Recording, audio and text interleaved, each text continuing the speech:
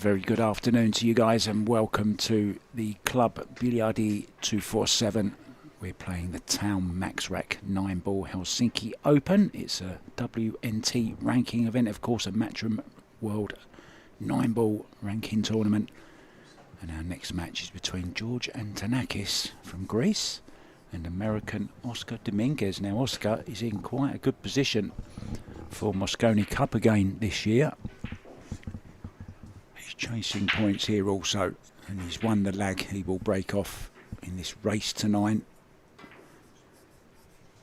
from the Matchroom break box, 9 on the spot.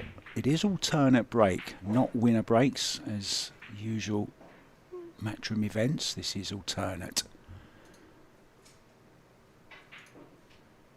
So 2 balls down for Oscar, and the 2 ball is stuck on that Taom MaxRack. So the referee's just going to do a little bit of jiggery pokery.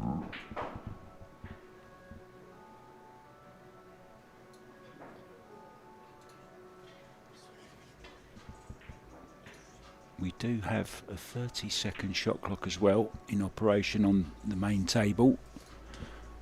One extension of 30 seconds each, of course, as always, but there's a little bit of a difference in this tournament.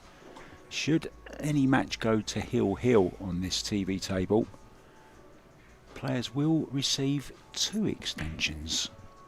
There you go, very generous here in Helsinki. Oh, that's a slight mistake from Oscar.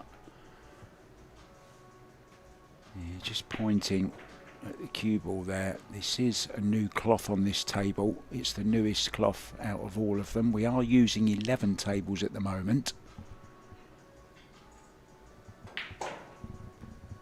And they are all available as well to watch on the Billiard Tube page, the one you're watching this on. There you hear the shot clock. And I was speaking to Oscar just an hour or so before this match, having a little chat with him about life in general and his pool room there in Sacramento, hard times. Saying it's just so busy at the moment. Pool is really exploding across the world.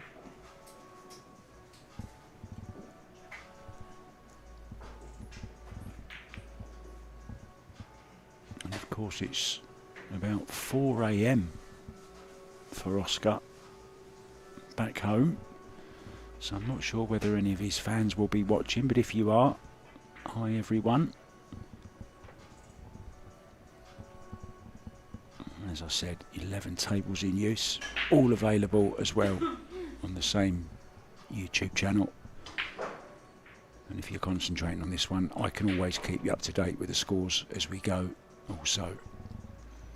But yeah, Oscar was saying to me that he knows quite a bit about this George Antonakis from Greece, and he said he's a very good player, and he's proving that right here in this first rack.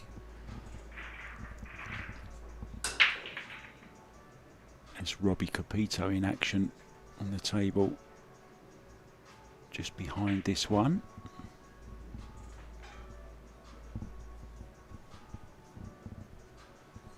UK champion Robbie Capito.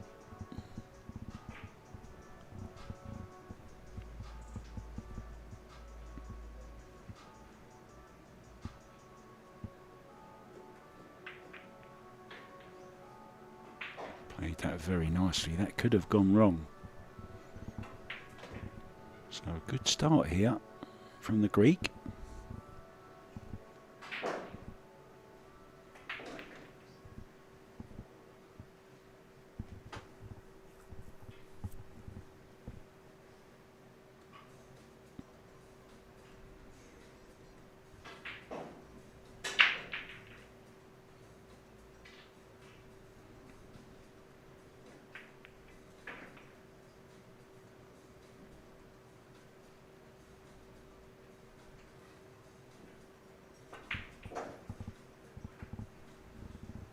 So this 9-ball to take the opening rack in this race to 9. In it goes. Now, if you were with us when we started first thing this morning at 10 a.m, Jose Alberto Delgado was in action. He won his first match and he's already playing his second. If he does win the second match, he will qualify. And he'll have a couple of days off. He won't play again till Saturday. And Jose has taken the first rack against local Finn Lenny Oresto.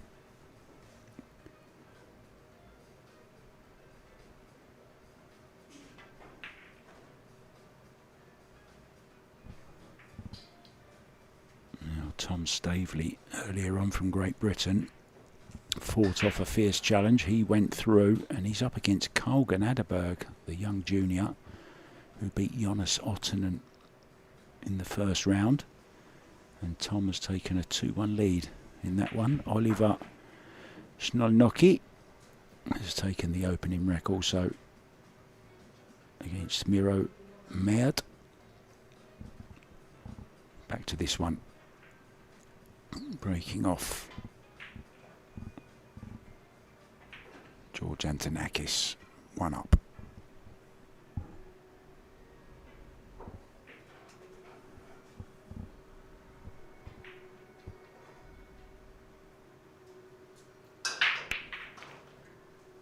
Mission accomplished with a 1 in the side, but unfortunately a scratch in the corner, so ball in hand for Oscar Dominguez.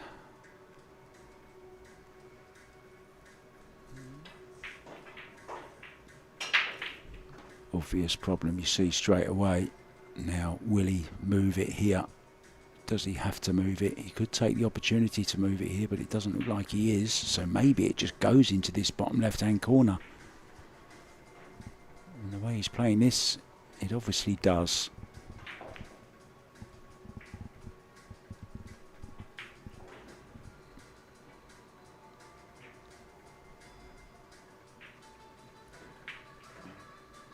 This will be the key shot in this rack.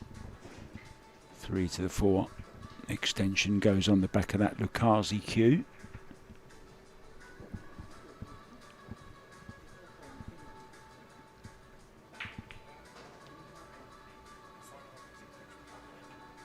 Played that very nicely.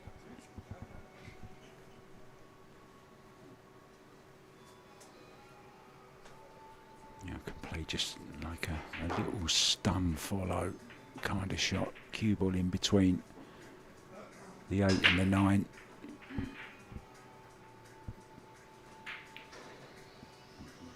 Yeah, wanted to go through just a little bit more. Maybe just struck a little bit too low on the cue ball.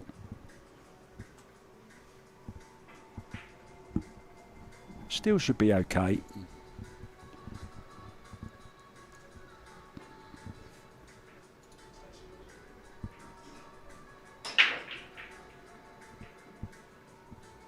Now, I did say earlier on that we're going to have a very interesting lady, Helena Hakkinen.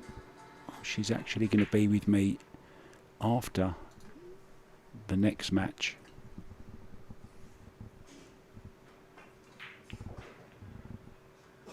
Nice stroke there from Oscar. Yeah, Helena Hakkinen is one of our referees, but she's also a criminal profiler and also a sports psychologist and does a bit of refereeing as well. So after she referees the match here at 3:45, I'm going to get her in the booth and we're going to have a little chat about her life outside of pool. Should be interesting. Always wanted to meet a criminal profiler. I hope she doesn't suss me out too quickly.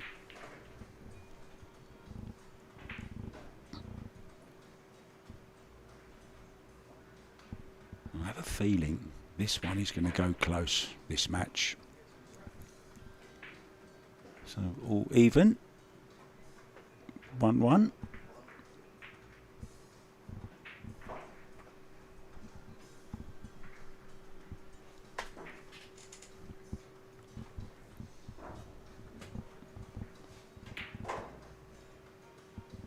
So let's just have a look round, see what's going on. Robbie Capito, I said, was in action. He's up against Sasha Troutman. Robbie has taken the first 2 racks in that match. Tom Stavely now 3-1 up on Carl Ganaderberg. Masato Yoshioka, legend of Japanese pool, is 2-1 down to Lasse Alvasalo. Nukioi, well, everyone knows Nuki, don't they? He's in action as well. They've just started their match. Juho Tetinen and Nukioi. Keep you up to date with that. As I said before, all available on the Billiard Tube YouTube channel. Oscar to break then. All square 1-1.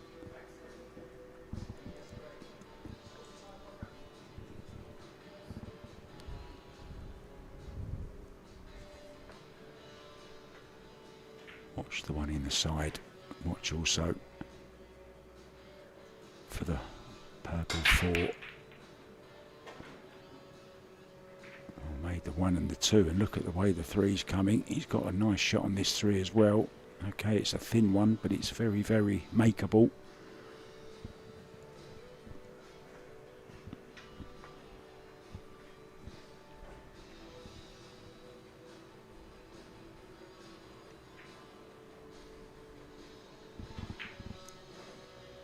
Deep breath from Oscar.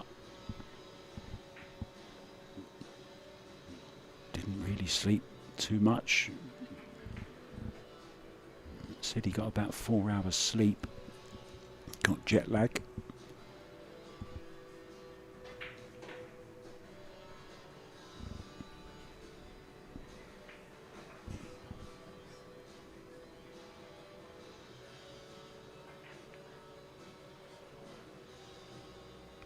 Played that really nicely.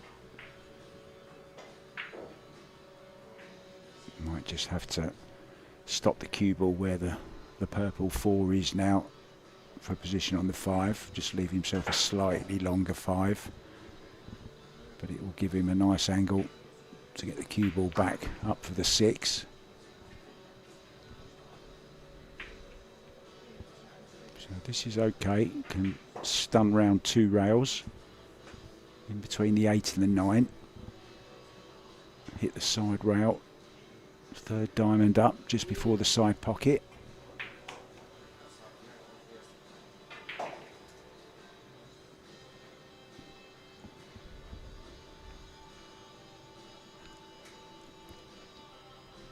So important to leave yourself nice angles, and he's done it again here, so it makes the next positional shot that much easier.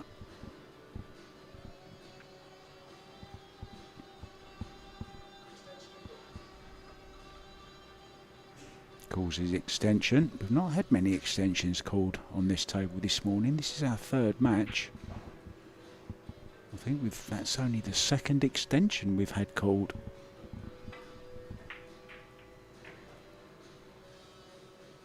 Held short side. Very nicely done. So it looks like both players have got the arm going. They cue him well. They've settled down. They feel comfortable. We should be in for a very good match here.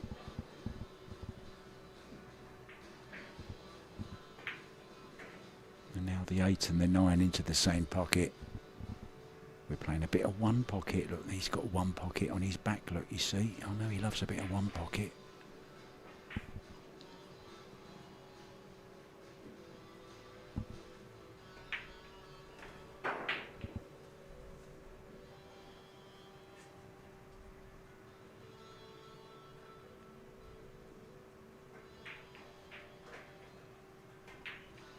Nicely done, Oscar Dominguez. Takes the lead for the first time in the match at 2-1. Now, how good are you at recognising people's backs? There's a very famous player in the middle of those 3, sat behind George there. I'll give you a clue. The one on the left is from Singapore. That's Nicholas. And then there's a young lady with long hair, look, sat next to him. And she's watching Robbie Capito. I wonder who that could be. She will be in action tomorrow on this very table, actually. She'll be up against Kasper Matikainen. So we're looking forward to that one. Have you guessed who it is yet?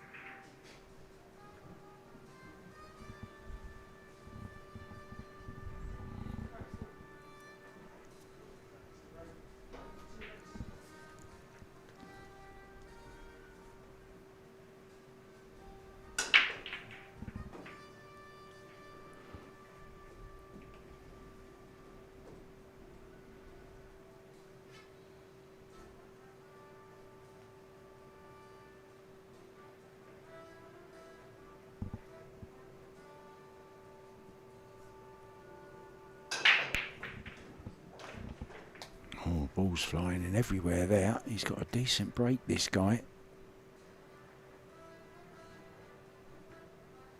Made 2 balls on his last break, but unfortunately scratched as well.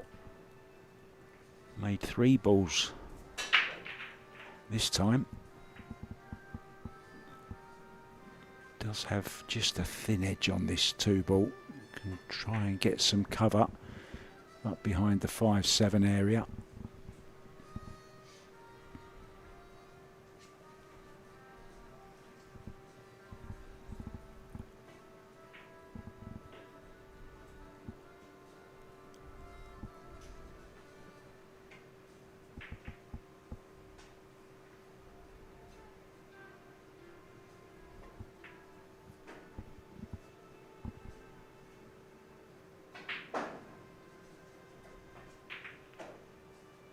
Yeah, put a lot of thought into this and concentrated 100% on the cue ball there, because the 2 ball he knew was going to be running a little bit wild.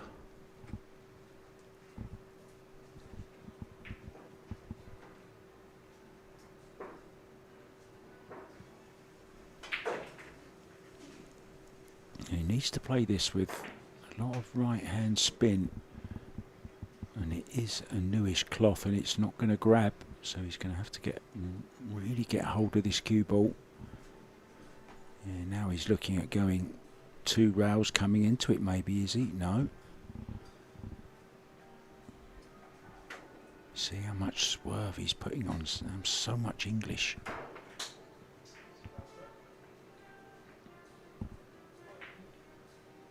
And kind of rushed that stroke a little bit.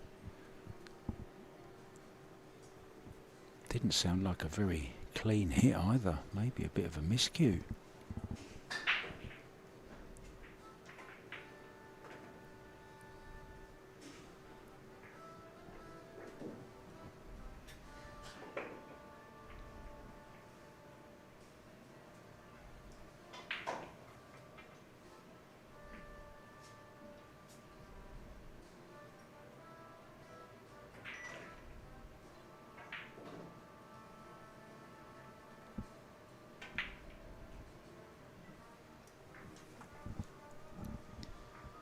Sullivan Clark from New Zealand is in action. He got a walkover in his first match this morning.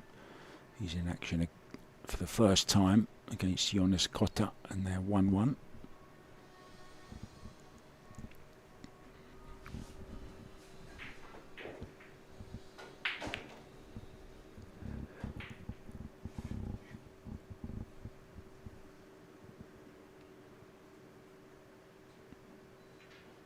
Maybe just slightly more angle than he would have liked on this 5, but it's okay.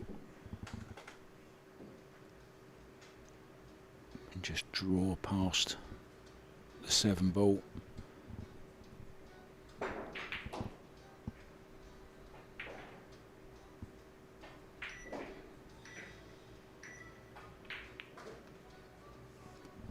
you heard the shot clock beeps there.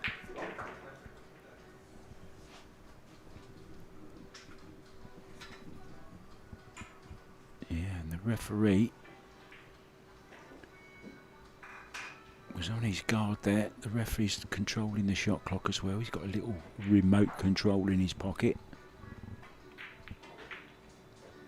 I think George was just having a little laugh with him. He knew he was pushing it with the time there.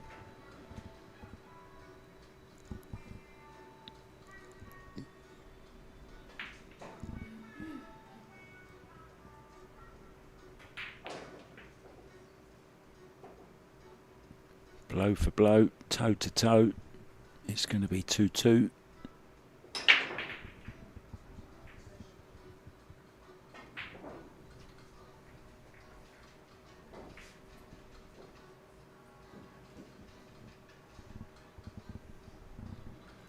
Just steadying himself.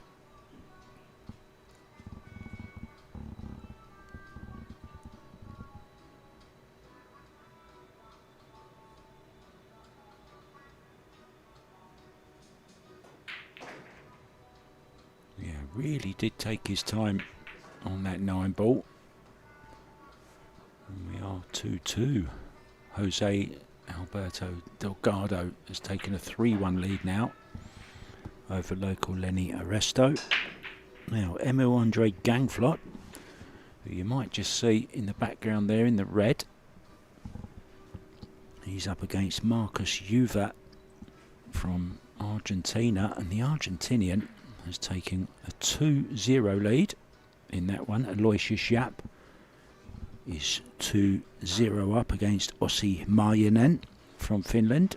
Obviously, as you'd expect, the event is in Finland. They held lots of qualifiers here to get into this tournament. So there's a few Finns.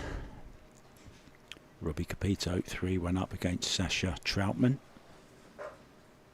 Masato Yoshioka from Japan 3-2 up now on Lassi Alvasilo. Tom Stavely 4-2 up on Carl Ganaderberg. Nukioi has taken the first 2 racks against his Finnish opponent, Juho Tetinen, and Oliver Shnonoki is 2-0 up on Miro Mad. Back to this one. Oscar Dominguez breaking off, nicely poised, 2-2.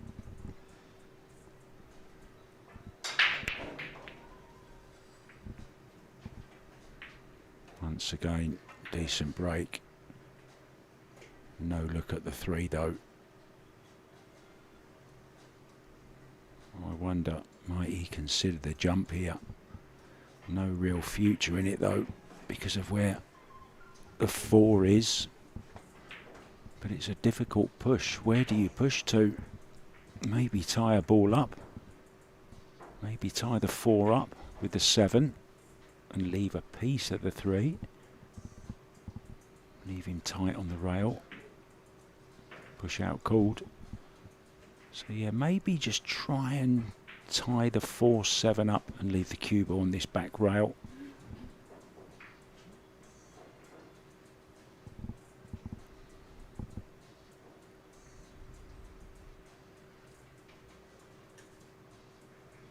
He's got something completely different in mind here. Well, this is inviting a very, very easy safety shot, I feel, for George. Lots to hide behind down here. Yeah, that's where he wants to come. 3 ball in the middle of the top rail. Cue ball twice across in behind the 7, 4 and 9. Any one of those.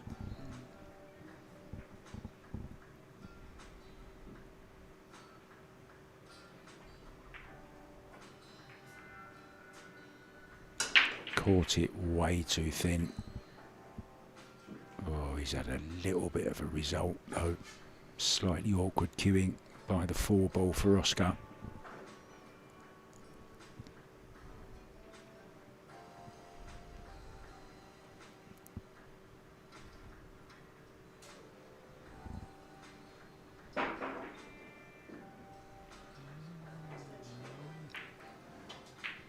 Rightly calling his extension.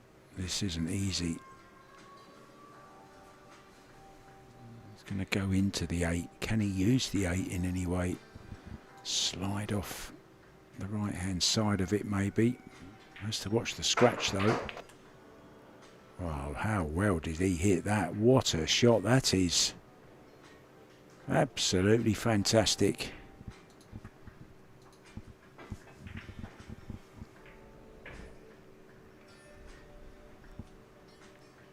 Shot of the day so far from Oscar Dominguez.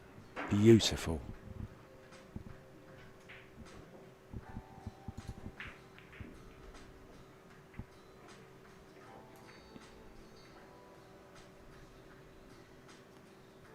People often talk about Judd Trump playing naughty snooker. Well, that was extremely naughty, Paul, from Oscar Dominguez.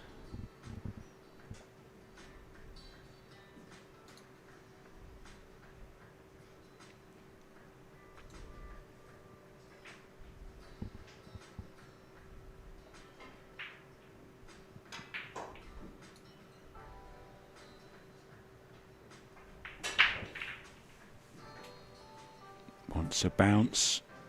It's okay.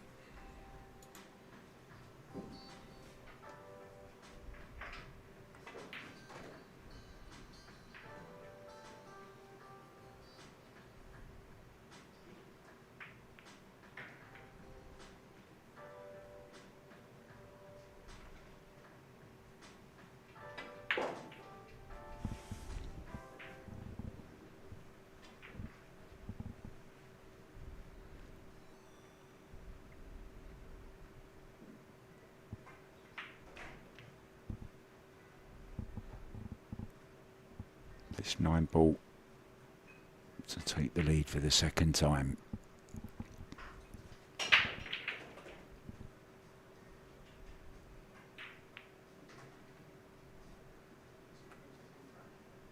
Nicely done. 3-2 then.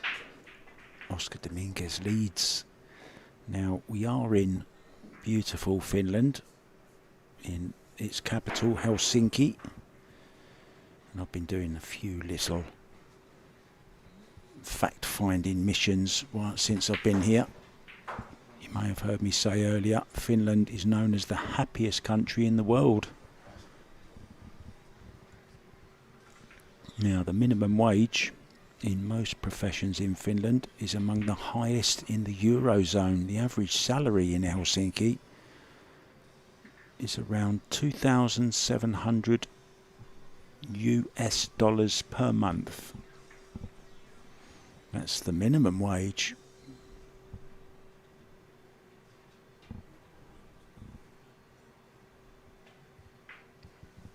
Finland also offers free education at elementary, secondary and even university levels, and this free access is also offered to students from anywhere in the EU. So there you go, if you want somewhere nice to study, Finland's the place to come. More of that nonsense a little bit later. I've got lots of funny little facts that I'm going to be giving you over the next 4 days.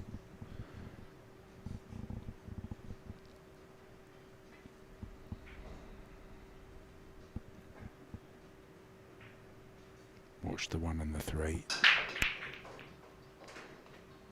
Oh, and the 7 for that matter. In that went. He has a look at the 2, look at the 9 as well, trucking towards that side pocket. And this is a great chance to level once again.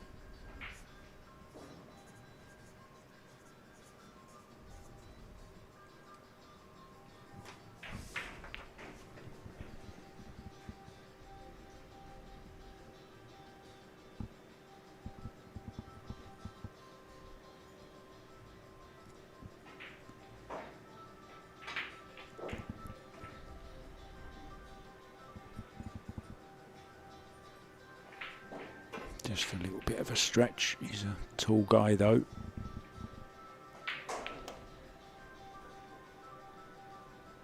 Not afraid to leave himself a little distance between cue ball and 5 ball.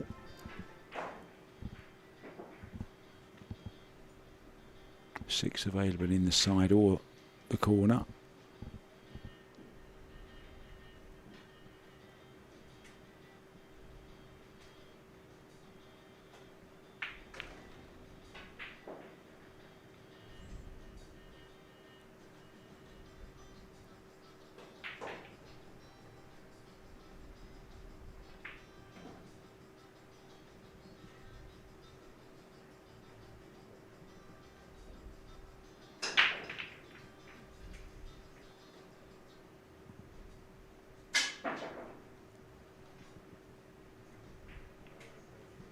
Somebody just miscued on the table next to here.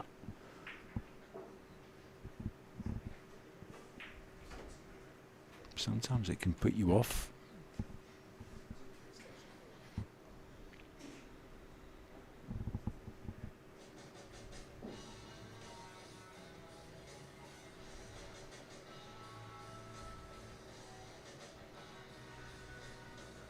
Here we are, right down the line with George as he pots the 8, an unmissable 9 over the side pocket to draw level once again at 3-3.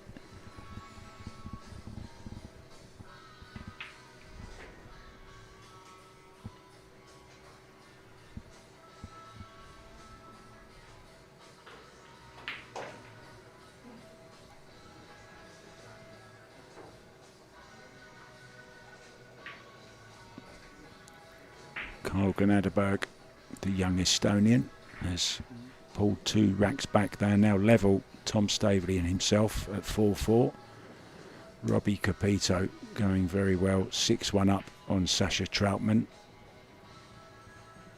Oliver Shnonoki also a 4-rack lead.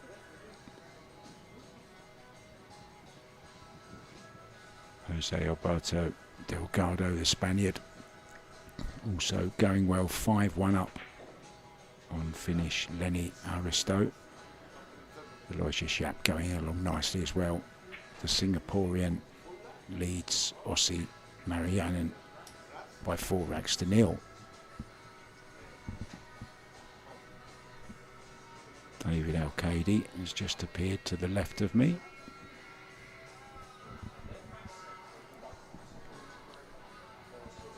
And Oscar appears to break off in rack number 7, looking to pull ahead once again.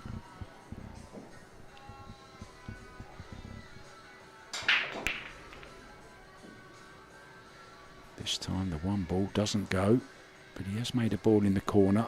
I think it was the 7.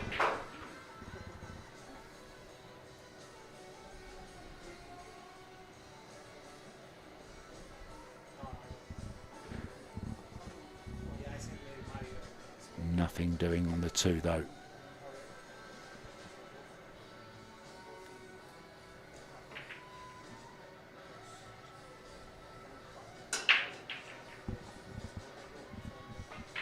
Looking at playing position from the 1 to the 2. This is a very tricky one into the side pocket though.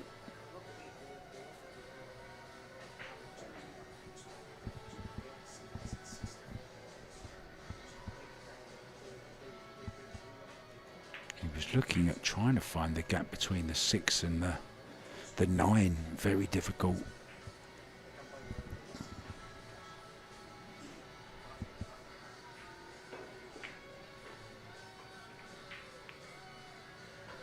That's why he didn't even take it on, just managed to get the cue ball past the 5.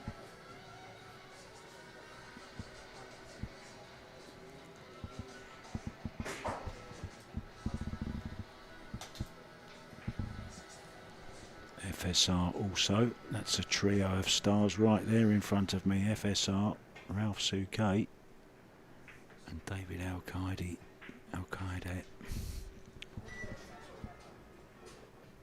El Matador, the Kaiser and FSR all in a row.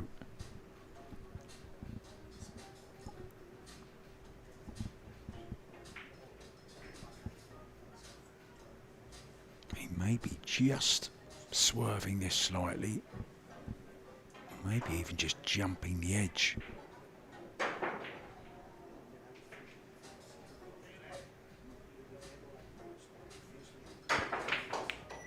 Wow, what a great shot that is.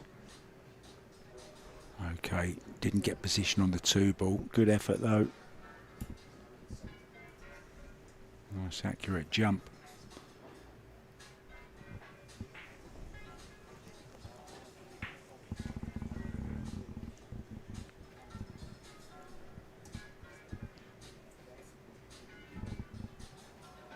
Very thin. Oh, look at this.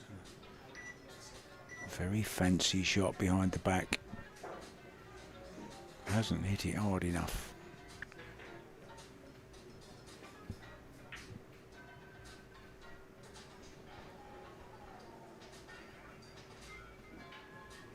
Oscar going thin as well. Cue ball up behind the 9 and the 6. Thought he was going thinner than that. He's overhit it though.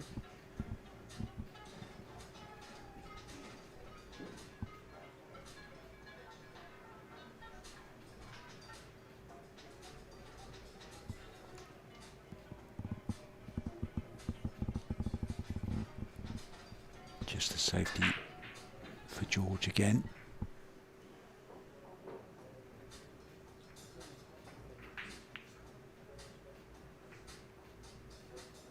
Well, jump cue will be coming. Grabs it straight away. Saw he was going to be hooked. So a jump, a little skip over the 6-ball, the green 6.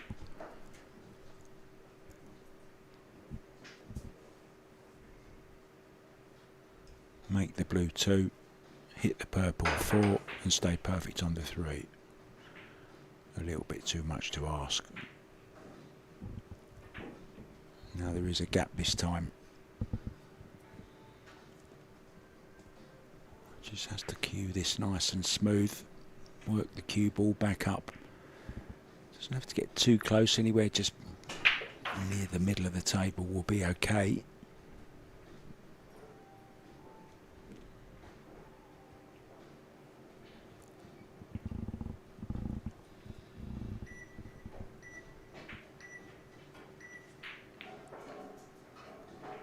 That shot clock sounds like my microwave. I'm just about to go and get my porridge out.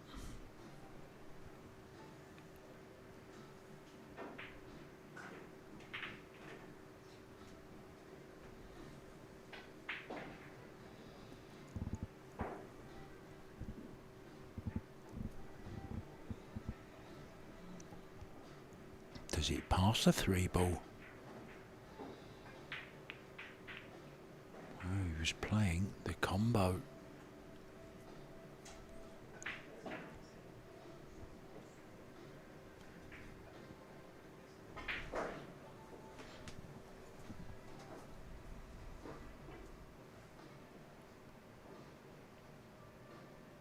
Sasha Troutman has just pulled a rack back against Robbie Capito. Robbie now leads 6-2. Masato Yoshioka also has a 6-2 lead. Carl Granaderberg has got in front against Tom Staveley at 5-4.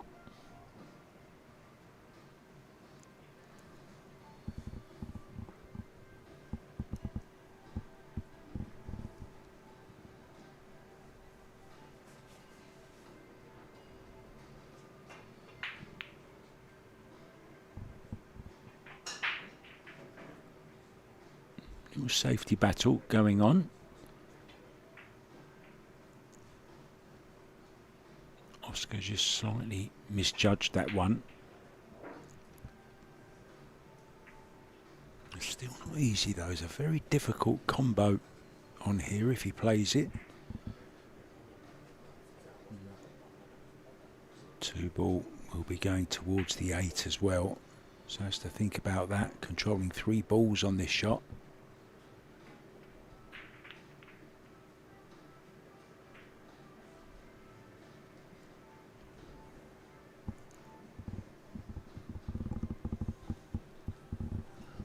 Seemed quite a low percentage shot that, and it did go wrong.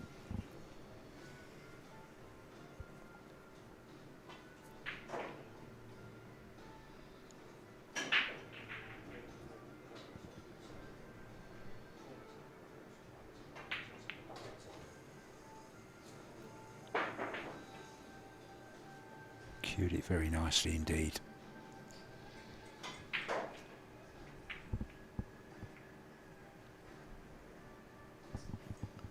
Well, if the 4 doesn't pass the 8, he might be sending the cue ball all the way around the angles here. 4 rails with a cue ball.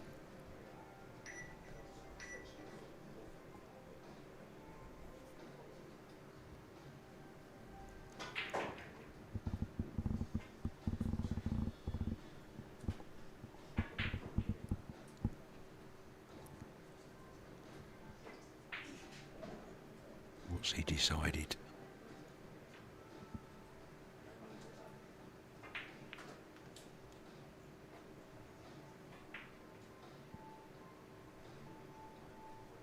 Judged that very well.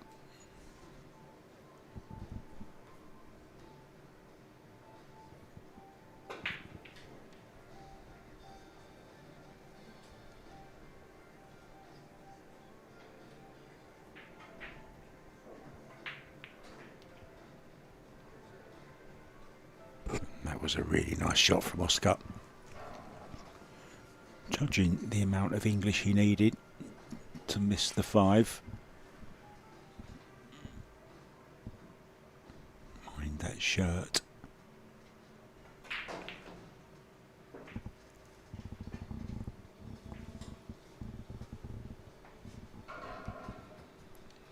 So now I have to come with a big draw shot here to the side rail.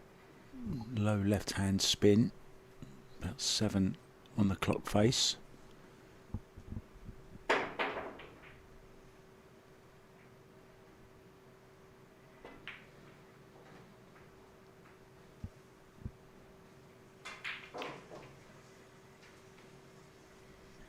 That's a fabulous draw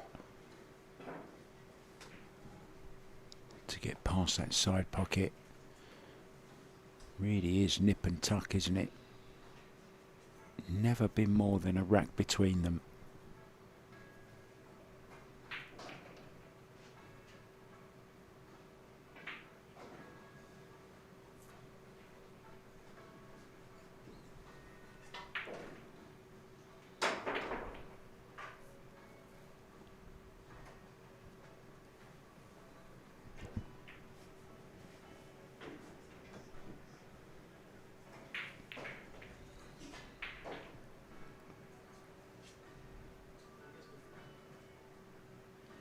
Advantage, Mr. Dominguez once again. This time at 4-3.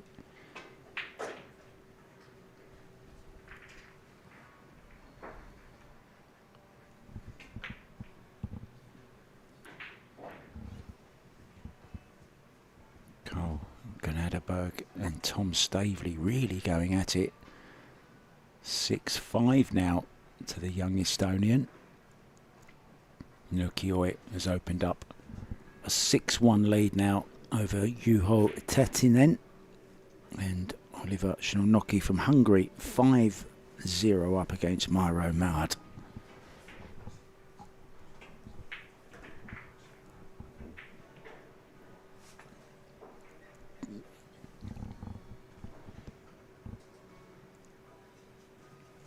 George Antonakis then to break off, looking to draw level once again. I predicted this one to go heel-heel, and if it does go heel-heel, we're going to see a unique feature to this tournament. They are going to keep the shot clock in the final rack, but they're going to give each player 2 extensions each. I think it's maybe the first time I've ever heard of them using that rule, but it'll be interesting to see how it goes. They did think about taking the shot clock out altogether. I much prefer 2 extensions. I think it's much fairer.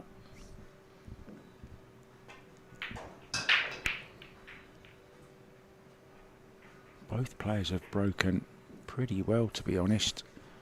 And that's another nice break. Nicely on the 2 ball.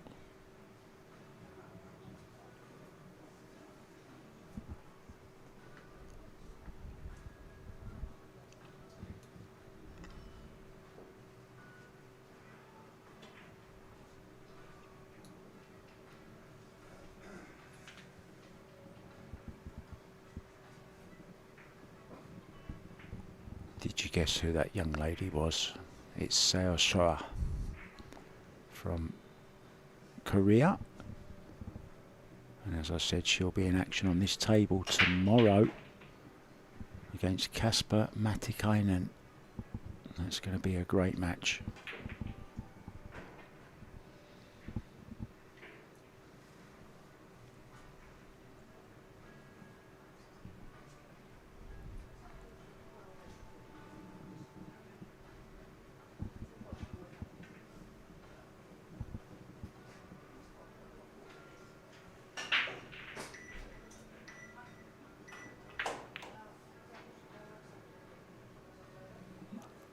Cue ball doesn't want to go behind the 7.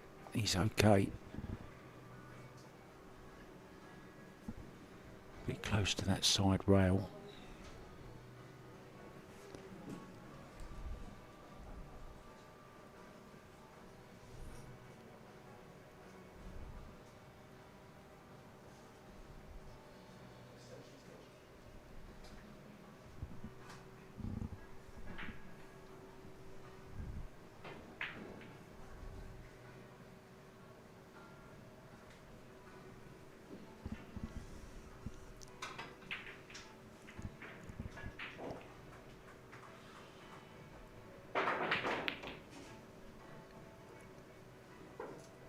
To dig down on the cue ball there to try and ease the cue ball up towards the 5 ball into the side.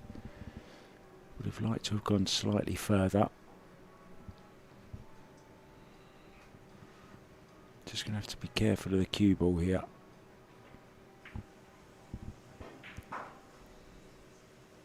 May have to drop it in dead weight, may use a couple of cushions. Shot clock beeping once again.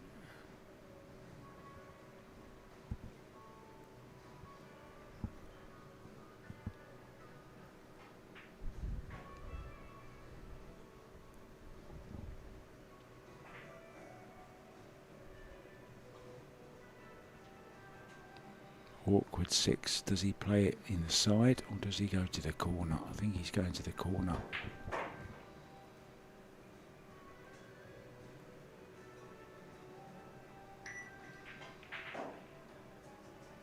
I'm pretty sure the shot clock beep put him off there just as he was about to release. The first beep came in.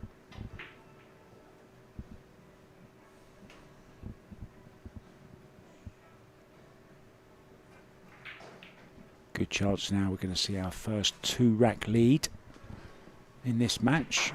And it was because of that mistake there on the 6. And the trouble kind of stemmed, didn't it, when he didn't get on the 4 in the correct way. Then he had to dig down to get up for the 5. Didn't get on the 5 ideally. Then didn't get on the 6. And ended up missing the 6 ball. So it was kind of a snowball effect.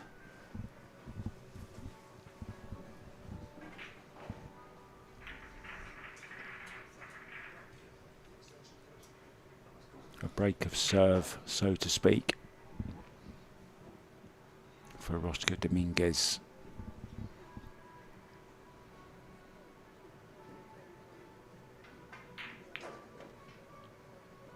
Oh, he's overdrawn this, and we saw that quite a bit in our first 2 matches on this table. This is playing a lot quicker than any of the other tables. It's got the newest cloth on it.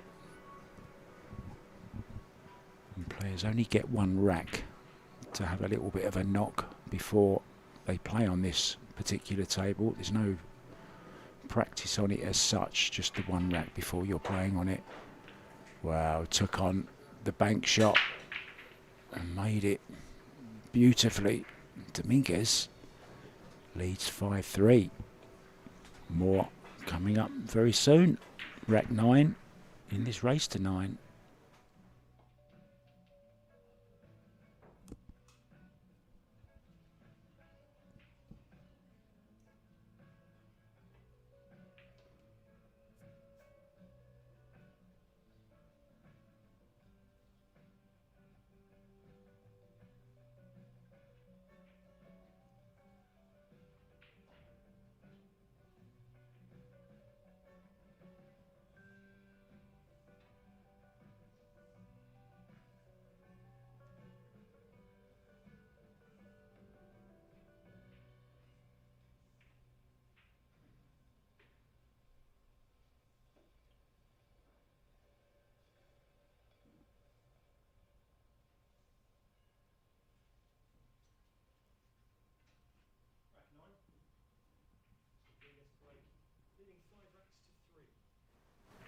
Referee Ben Taylor Fuente announces rack number 9.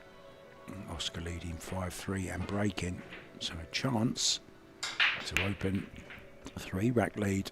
1 ball in, 2 ball is on in the side, and that's all you want to see as you turn your back and walk back to pick up your playing cue. You have a quick look over your shoulder.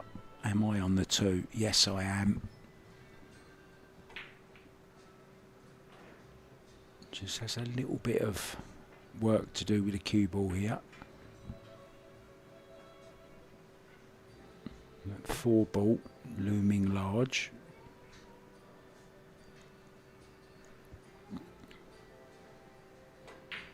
That's what he's worried about.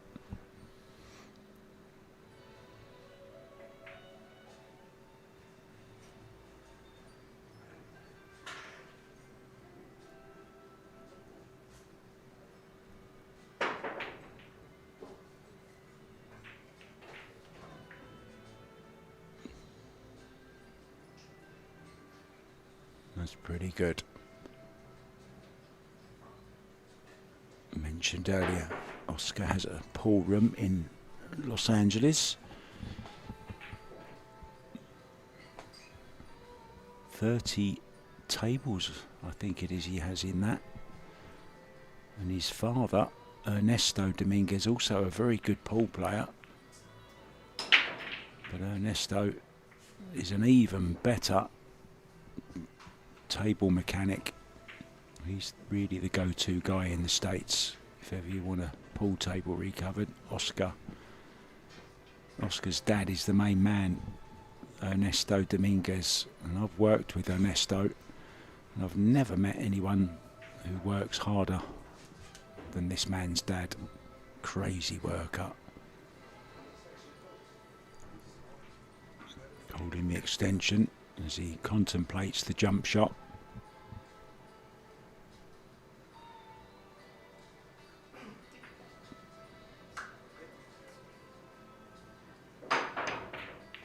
Little Pinky. Oh, he's played a cracking shot there. He really has played a cracking shot, even if he hasn't got the hook. It was a great effort.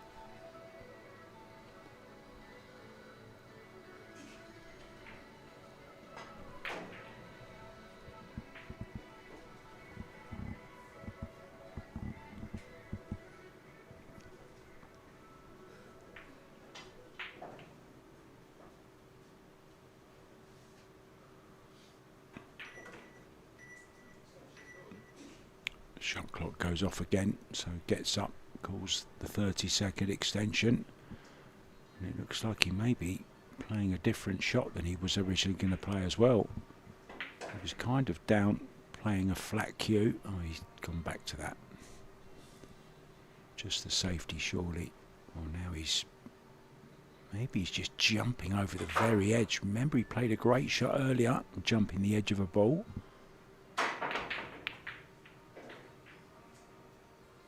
Well, that's going to be unlucky. even more so now that he's left more or less straight in combo on the 5 ball.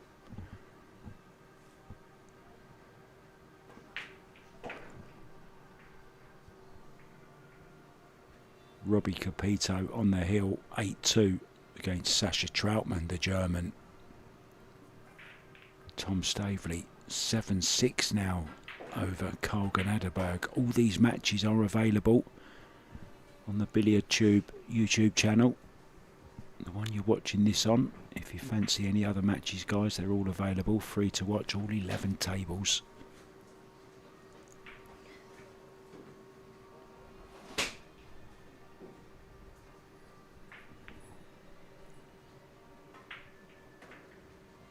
He's played a decent shot there. Was in a bit of trouble there, Oscar.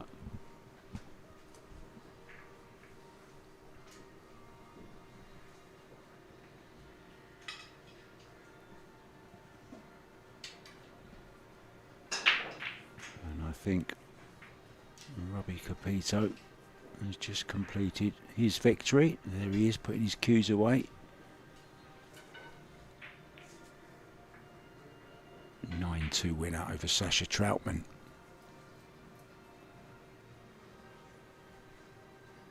Nokioi on the hill also against Juho Tettinen.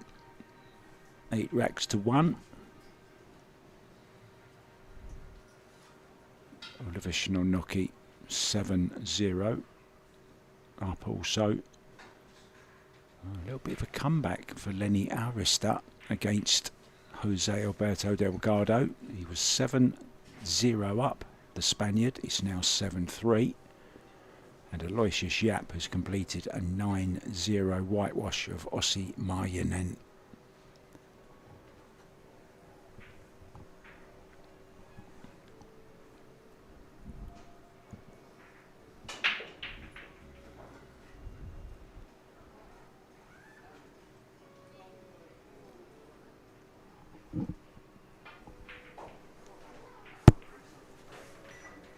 That's a nice shot.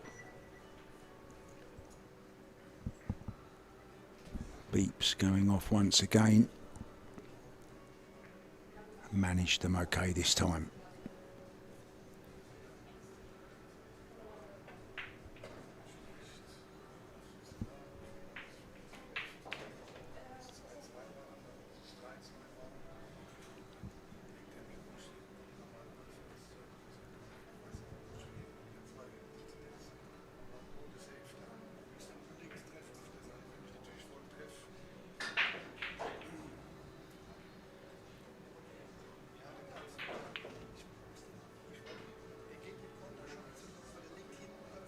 He's overrun that by a little bit as well.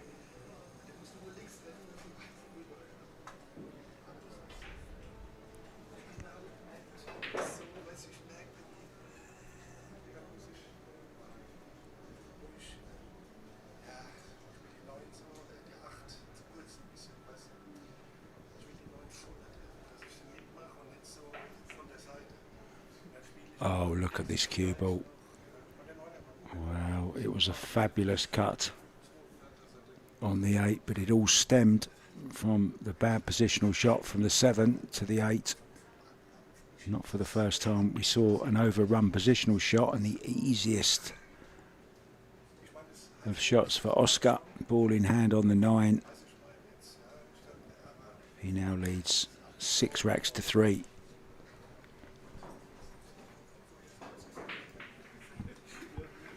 Jere Vertaranta has completed a 9-1 win over his fellow Finnish countryman Markus Leppiahu. 9-1 win there.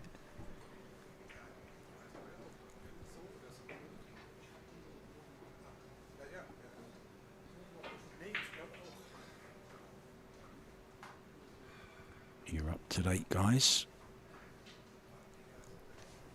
Nothing else has changed.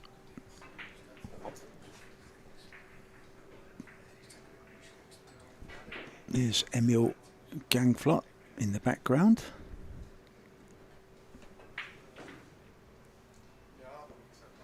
Emil is up against the Argentinian Markus Juva, and he was 3-0 down, Emil. It's now 3-3.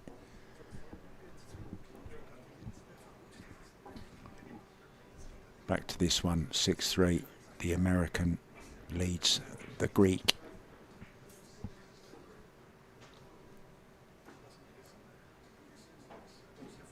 George to break. Alternate break. 9 on the spot from that break box that you can see clearly marked on the table.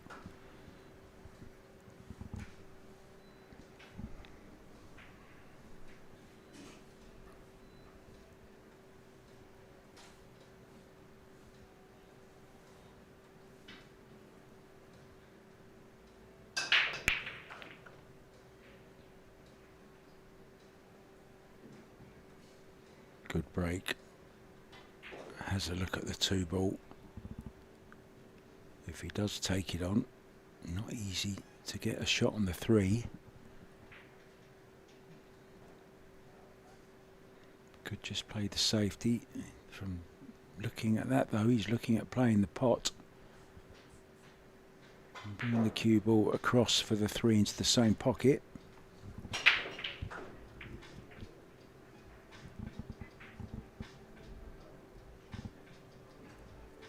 If you've just joined us, this is day 1 of the Taom MaxRack 9-ball Helsinki Open. Here's a World 9-ball Tour ranking event also, carries the ranking points. Oh, that's a beautiful shot. Played that really, really well. And he's lost the last 3 racks. So that was a good shot under pressure.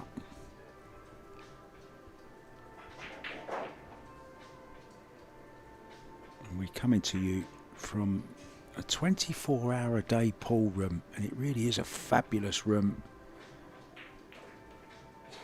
Just 10 minutes from the central train station in Helsinki. Players pay a €75 membership per month, and they get a little electronic key fob, and they can come in any time they like and play. And there's drink dispensers available. They can have food delivered here also. There's 11 Predator tables. Well, actually there's more than that because they took 2 out to make room for viewing areas and such. We also have a couple of snooker tables upstairs. They have some diamond tables as well. They have a great table. It's a bit like a pyramid table, but it's called Kaiser. Not Ralph Souquet, of course, but it's another game called Kaiser. Had a little go at that myself. Very, very interesting game. The Chinese 8-ball table. A little Predator bar box table. Did I mention carom tables as well? A couple of carom tables. Elliot Sanderson in the room, getting ready for his match. I think he plays tomorrow, actually, Elliot. I don't think he's playing today. Oh, he is playing today. He's playing at 2:45, and he's up against Ruslan Ostrovskyi from Ukraine.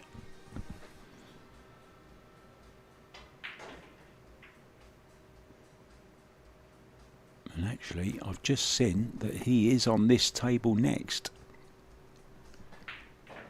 Elliot Sanderson, the screamer, the shouter,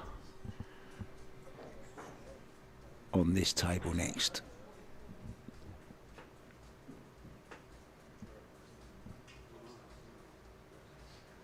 That's coming up at 3:45.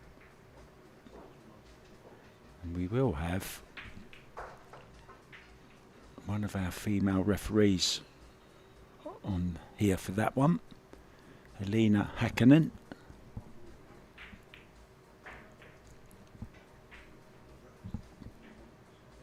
Everyone, of course, knows the referee there. Ben Taylor Fuente, regular for all Matchroom pool events now.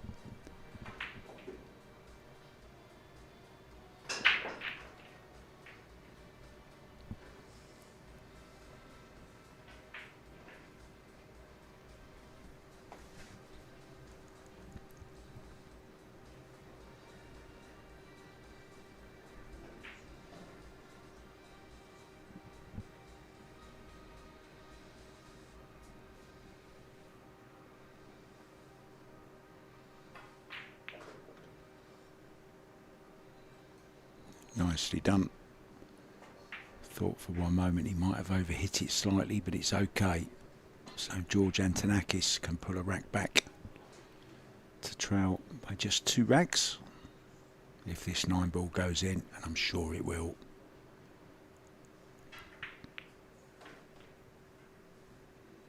Nicely done. 6-4 it is. Back with rack number 11 very, very soon.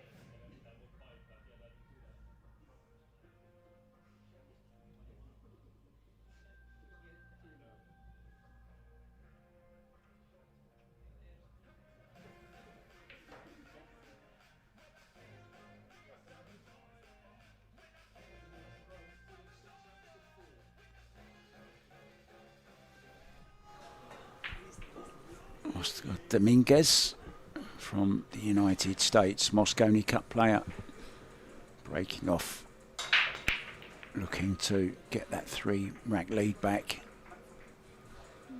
Good break, and I think he can get through to this 2-ball as well, so this is a good opportunity.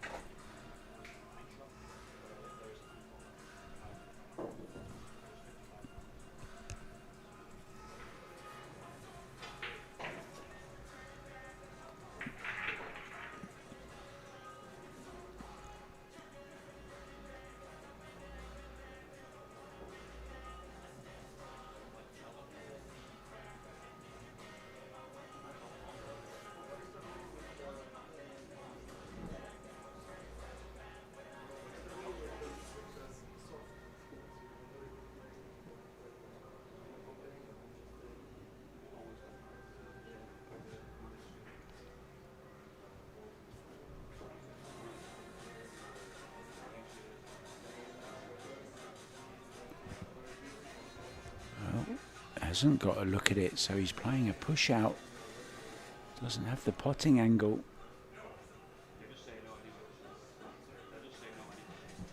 Well, this is on.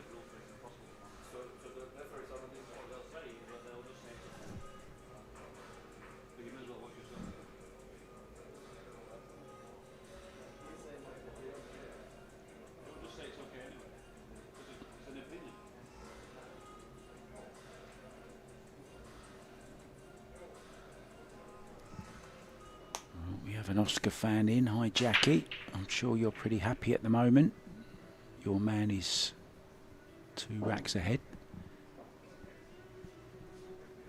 Oscar very kindly vacating his seat so his opponent can play this shot. It is a very tight arena, this one. I prefer to say cosy.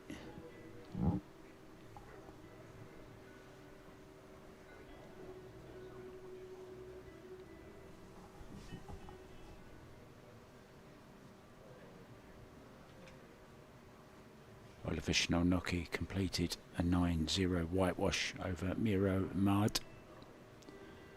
Now listen to this. Tom Stavely has taken an 8-7 lead. He's on the hill against young Estonian Carl Ganaderberg. Masato Yoshioka also on the hill, 8-5. Nukioi, as you may have heard earlier on, went through comfortably, as did Aloysius Schaap, 9-0 winner.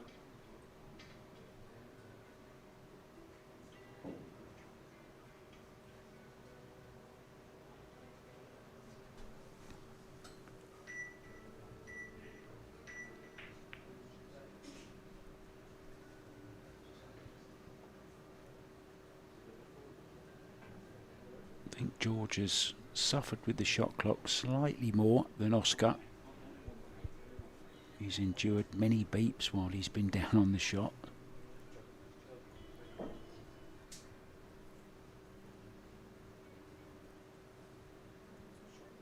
So just hold the cue ball, just a little draw here, just a couple of seconds. There goes the beeps again.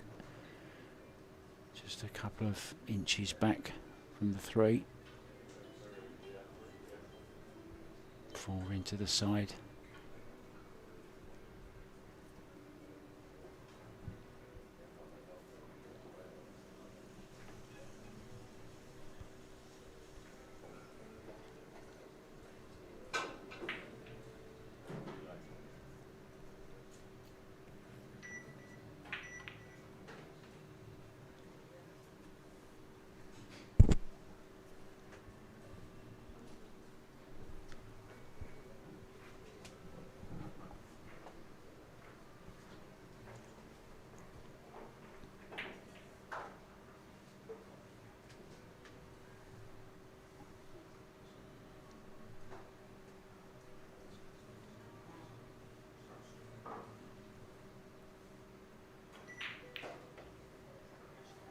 Oscar having a little peer over the shoulder of George there.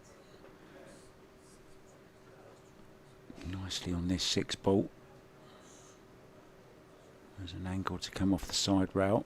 Get himself a little bit closer to the 7.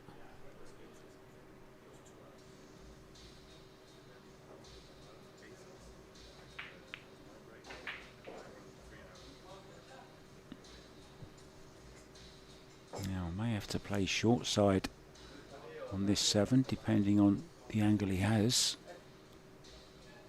Maybe has enough to punch off the side rail, back out.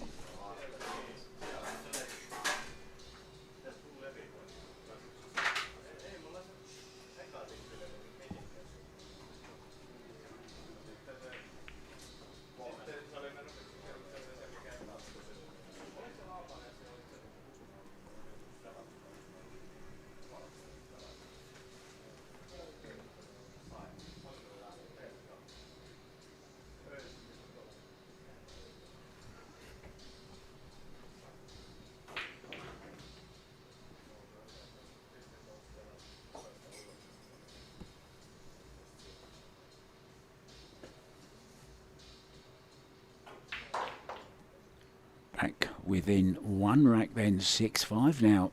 The American leads the Greek. 6-5. What else is going on around Sullivan Clark? 4-3 up on Jonas Kota. George Antonakis, of course, as you're watching. 6-5 down. Markus Juva, the man from Argentina, is up against Emil Andre Gangflot from Norway. They are 4-4 at the moment. Jose Alberto Delgado completed a 9-4 win over Lenny Aresto. And Aloysius Schaap, if you missed it, beat Ossi Marjanen by 9-0 also. Now, Aloysius and his fellow countryman, Singaporean Nicholas, they were both in this room yesterday for about 12 hours practicing. Nicholas was the winner of a Singapore qualifier that they held, so he travelled with Aloysius, staying in my hotel.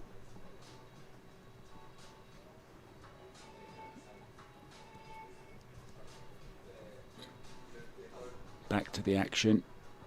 George looking to pull level.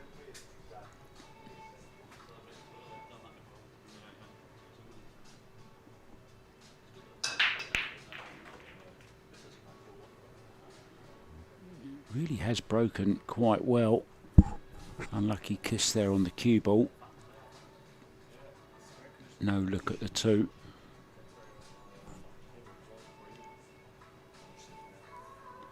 Push out it's going to be. There you see, just marking or just pointing where he wants to put the cue ball. Changed his mind maybe.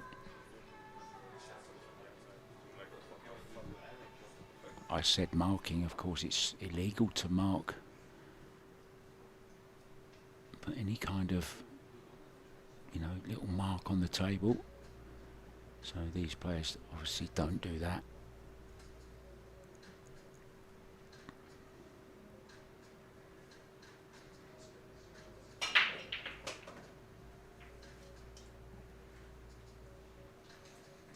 I wonder, will Oscar give this back?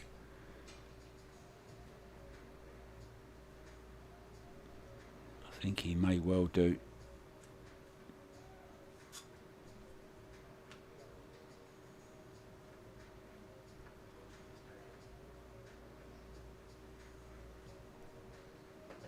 Yeah, not sure about that push there from George Antonakis. This is a difficult shot. Be interesting to see what he had in mind here.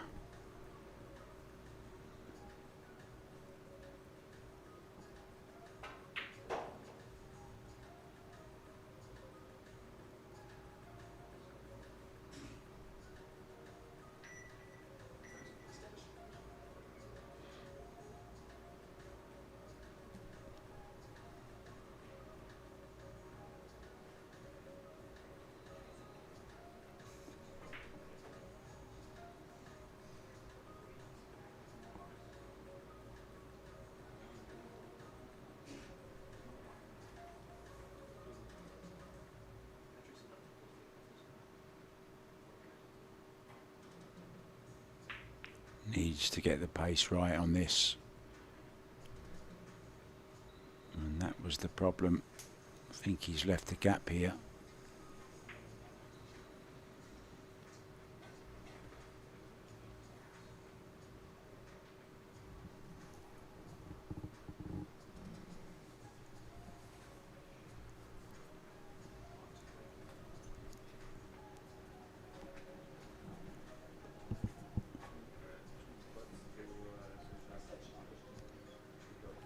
Biliardi 247, that's where we are, in the centre of Helsinki,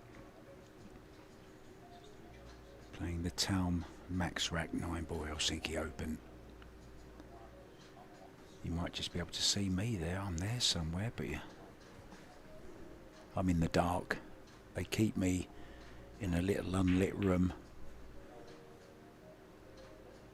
They don't want to be scaring the viewers.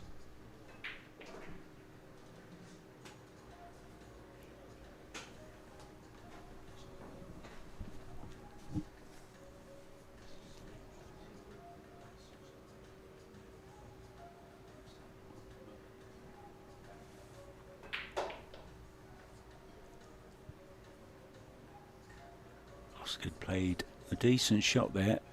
Well, he's running around the table now. He's got no extension left. And he only had a second to spare. Well, we'd be pleased that he didn't kiss the 9-ball with the 2, because he could have very easily left on a 2-9 combo. But it's ball in hand all the same. So good chance for Oscar to open up that 2-rack lead again.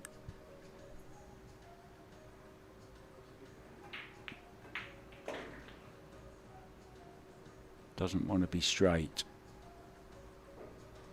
He's okay.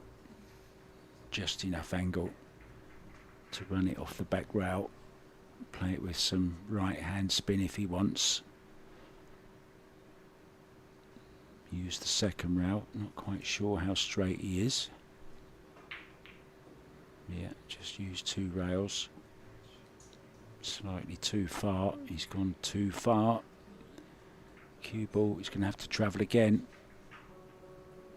3 rows minimum to get onto the 5 into the side. So he's going to have to put a bit of pace into this as well.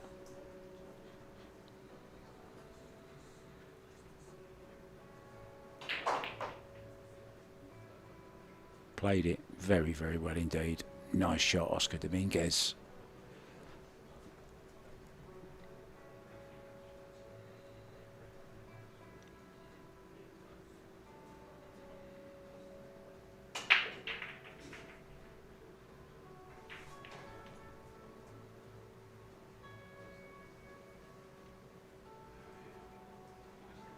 Next match on this table, 3:45 this afternoon. Ruslan Ostrovskyi against Brit Elliot Sanderson. That's your next match on this table.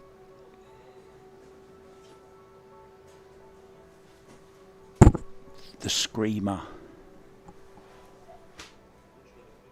Last time I commentated on Elliot, he was playing in the Chinese 8-ball joy event in China, and I was over there and I did a little interview with him afterwards.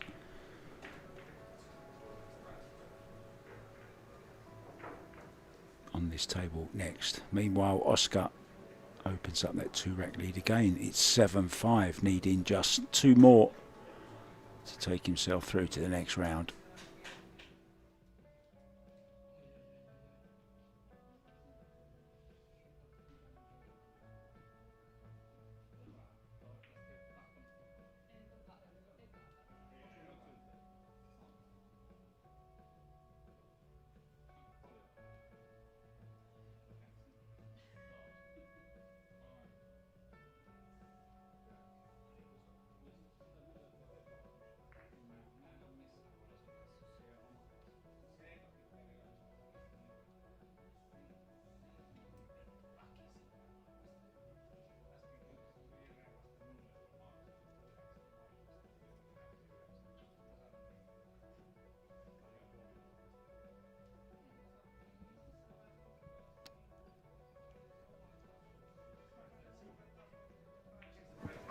And we're back, guys. Rack number 13. Who's it going to be unlucky for? Oscar looking to get on the hill.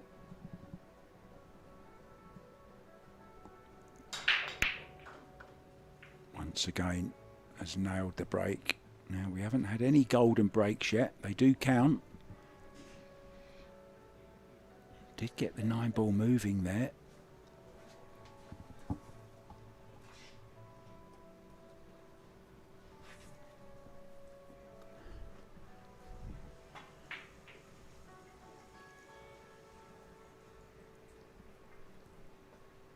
Thin 2-ball, round 2 rails. There you see, aiming just slightly on the right of the cue ball. He's played this really well. Oh, you think he was hoping for a little kiss. Maybe the 3 doesn't pass the 4. I thought it did. But from the disappointment on Oscar's face, maybe it doesn't, because he was looking for some kind of kiss on the 4-ball rather.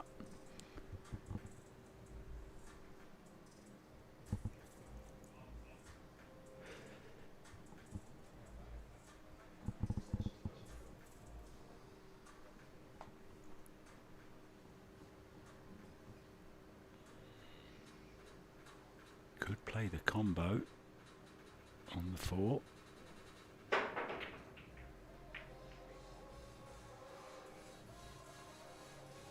That's what he's decided, I think.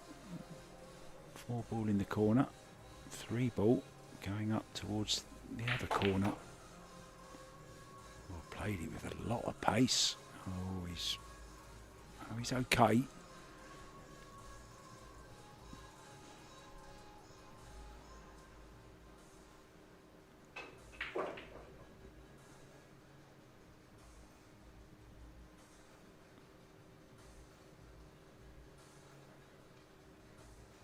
Back and forth with the cue ball. Oh, he's He's hit that one really badly. Caught it way too thick.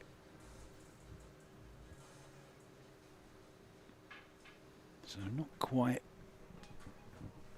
playing his best at the moment, Oscar.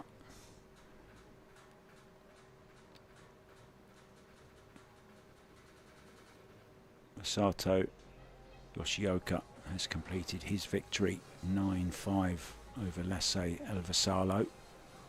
Tom Stavely coming through against Colgan Adderberg 9-7. Good win that for Tom Stavely.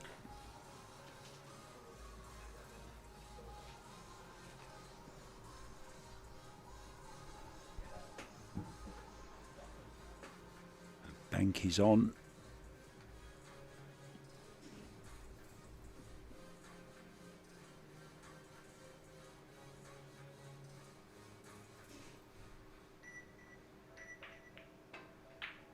Didn't play it, wasn't interested.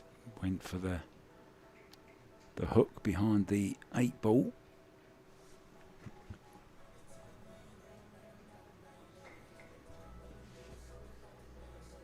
I think Oscar's jumping here.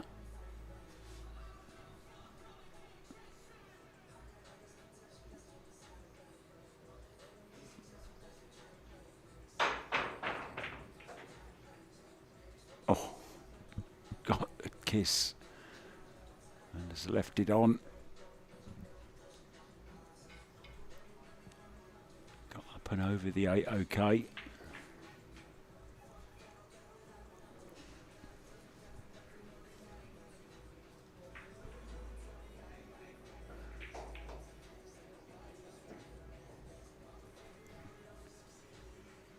Yeah, if you visit the Biliardi 247 Facebook page, all the links you need are on there. It is on Q Score. You can go straight to Q Score and you can search Taom MaxRack 9-ball open and it will come up there also.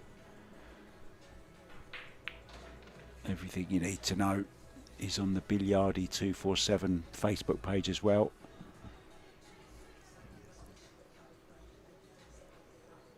There's also some nice videos to have a look at of around the room. I made one myself this morning and posted it on my Facebook. I know you guys like to see behind the scenes and I love doing those little videos when I come to a venue.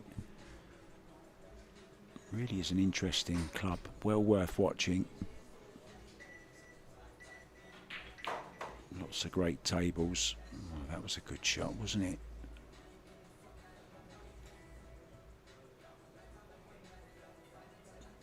This could be going all the way. We might even be seeing the 2 extensions in a rack if we go heel-heel.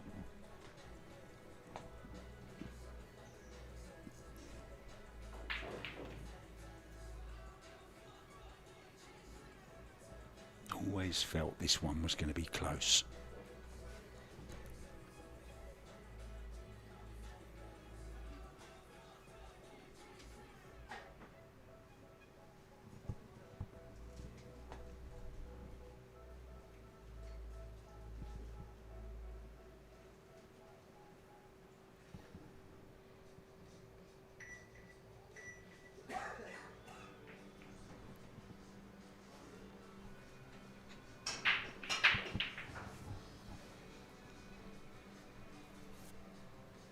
We'll certainly get our guys to have a look at my mic level, guys. I am talking quite low because I'm really close to the table. I'm literally about 6 feet away from the players, so I'm having to be a little bit careful. Now let's just tell you about the breaks very quickly. There's no player break as such. There's no 5-minute timeout or anything like that, but players are allowed to take a break after the racks, in between racks, to run to the bathroom. Oscar just deciding whether he wants to go or not, just stretching his legs. So we'll be back with the next rack very shortly, guys. It's nicely poised. 7-6. Dominguez leads the Greek Antonakis. See you soon.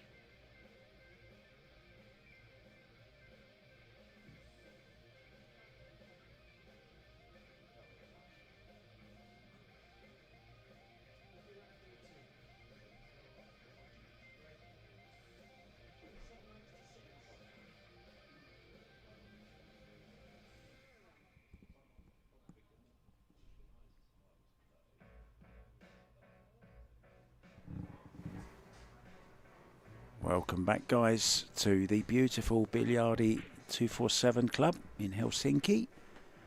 The Taom MaxRack 9-ball Helsinki Open. George Antonakis to break off. Well, he doesn't like something. Just resetting himself. That's the thing to do. Just one rack behind Oscar, looking to get on the hill.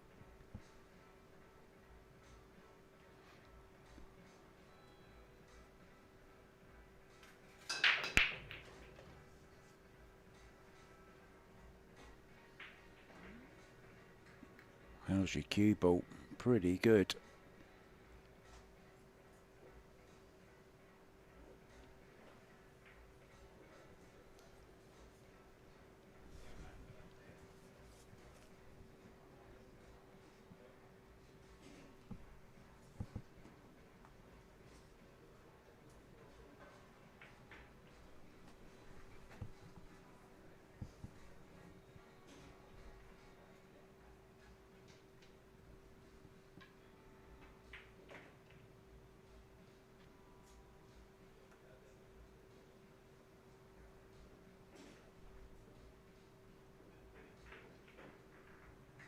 Emil Andre Gonflot is now 7-4 up against Markus Juva.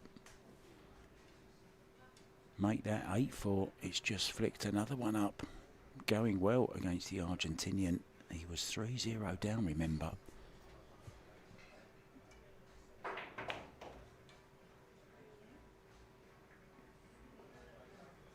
Oh, good shot. Really got hold of the cue ball.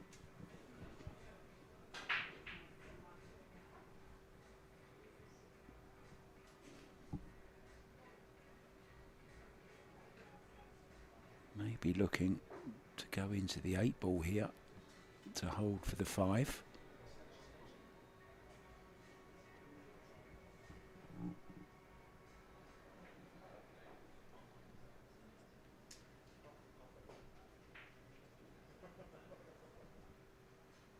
Winners' side matches are beginning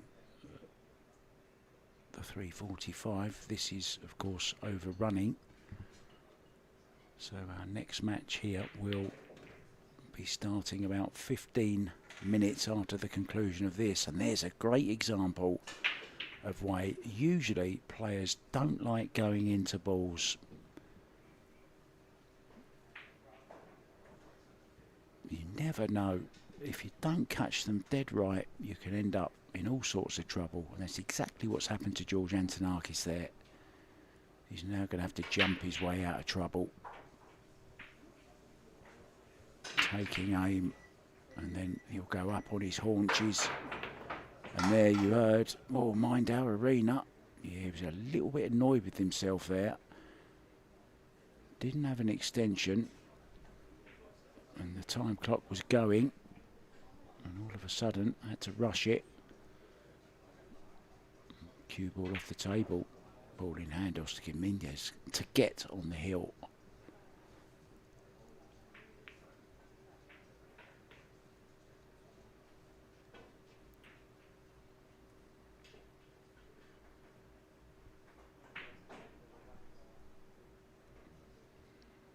How big is that shot going to be in the grand scheme of things? That was to draw level. And now he's looking at going 8-6 down.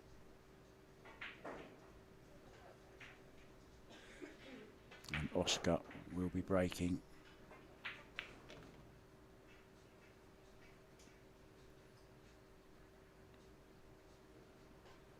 Just has a slight angle on this, can bounce off the side rail.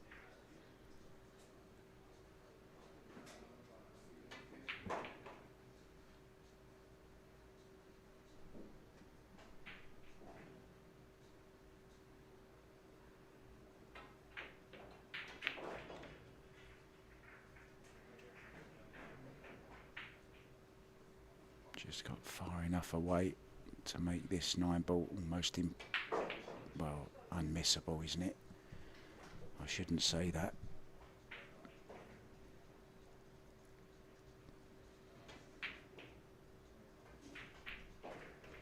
man of Oscar's ability, no problem whatsoever, and he does arrive at the hill. 8-6 and breaking for a place in the next round, and if he wins this he will play again later on today. There's our referee just going round to mark up the rack. On your screens miraculously changes from 7 to 8.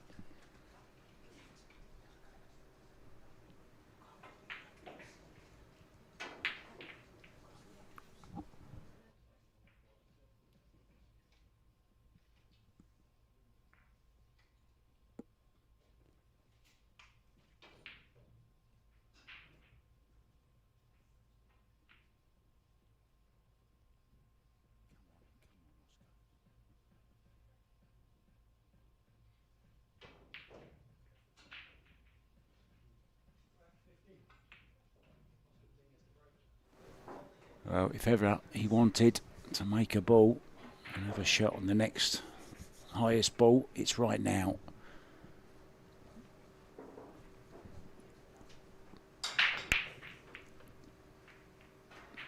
There's the one down. Where's the two ball going to finish? Oh, he's going to have a shot at this as well. Look.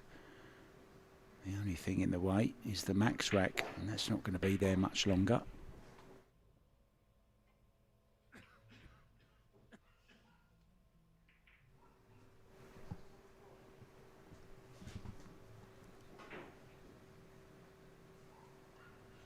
Most of his work is down this end of the table.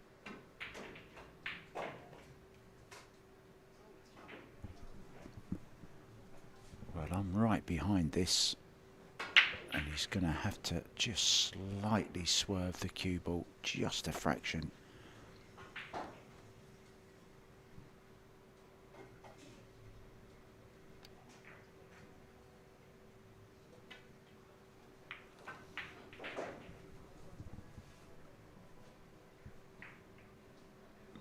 Just putting some right hand spin. Watch swerving between the 3 and the 6. Oh, played it brilliantly. Perfect.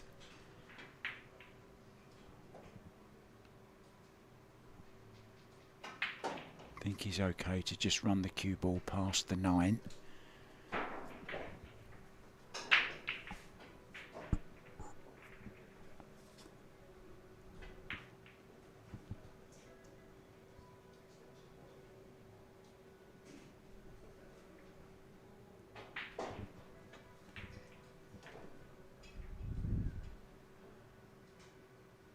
Maybe it is just a little bit off angle.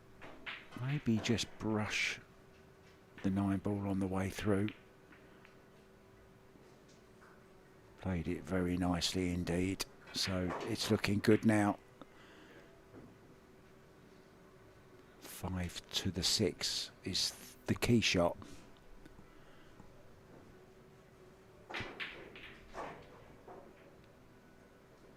Mika Imminent is warming up just to the left of me. He'll be playing his second match, won his first one earlier on today. Now this has gone slightly wrong, more work to do for Oscar.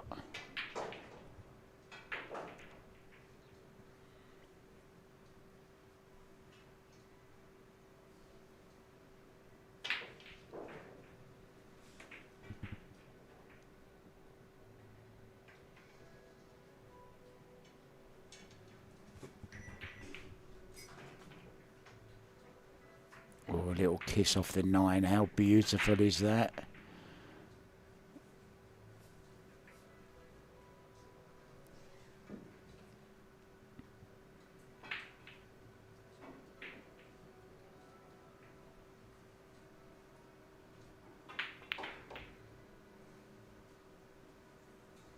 Safely negotiated the path between the 8 and the 9 for perfect position on the 7 ball.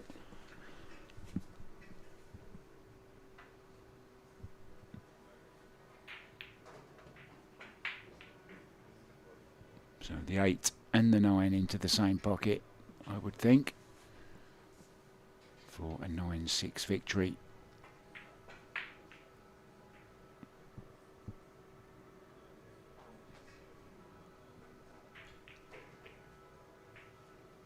Little bounce off the side route, that's perfect.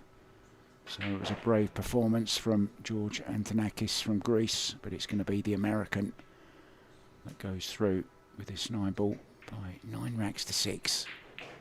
It's the long scenic route for George, unfortunately. Thanks so much, guys. We are going to be back very, very soon with our next match. Elliot Sanderson, the Screamer, is going to be up on screen against Ruslan Ostrovskyi. Thanks for watching. I'm Mark White. We'll see you very, very soon. Ta-da.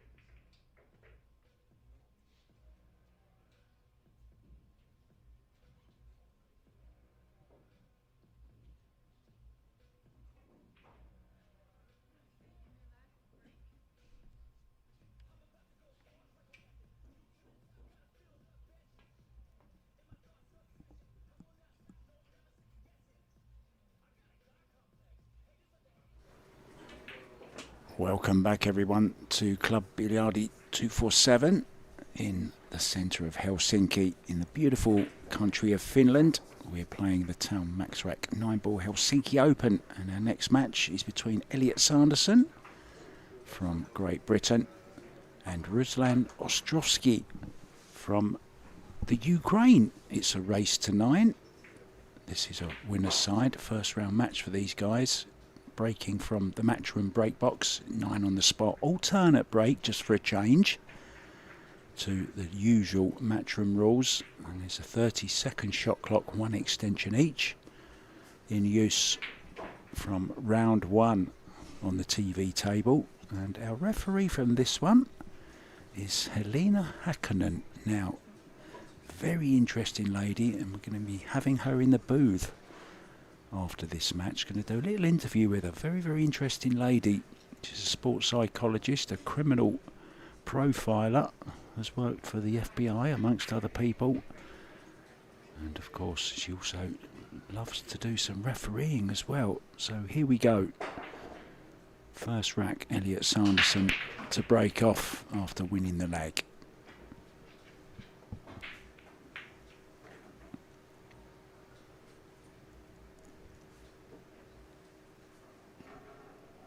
Three ball just about stopped spinning. Made the 1 in the side. Now we'll be looking to make this 2 ball in the side. It's a thin one, and there's a lot of traffic for the cue ball. Plays the bank. Judged it very, very nicely indeed.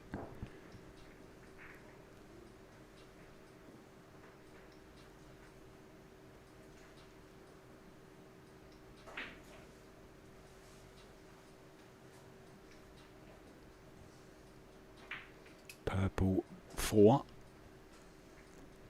orange 5.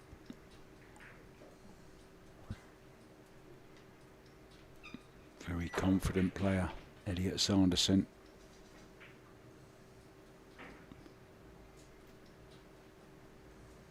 May see him play the bank on this as well. Each player had 1 warm-up rack. He was practicing a couple of bank shots. I wonder, will he take this on, or will he go all out safety? I think he's taking on the bank. Or is he taking on the cut? Looks much better, doesn't it, from this angle for the cut? Yeah, I thought he was going to play the bank. Looked a little bit too thin. Played it very nicely. Very, very confident start from a very, very confident young man.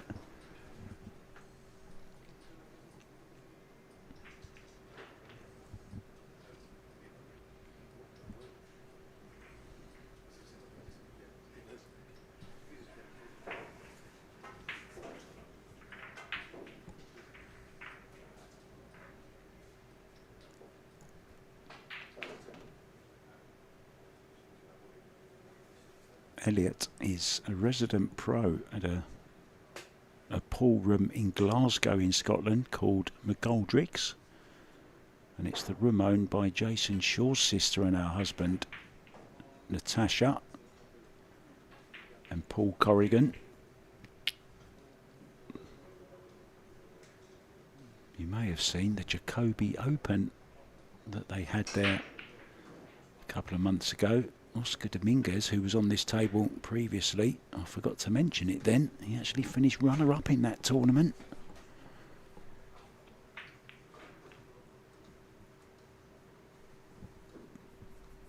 Good start then from the man from Yorkshire.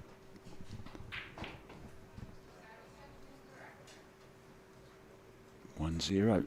Elliot Sanderson. Lots of other matches going on as well. They are all available, guys, on the Billiard Tube YouTube channel, the one you're watching now. But all 11 tables that we're using are in use now and available to watch.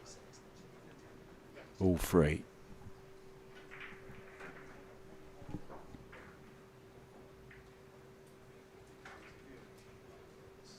JJ Full is in action on the loser's side. having lost his first match earlier on today. He's 1-1 with Nicholas Tan Gao, who I also mentioned earlier, the young Singaporean who won the qualifying event to be here in Singapore. Travelled with Aloysius Yap. David Al-Qaedi in action also. He's 2-0 up on Kostas Kubidiakis. Mika Immonen, 3-1 up against Mika Hervonen. Big break there.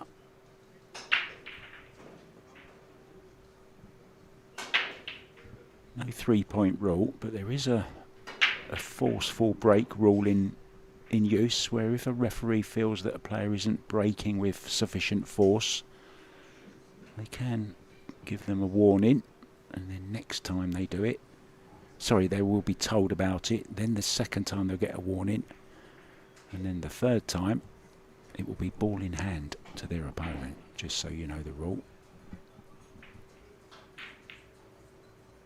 Oh, he's come across that one.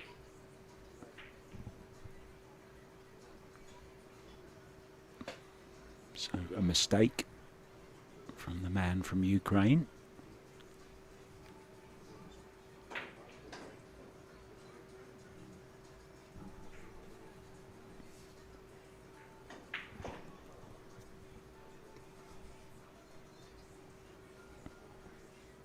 Looking to kick this, and hopefully, he was trying to flick the, yeah.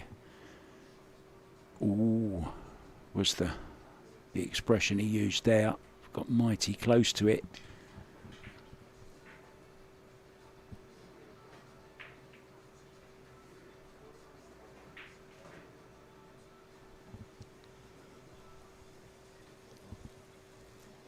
Ball in hand then for the Ukrainian Ruslan Ostrovskyi. What a great name that is. Who remembers Ruslan Chinnikov? What a player he was. Hopefully we'll see Ruslan Chinnikov at some stage this year. Come on, Ruslan, we need you, mate. Such a lovely cue action, that guy. Great player to watch. Super talented.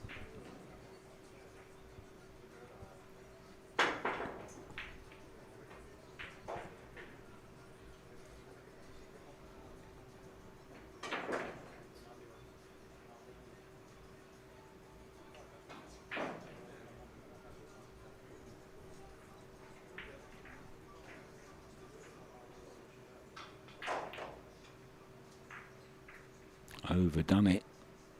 We've seen that a few times on this table today, and it is day one. Table's playing very, very quick. New cloth, lots of slide.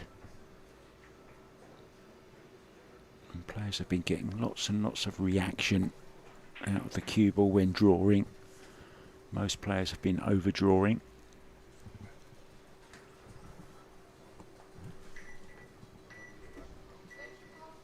Beeps of the shot clock go off, causes extension. He's looking at playing an early 9 here because he didn't get on the 5 ball as he wanted, so he feels, well, I might as well have a go at the 9.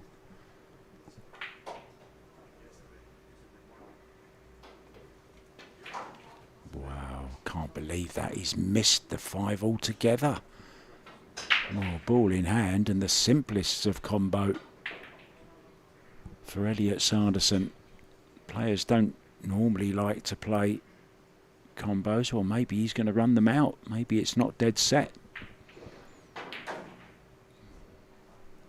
Feels like having a bit of practice, getting the arm going.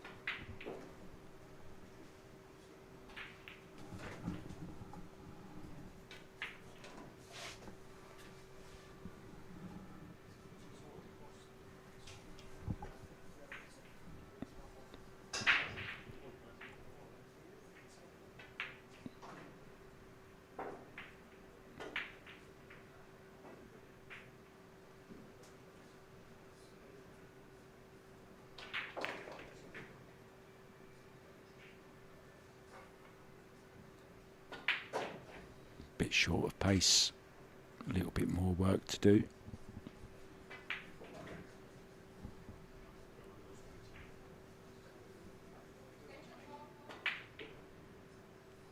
Calls the extension. Yeah, ball in hand there, maybe just a little bit careless to finish awkward on this. He's missed it as well.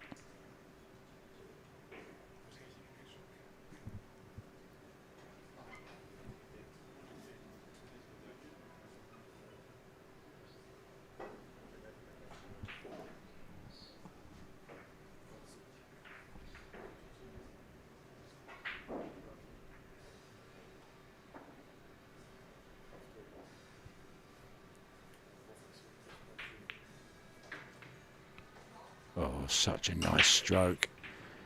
But unfortunately, he's lost the cue ball yet again.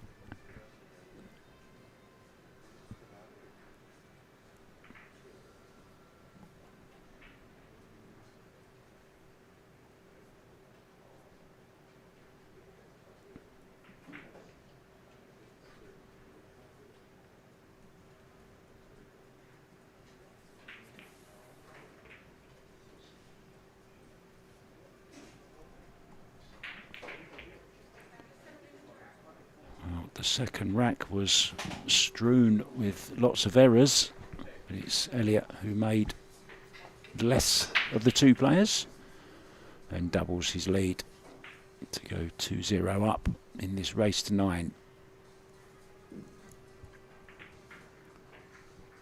3-0 up. David Al-Kaidi, El Matador, over Kostas Kukiardakis. Sorry, Kostas, if I didn't get your name completely right there. Mika Immonen going well. 5-1 up against Mika Hervanen. Ralph Suke 3-1 up against Jonathan Sarti. Back to this one. Elliot Sanderson to break off, leading by 2 racks to 0. Breaking from the edge of the break box. Oh, what a lovely little bump that was on the 2 ball. Everything in the open. This could be 3-0 very, very quickly.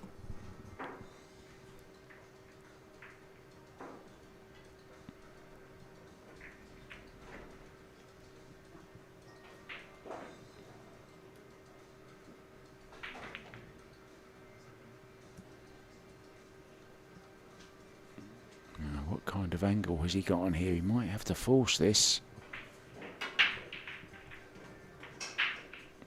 These aren't over generous, these pockets. They're 4 1/4 inch.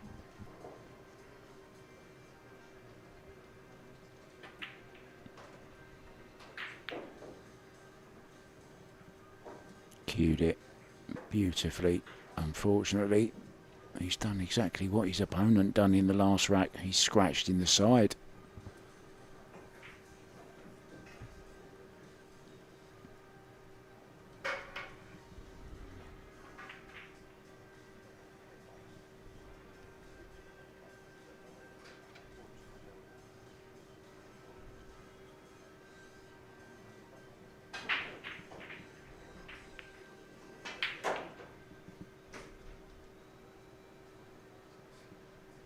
Key shot is now. Hasn't really had too much table time. Would like to get as close as he can to this 6 ball rather than leave distance. Played that nicely.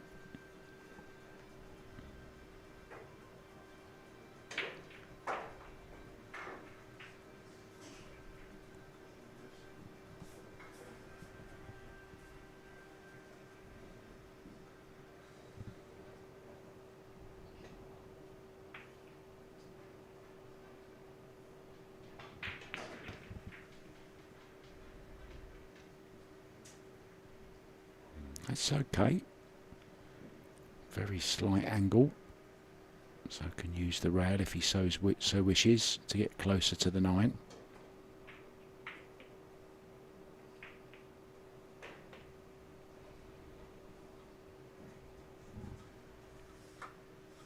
This will make him feel a whole lot better. Feel he's part of the match.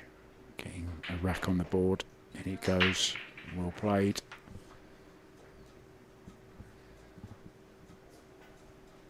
So that scratch from Elliot. Off that 3 ball, trying to get close to the 4.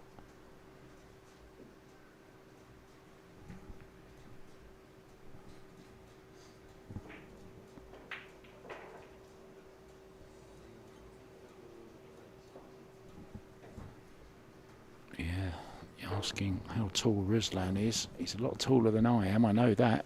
I passed him in the corridor. Almost broke my neck looking up at him to say hi. If I had to guess, I'd say about 6'4". I don't know what that is in meters. I can Google it if you want me to.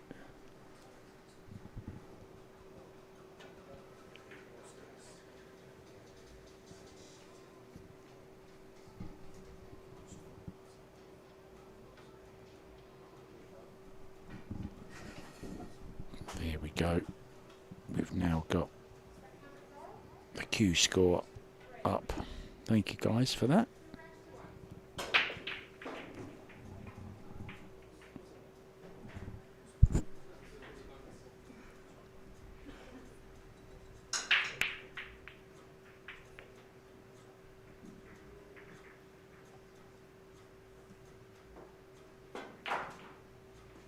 Well, that's worked out pretty okay. Well, referee with a little bit of work to do here. It's going to have to get the ball marker out. I don't think that's going to help her though. That one needs one of those ones that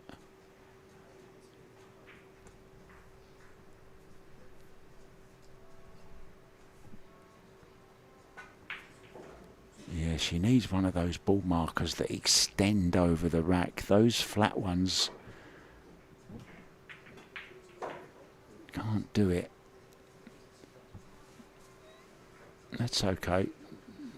They don't need to be moved right now.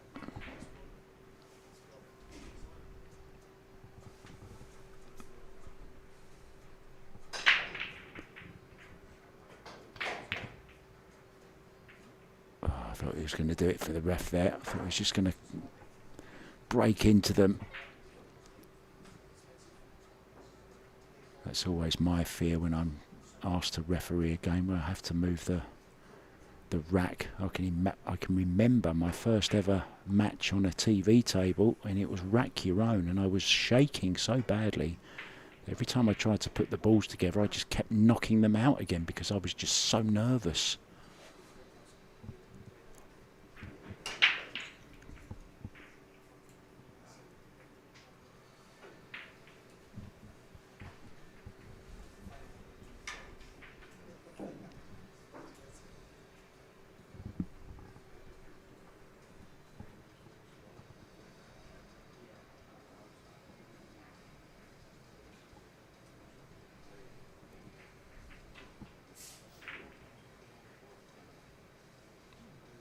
Mighty fine. I think he went all out for that. It's worked out okay. So this is going to be a little bit scrappy, this rack. A few more safeties to come, I think, on this 2-ball. Somebody needs to play a real telling safety. Maybe this is the one. Oh, it's a good effort.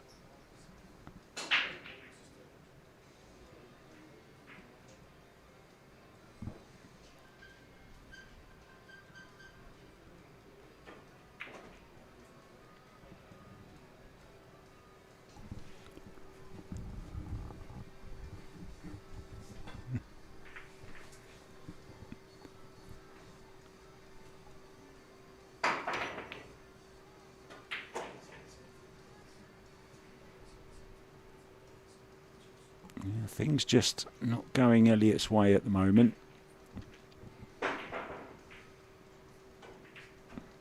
jump his way out of trouble.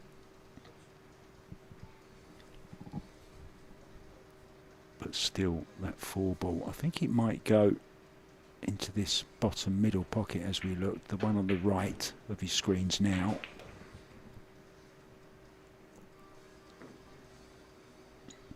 But how does he get the cue ball there?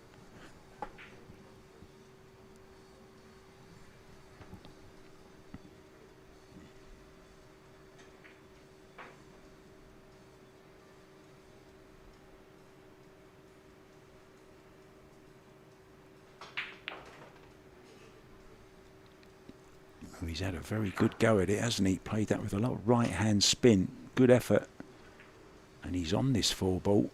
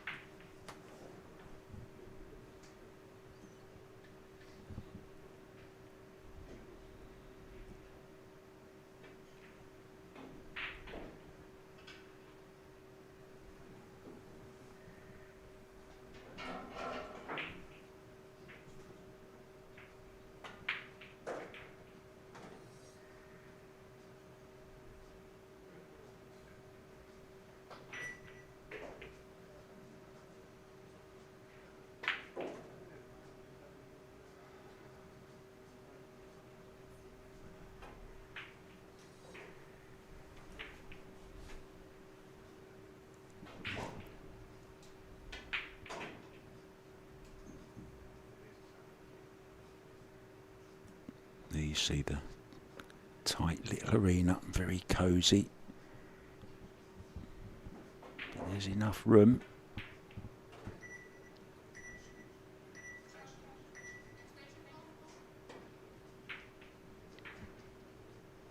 Used up his extension now. We've seen the cue ball fly off the table on 2 occasions on jump shots like this today.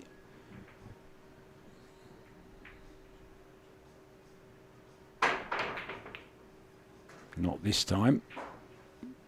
Well, I'm not sure that's what he wanted. He's now going to have to come up with a shot on the 8-ball.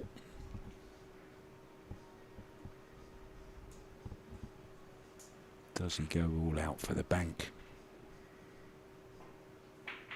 Does he try and hide the cue ball behind the 9?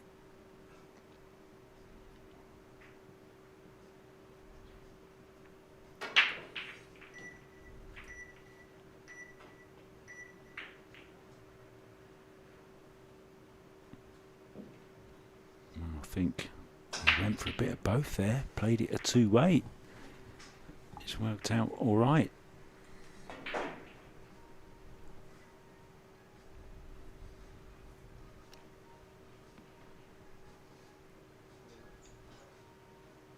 Possible bank.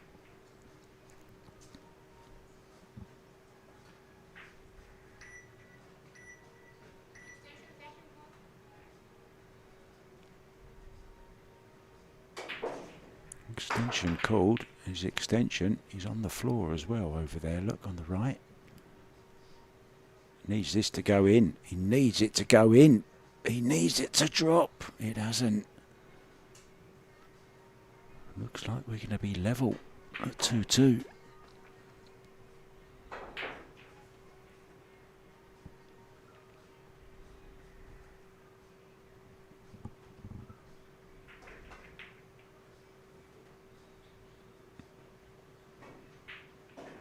He's stuck to the task, hasn't he? Both players missing balls. And it's pretty level. And it is level, 2-2. Who can we spot in the background? Anyone? Look, there's Ralph Souquet. Look, there's the Kaiser. Up on the 3rd table up. Look, there you see him. Just bending down now.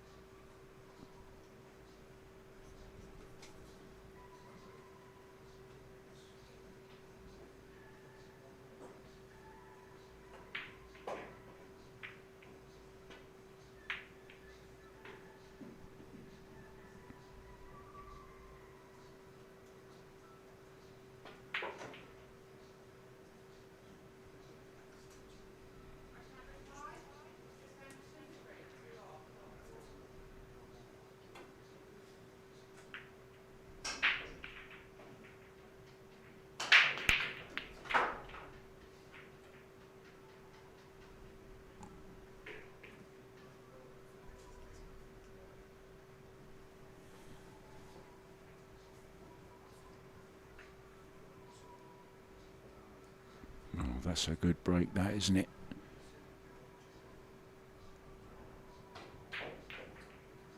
And that is just careless.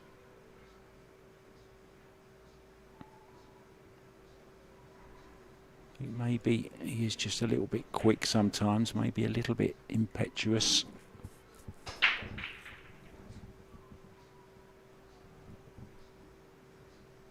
Got away with that one though. Could have left something easy. There is a bit of this sticking out, but what can he do? Only a safety.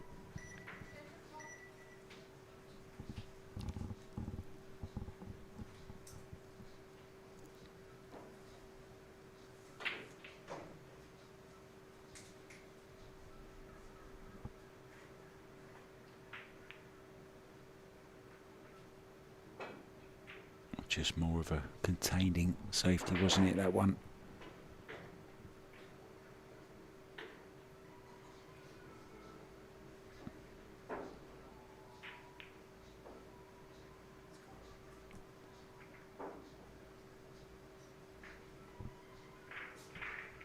Path through to the 2-ball. Don't think he'll take on the bank, just the safety. Cue ball in behind the 6-3 area.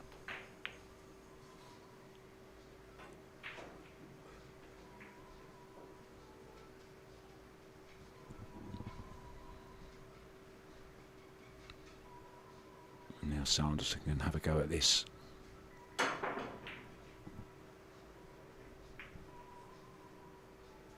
Send the cue ball round 3 rails. Fancy him to make this.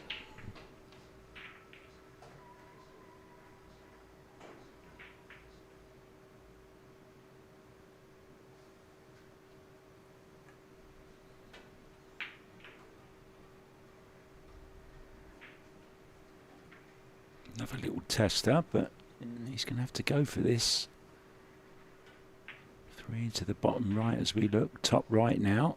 Nicely played.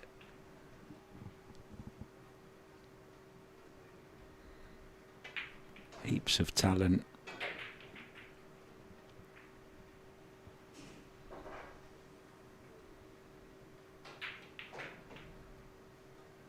You have to control it.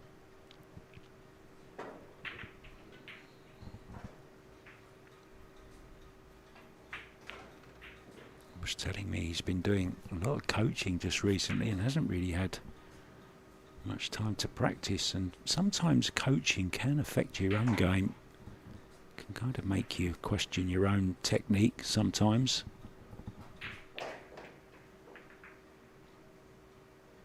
But this is good stuff.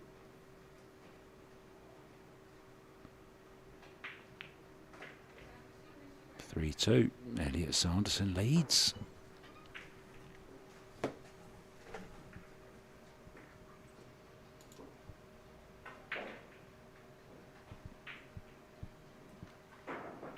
Ruslan came through. This is his second match. He came through 9-7 this morning over Jonas Vatia. Mika imminent, as you may have seen on this table. Went through quite easily. 9-1 over Tommy Yortika. The Kaiser Ralph Suke 6-1 up now over Jonathan Sarti.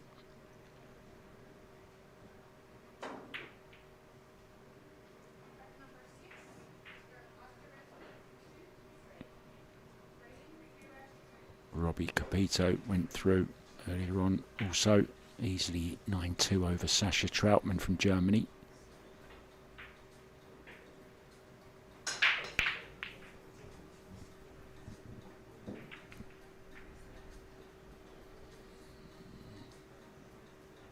Once again made a ball, didn't make the one.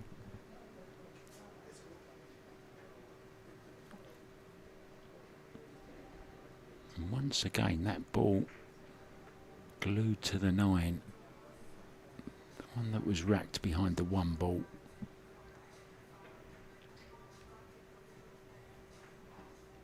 Oh, he has to go for this. Not easy positional wise, but he has to go for this. 3 rails, maybe 4. Came across that one badly. He's fluked the 3 though.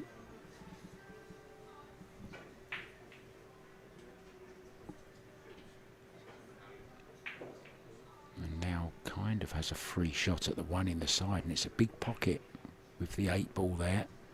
And could stun over towards the 9, leave himself on the 2 if it does go in. If it doesn't, it's not a bad safety either.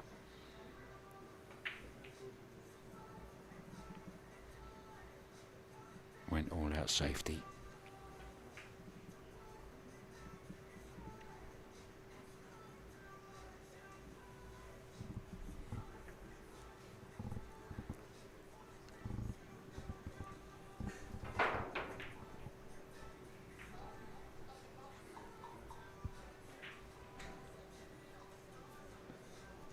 Attempted the swerve shot.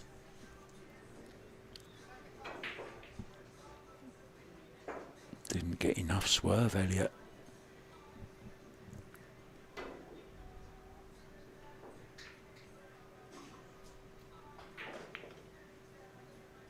Oh dear, look out, 8 ball. He's okay.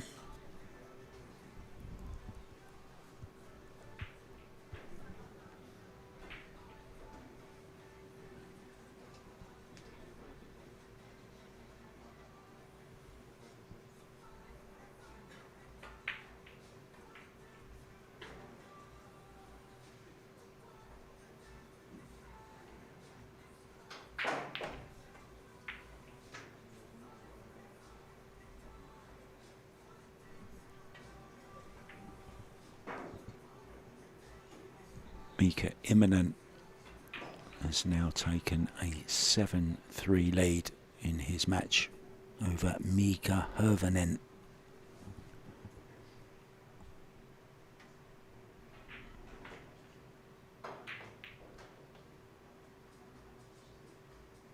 Yeah, nice shot there from Ruslan.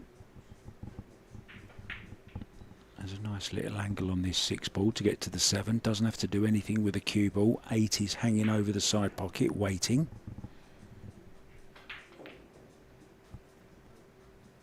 And he's just beginning to get his stroke going now. And he's not letting Elliot get away from him either. He's to level it up once again at 3-3.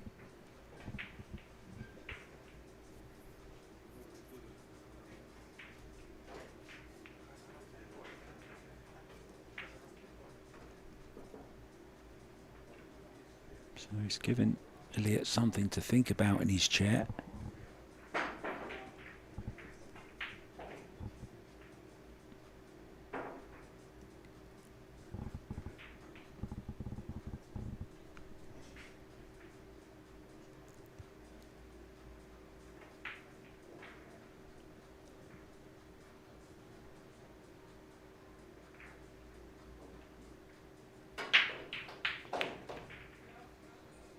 Nice technique, everything's nice and straight. The head, the bridge hand and the cue arm all in line.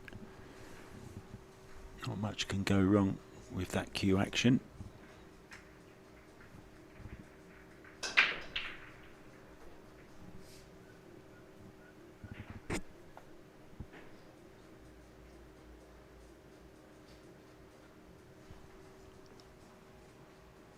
Two more games for you today. Actually, it may only be one more game, actually. I'll just have to check.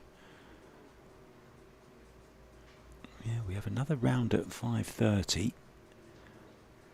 And we do have another round at 7:15 also. So 7:15 will be our final round today on day 1. And then we're back 10 AM in the morning. 4 days to come. Great entertaining pool. 9 ball.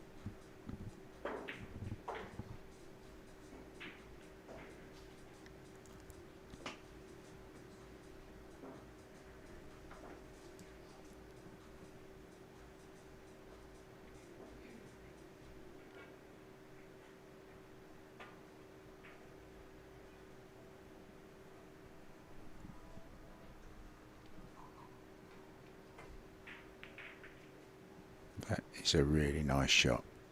Played it well.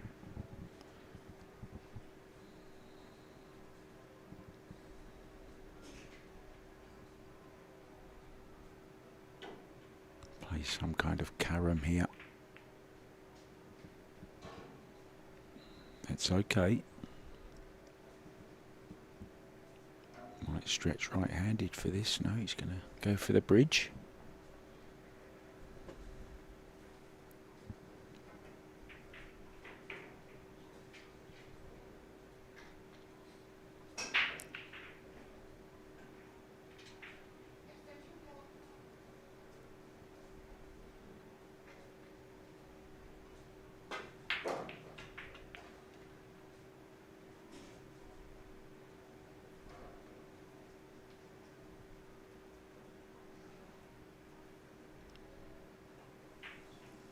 Seven combo, the obvious shot after this purple 4.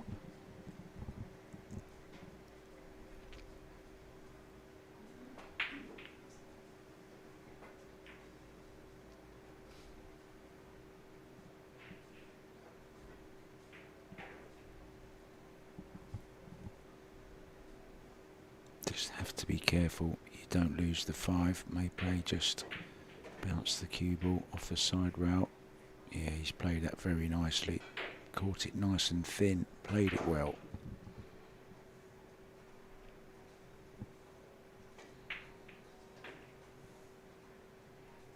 Choices here. Ivory plays with pace. Drops it in or digs down. Just gonna...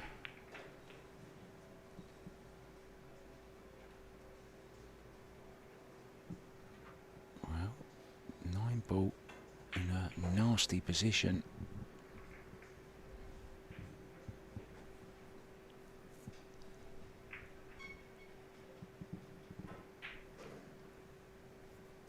He's done all the hard work here.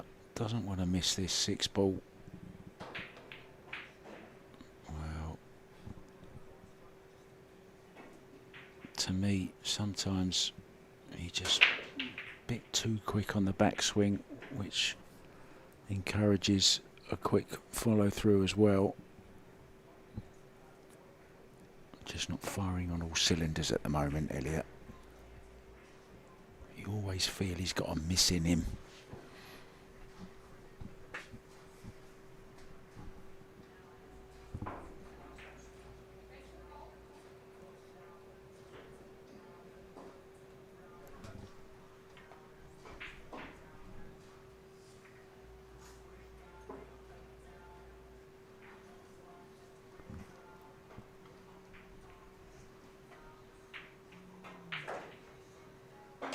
Caught that way too thin.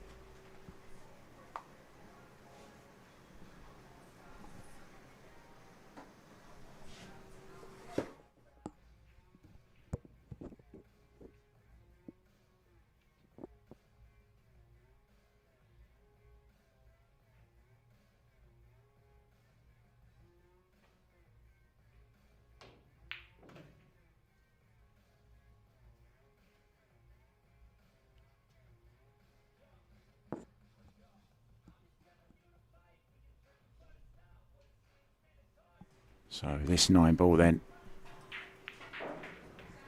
well, got over the line. There were a few mistakes in that rack, but it's Elliot who comes out on top, 4-3, the lead.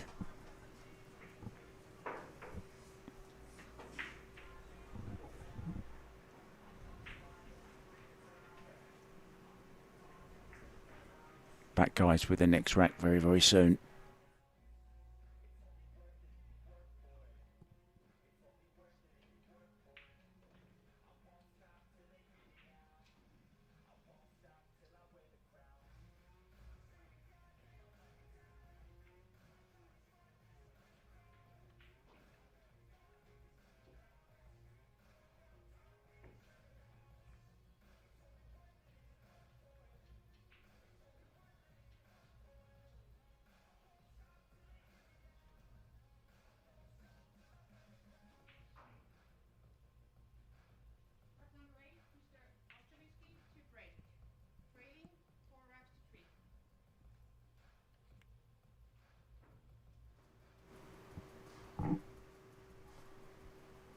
back. One in the side, two in the corner. Now is the 3 ball going to bounce?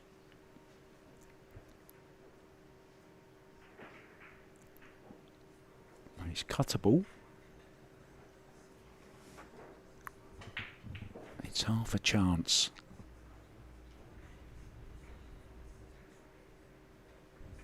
Three balls down off of the break. Both players have been kind of breaking okay. Just a little bit unfortunate sometimes with what they've been left after the break. And again, this isn't an easy shot. He's played that superbly well. Look at this for a shot. Well played, Ruslan Ostrovskyi.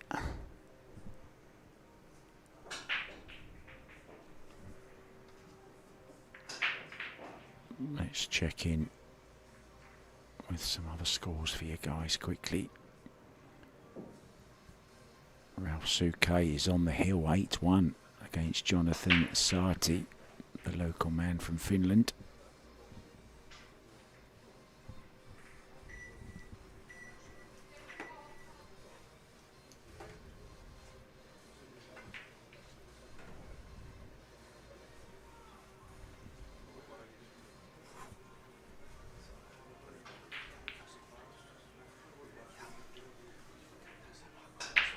Once again, there's a mistake.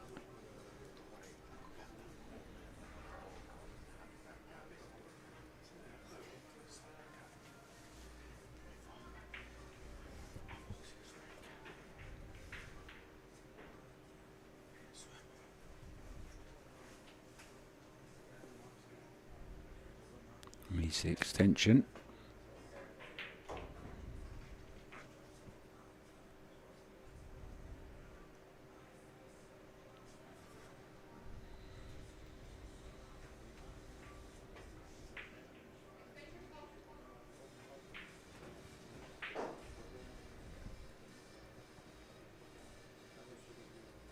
Oh, this is a real stretch, even with the extension on the cue.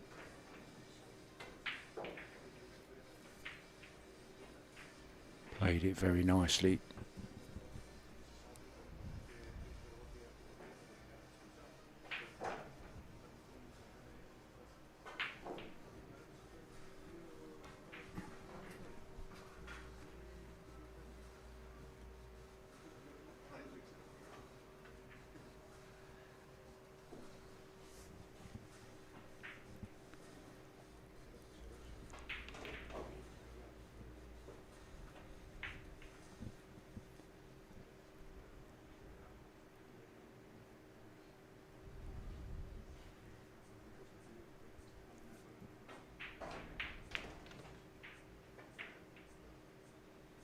One of the nicest strokes that he's played in this match. That was beautiful. Caressed it. 9 ball goes down.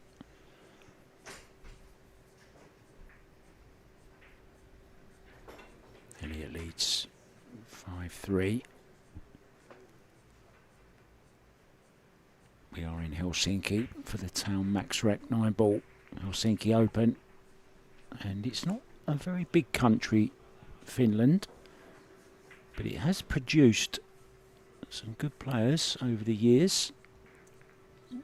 Just a population of 5.6 million people. Here's a nice little stat for you. Just 18 people per kilometre. That shows you how big the country is and how small the population is. That's nice, isn't it? Just 18 people in a square kilometre.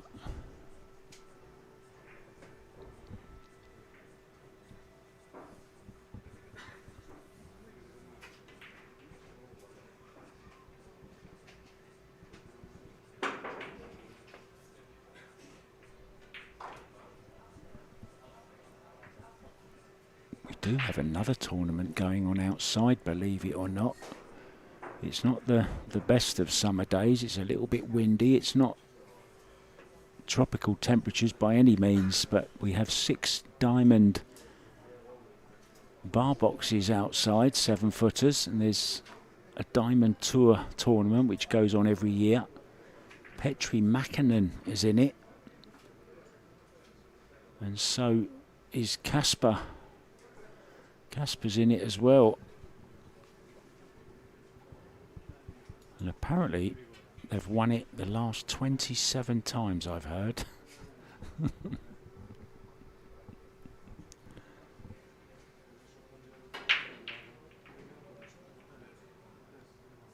Kasper will be on this very table tomorrow morning. He'll be up against Seo Soa.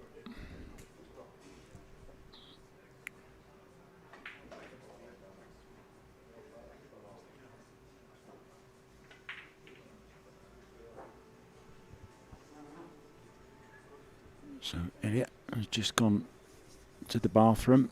There's no timeouts as such, but players are free to go and use the bathroom in between racks whenever they feel fit. Our referee Helena Häkkinen waiting patiently.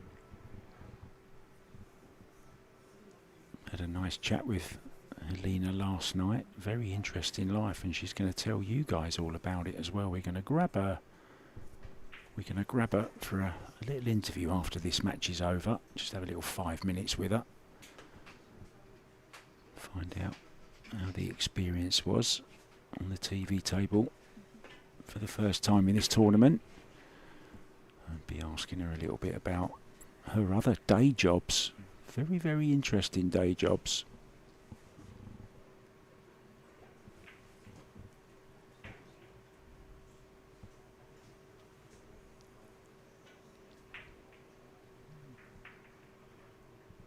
On goes the glove.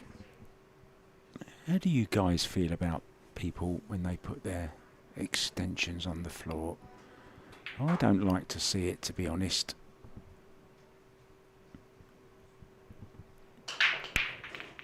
What do you reckon? Or am I just being too OCD-ish?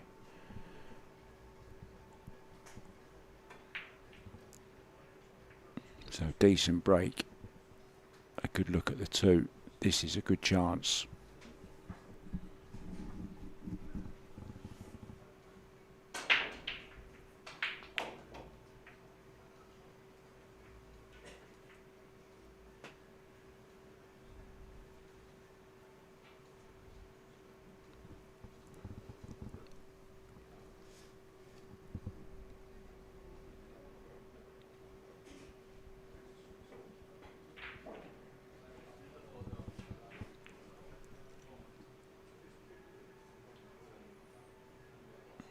This is better. Methodical. A nice rhythm. Don't like to see him rush too much.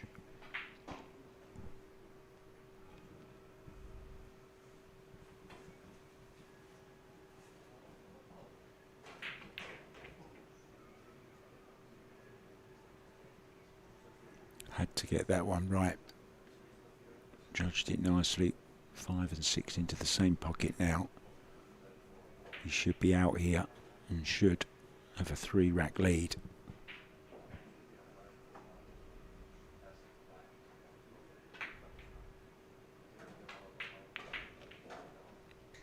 I'm sure all his students in McGoldrick's in Glasgow are watching.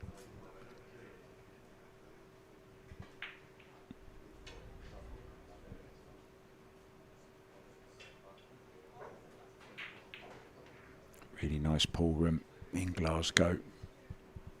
I think they've been voted best sports bar for the last 3 years running, at least, I think.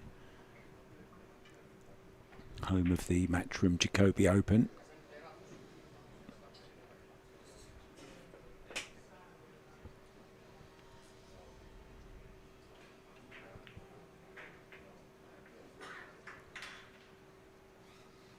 Well, didn't play it like that, but he'll take it. And it is 6-3. Now then, what's going on around the room? JJ Full is in trouble. He lost his first match this morning.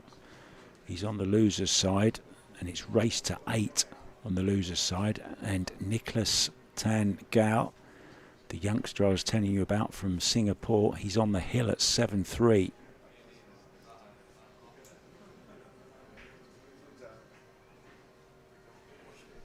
Manuel Monteo Fernandez, part of the Spanish team that have made their way here. He is through, and he has knocked out Tommy Yortica, who you may remember from this table earlier on today. I think it was Mika Immonen that beat Tommy in the first round. So Tommy Yortica is now out.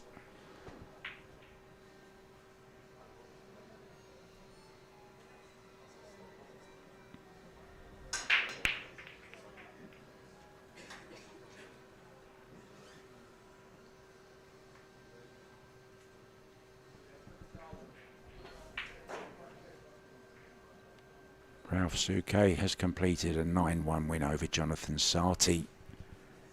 Emil Andre Gangflot also has beaten Argentinian Markus Juva by 9 racks to 5.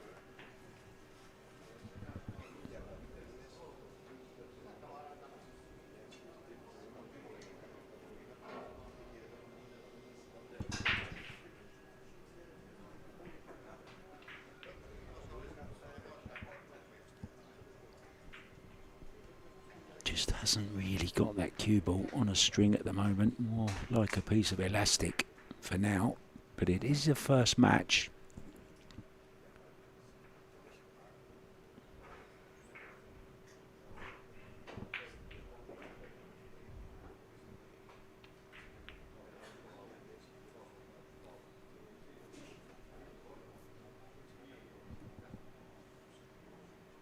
Now what angle, if any, has he got?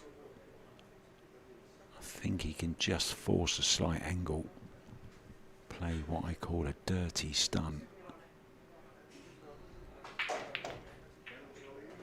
Yeah, lots of left hand fizz on the cue ball, whizzing it down towards the 5. That's a beautiful shot, well controlled.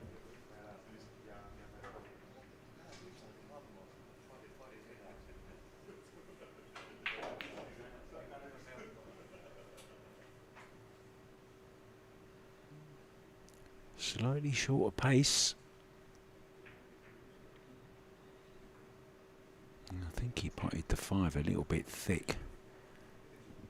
Took all the pace out of the cue ball. He's got to come with a shot here. Does he cut this down the rail? I think he does.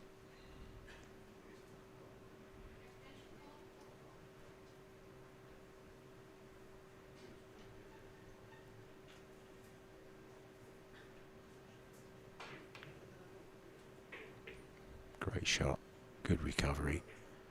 Needs a bit of luck, hasn't got it.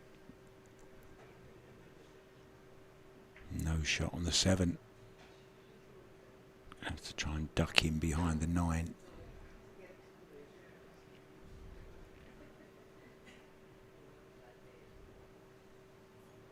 Just raising the butt of the cue. Left hand spin. Widen the angle down behind the 9, didn't get there.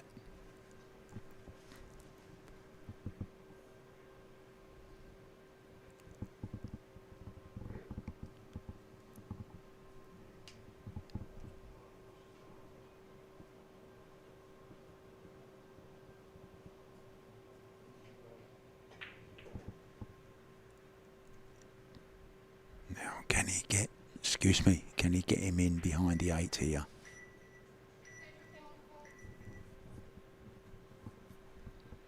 Takes another 30 seconds.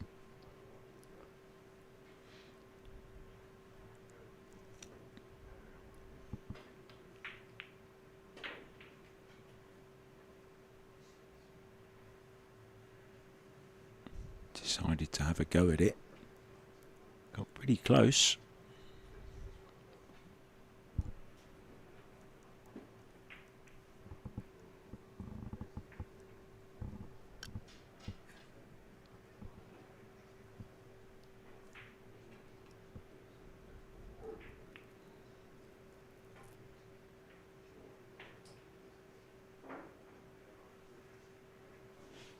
Almost got there.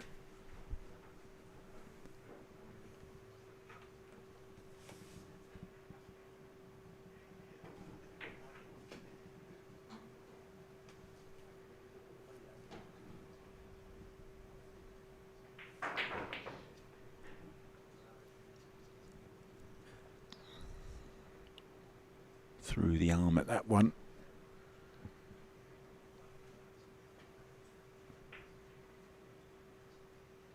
Well, he's left a shot at this 7, but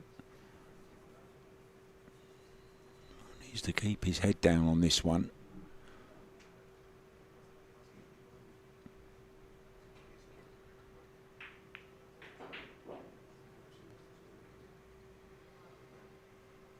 Just scraped in.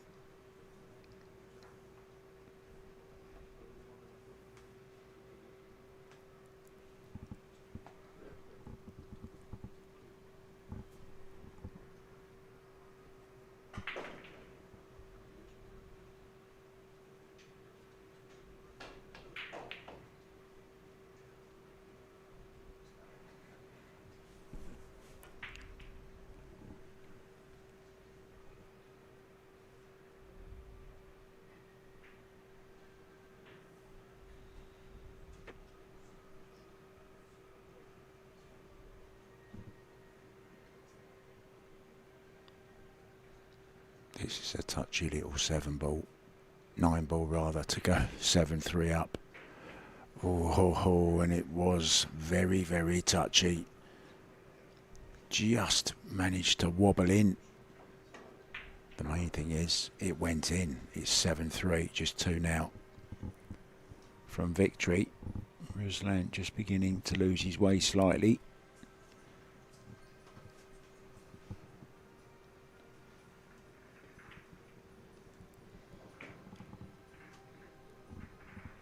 David Al-Qaedi 5-2 up on Kostas from Greece.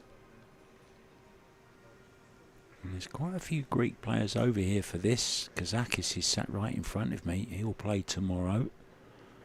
And there's another one in action. Again, we saw him on this table earlier on. Mixalis Spiropoulos. He's on the loser's side, and he's 6-2 down to local Finn Jere Repola. Back to this one.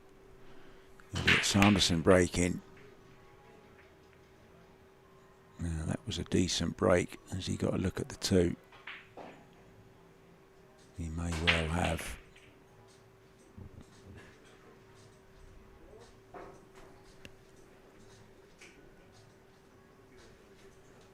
Jonas Ottonen, one of the owners of Taom, Chalk. He lost earlier on to Estonian Karlganaderberg. He's now leading 5-4 against fellow countryman Ika Kangas.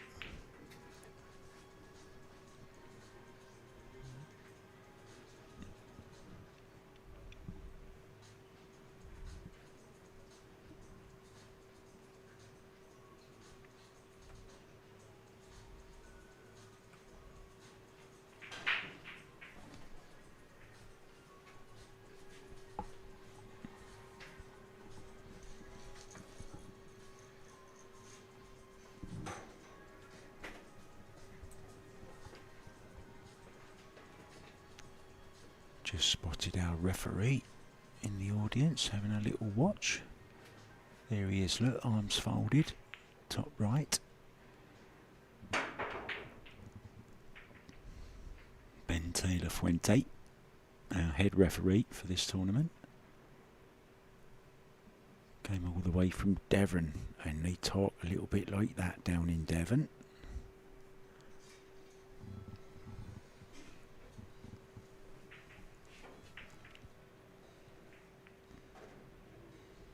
Playing a deliberate foul there and tying up the 3.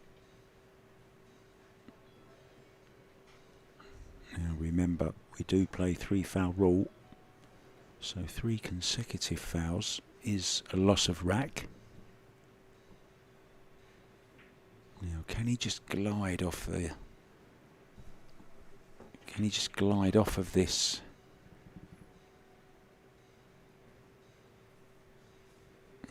wondered if he could glide off the other side of it, to be honest. And play the 3 into the 8 and take the cue ball away. Yeah, that's the way I'd like to go, to be honest.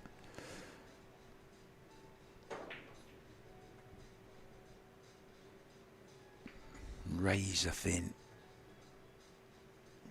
Love to miss that 5 ball if he can. Well, maybe that's why he didn't want to play it. I think he's left it.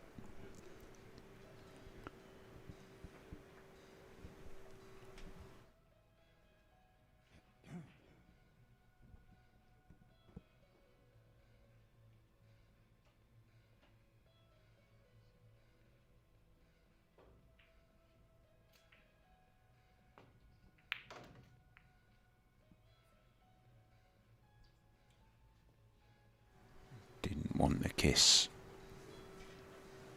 So now just a safety. Thin. Cue ball over behind the 8 and the 9. Good shot. Kept it simple.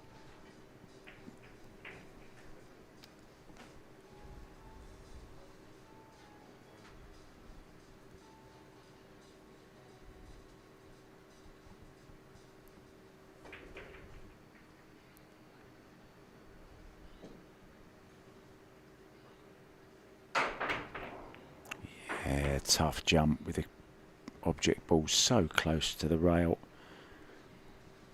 Super difficult to keep the ball on the table. And it's given Elliot a great chance now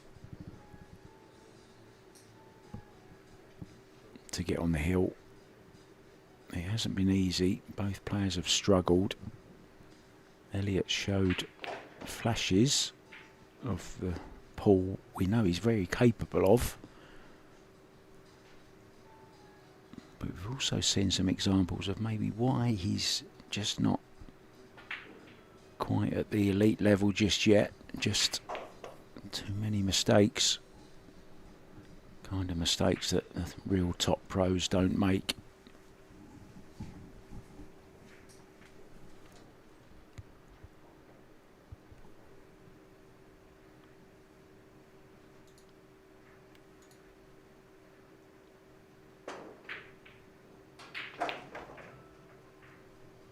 Now that was a really nice shot. Stroked it beautifully.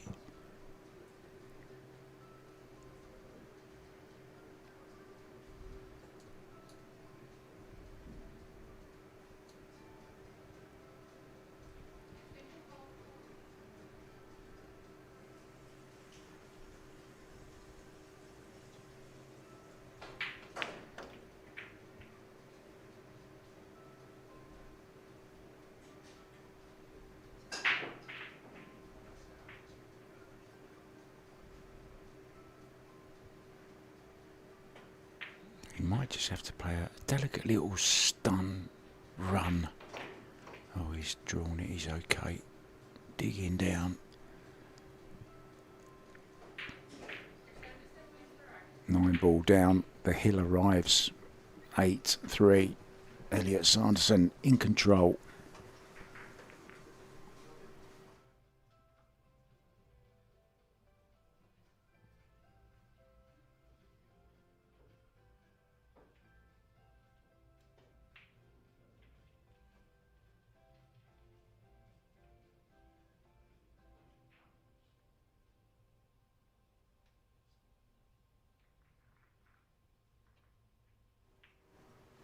Kostas Kurkiataka is making a comeback against David Al-Kadi.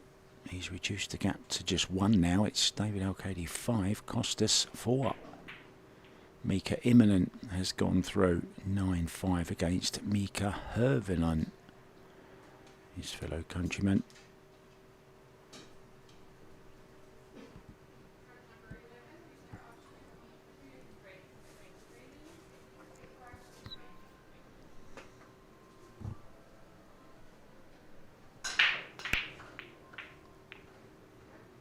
Decent break, but unfortunately he's lost the cue ball.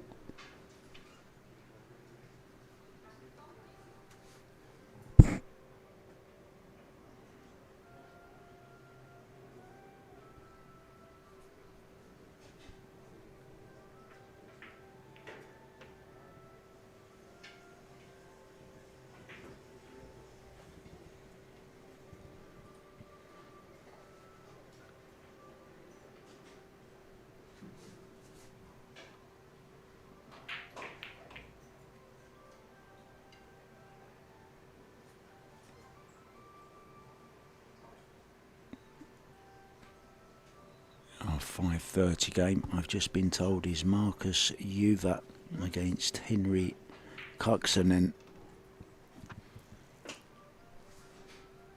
And we are going to be having a little interview with our referee, Helena Häkkinen, who's out there at the moment. We're going to hear what she's been up to. Not often we hear from the referees, is it? It's a tough job they do.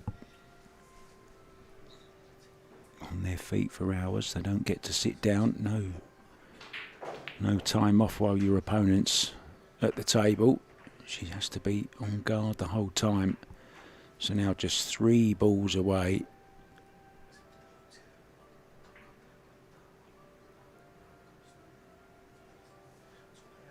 From a place in the second round.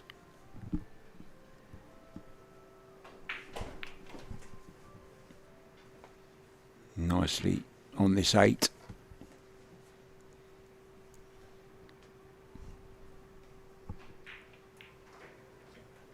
Nicely done. Straightforward 9 then for a 9-3 victory for Elliot Sanderson from Great Britain over the Ukrainian Ruslan Ostrovskyi. It's the scenic route for Ruslan from now on. Thanks, guys, for joining me. We have another match coming up at 5:30. That's in about 20 minutes time, something like that. But meanwhile, we're going to have a little chat. We're just going to set the microphone up and get her all ready. Be back in just a second, guys.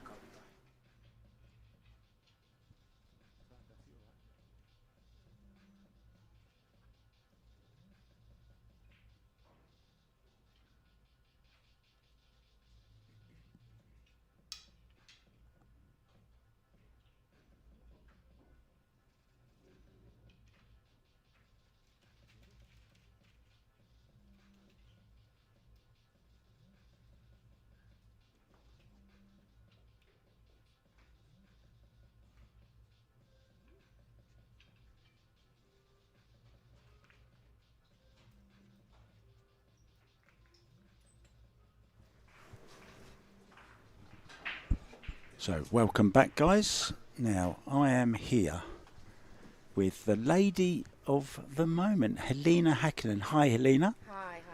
How was that? That was fun, yeah. You enjoyed it? I did, yeah. It's like confusion with the names, unfortunately, in the beginning, but still, I mean, it went okay. You shouldn't have said anything. We didn't notice. Okay. No one noticed. Don't worry about that. Oh, look, there we are, look on screen. Okay. She's much better to look at than I am, trust me. So, look, the reason I wanted to have a quick chat with you, you don't just do pool refereeing. You've got such an interesting, a couple of interesting jobs, right? Yeah. One of them being sports psychologist. Now, I know it's kind of a big thing now. It never was back in my day when I used to play. We just used to go through and complain and hit our cues on the table and get angry and all that, but it's all changing now, isn't it? So tell us a little bit about your work with sportsmen and women. Well, I've been working with a lot of athletes in sports psychology. I mean, figure skaters and tennis players and a lot snooker and pool tables. And for a lot of people, it's a matter of competitive anxiety and managing that. And I like to call it like the inner game approach of having inner game with yourself, of not being nervous or trusting on yourself and so on, and trusting your motor skills, especially in pool and snooker, because it's such a small motion sport. When you're refereeing a game like you just were, do you find yourself sometimes looking at the players sitting in their chair and going through the anguish with them and thinking, oh, they shouldn't be doing that, or their body language isn't? I don't have the time for that. When I do referee, I do referee. I'm not there as a psychologist. I'm doing the referee. Of course you are. Now, that's not the only job you have. Now, this other job interests me so much more because I watch all the crime things on TV and I love all the true crime things. Now, tell us your other job. Come on. I used to work at the National Bureau of Investigation, which is like the FBI in United States, but in Finland, responsible for investigating violent crime. And I worked there for 10 years as a psychologist, and what we call it from the TV kind of like field or so, criminal profiler. But I still do co-work with prosecutors and police. I stopped working at the police already over 10 years ago, but I still do work on them. Wow. Occasionally, yeah. So how does refereeing pool matches, pro pool matches, compare? Is it still as exciting? Does it kind of... Well, pool matches are, for me, they're a way of relaxing, to be honest, because I can just focus on the pool. I do a lot of clinical work as well, working with clients, highly traumatized clients mainly, and on a daily basis. So for me, pool is an escape in a way from all that, and just relaxing, enjoying the game, ball by ball. So Well, we're going to let you relax a little bit more because I believe you're doing the next match. Are you doing the next one? No, I have a break now. You've got a break? I haven't had a break yet. Okay, look. Helena. There she is. Helena, thank you so much for joining me, and I'm sure we're going to speak again. We'll get you in some other time. Okay. Thank Do you. you do any pool commentary at all? No. Oh, I thought you might be able to give me a break. I was just going to say, you stay here and do the next match, and I'll go for a break. Thanks ever so much, Helena. Thanks for you. joining us. Bye-bye. Ta-da. And she's off. Thanks, guys. I'm going to be coming up with the next match very, very soon.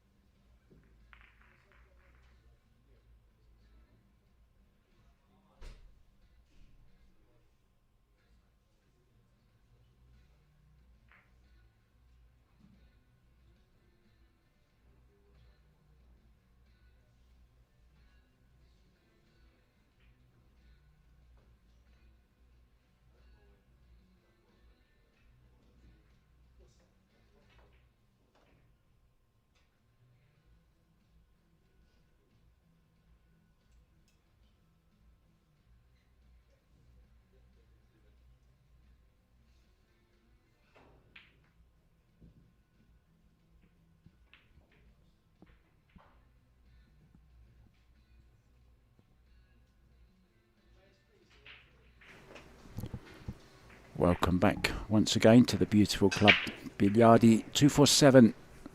We're playing the Taom MaxRack 9-ball Helsinki Open. And this is a loser side match, this one, between Henri Kaksonen and Markus Juva. Both legendary Finnish players, I'm told. And I've just done a quick bit of research on them. And Markus Juva actually reached the final of the World Cup of Pool with Mika Immonen. I think it was back in 2005, I think I read, something like that. Referee for this one once again is Ben Taylor-Fuente. And apologies for the sound, guys, on that little interview I did with our referee Helena Häkkinen at the end of the last match. I forgot to turn the microphone up. I'll take the blame, guys, it's okay. So back to this one. Race to 8. 9-ball on the spot. It's all turn at break, 30-second shot clock. 1 extension each, unless it goes heel-heel, of course. And then the players will get 2 extensions each.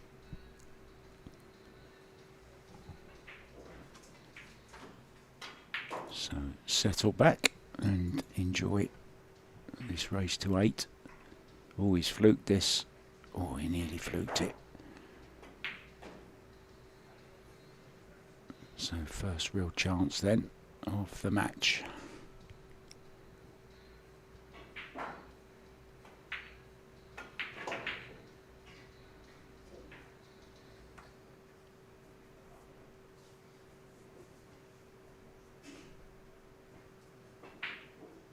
Now we do have a cracking match for you at 7:15, which will be our last match today, and it's between the UK Open champion Robbie Capito and Japanese Masato Yoshioka.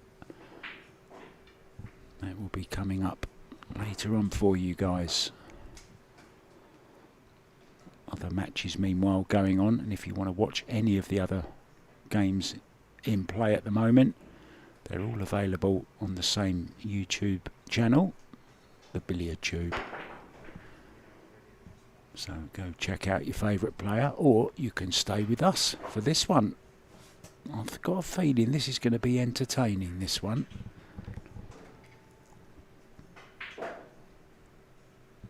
And remember, the loser of this match, it's all over for them.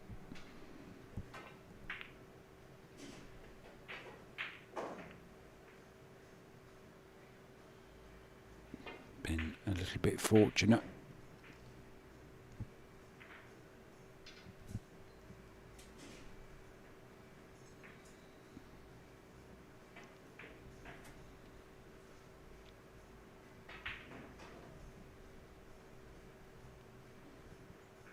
Going airborne with Finnair. That's who I flew with, Finnair.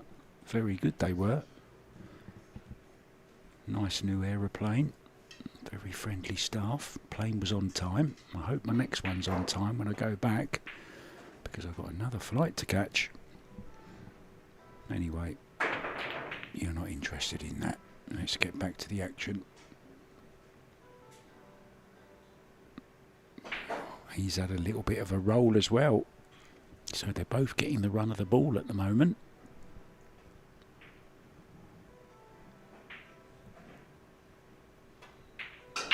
Does have just an edge.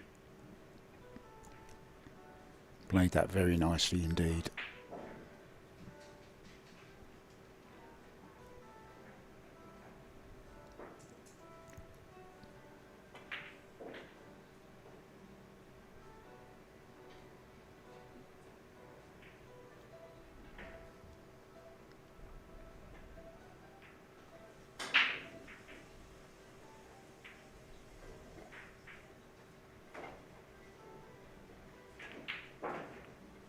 Oh, very good effort that was.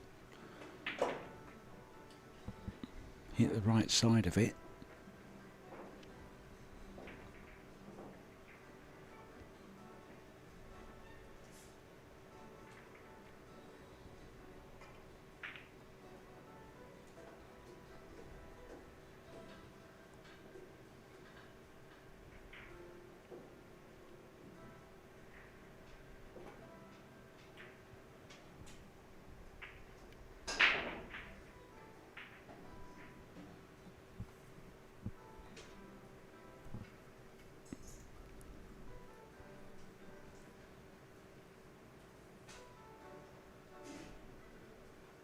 There is just the one rail kick. He's okay here. It's all about where it goes though, isn't it? And he's played it okay. So this 2-ball is proving to be a bit difficult. It doesn't want to go down, does it? It wants its 15 minutes of fame, this blue ball.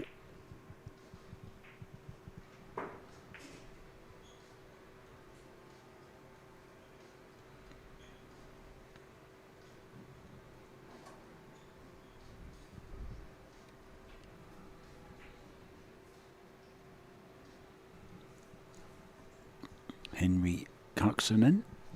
Kaksonen, I'm told, translates to twins.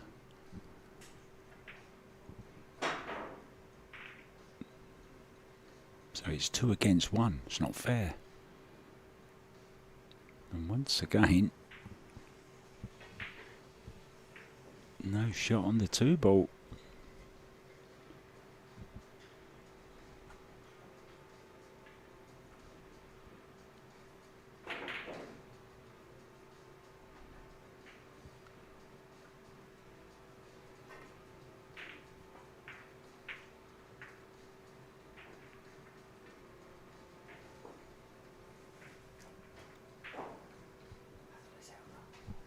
Two kind of veterans of the game, I suppose you could call them, enjoying the little safety battle, and I must say I am as well.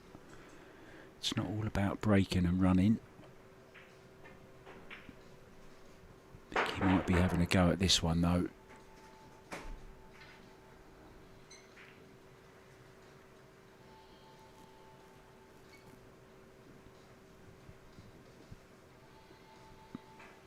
Couple of wily foxes know their way around the table. There is a bank shot on here into this bottom corner, right where that one is. This is an everyday pool room we're playing in, and it's a 24-hour day pool room as well.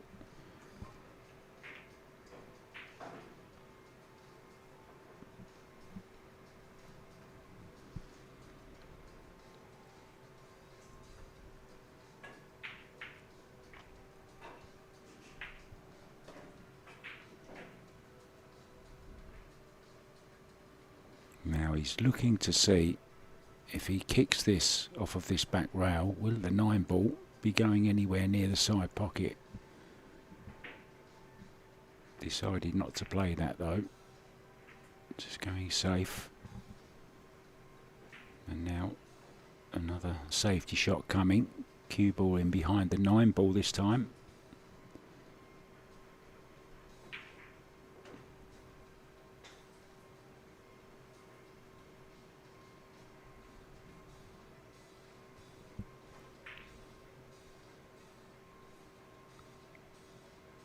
Nearly got there, but got a very good 2-ball as well.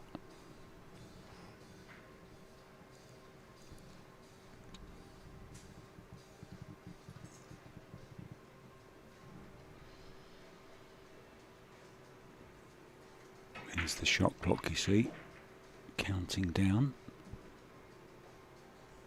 Starts beeping at 5. And we've not had any shot clock violations as yet. And there you see another good safety. Judged the pace well. He's got him hooked behind the 8.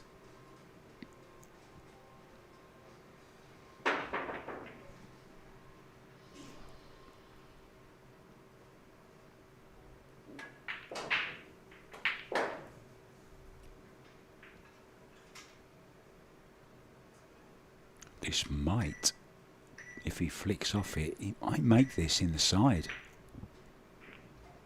Oh no, caught it way too thick.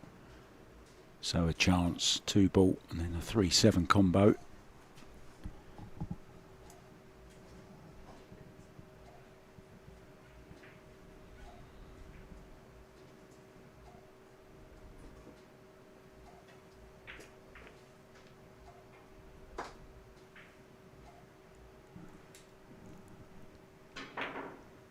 Give you a few results from earlier on if you weren't with us. Robbie Capito went through 9-2.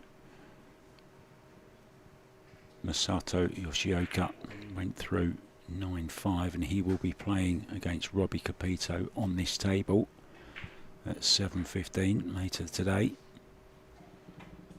Tom Stavely went through against Carl Ganaderberg, and Tom will be up against Nukioi at 7:15. Also, Oliver Schnornocky served up a donut,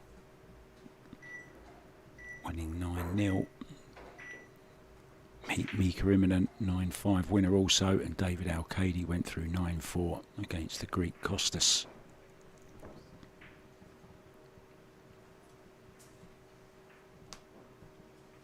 Lots more matches to come at 7:15 tonight.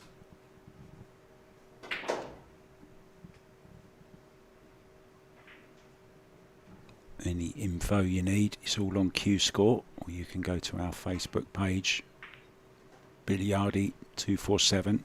Everything you need is on there. Where to watch, brackets, schedules, all that kind of thing.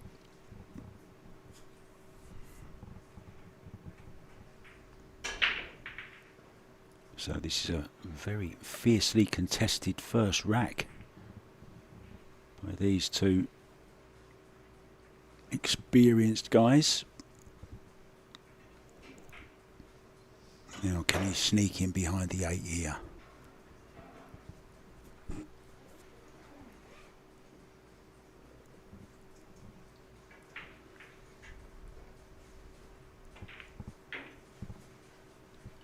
We tried just a little bit shorter pace.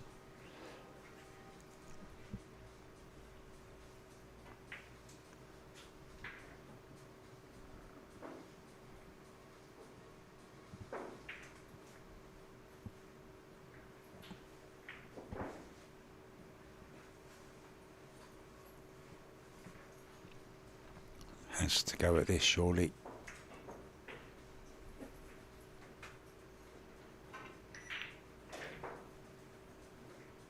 And go at it, he did.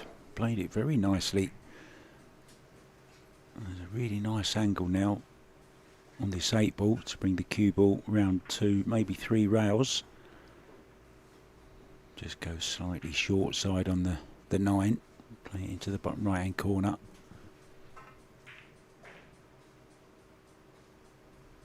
Nicely done. Wants it to bounce. So all the work gone before in this rack comes down to this 1 ball. That's the beauty of 9 ball. You can make 8 balls, and if one of them isn't the 9, you don't win the rack. But he does. Well, if every rack is going to be as fiercely contested as that one, we're in for a right old ding-dong battle.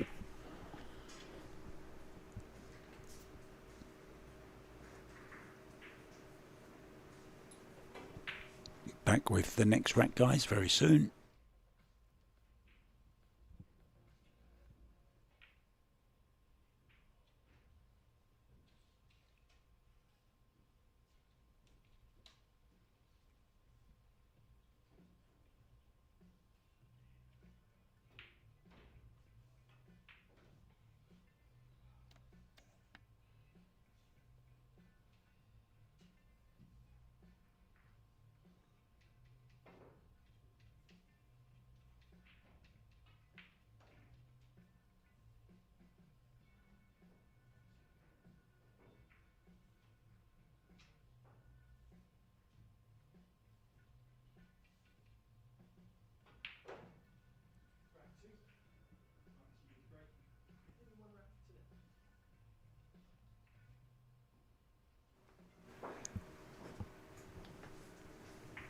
Markus, Juva to break.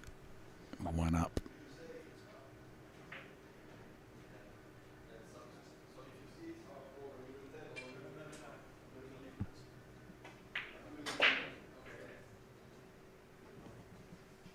Yeah, must be in the box. The bottom of the cue ball must be in the box.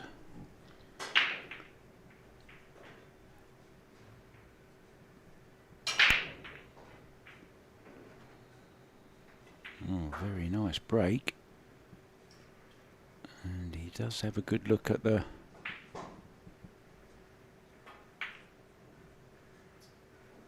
ball on.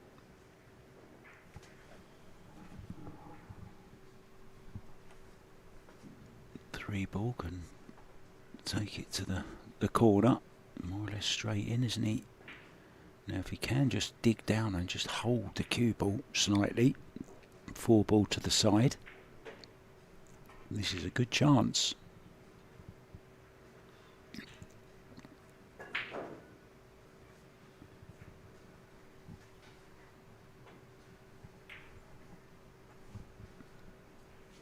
Wobbled a little bit, but it dropped.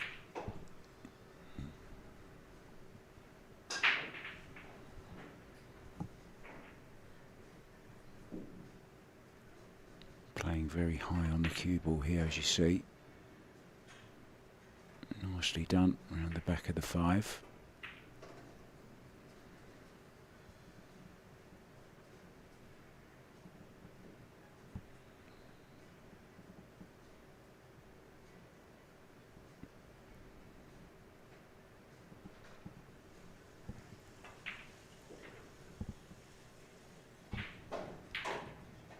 Maybe just a little bit concerned about the 7 ball.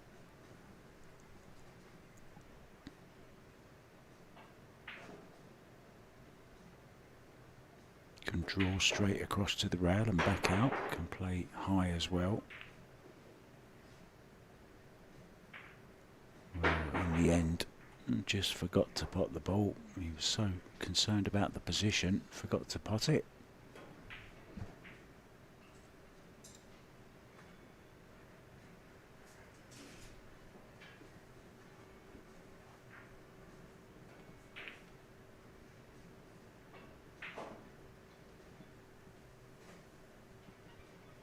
Containing safety.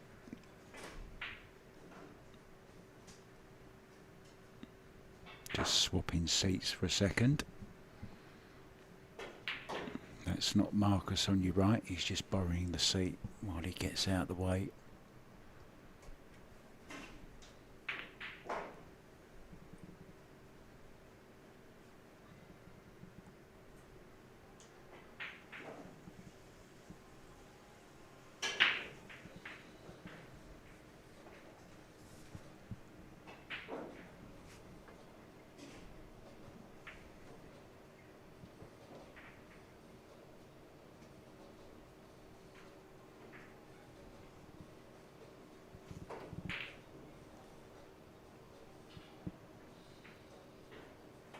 Yeah, sorry about that, Jackie. I'll take the blame for that. The mic wasn't up quite high enough for Helena, so I'm sorry about that. Shame really, because it was a very interesting interview, very interesting lady. Got a couple of really nice jobs. Well, 3 if you include Paul refereeing.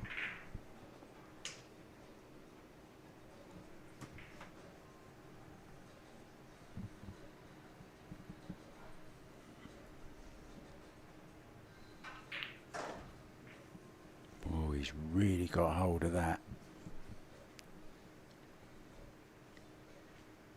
I'm not sure how often they get to play on brand new cloths, but it's just so different than anything else you play on.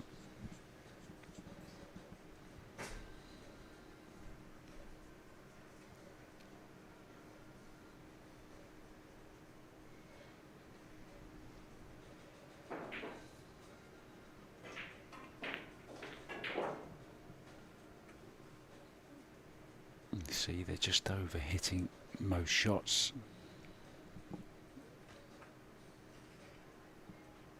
Needs the help of the extension in the back of the cue.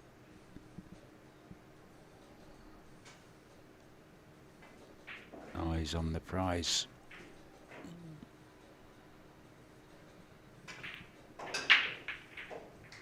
Confidently struck, very nicely done. Doubles his lead to 2-0.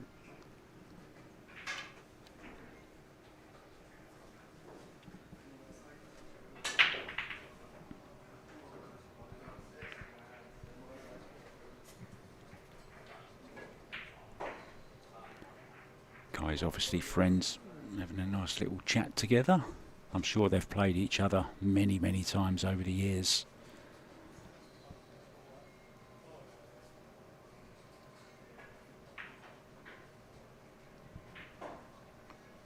Eero Rompinen, the man of the moment, the man responsible for putting all this together. And if you know the name Rompinen, you may be thinking of his son Riku Rompinen, the young 15-year-old. Just been crowned under 19 European champion, brought the trophies here last night. And if you could look up to your left, our main trophy for winning the Taom MaxRack 9-ball open is right in the middle there in that little case. And then either side of it are Riku's trophies, which he brought back from Poland yesterday. Last night, interesting story. His luggage was lost. His dad had an air tag on them and said they're on the plane, and they were. The baggage guys had forgotten to take them off the plane. Maybe they wanted a trophy.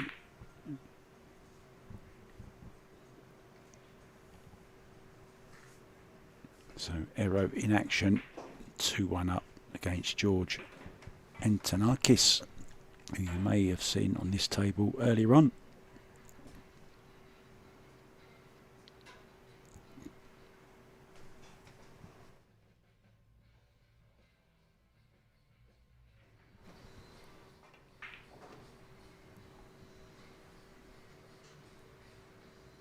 Well, he's in with another chance here. If he can stun past the 8-ball, back across the face of the 8, leave himself on the 3 into the bottom left-hand corner, this is a good chance.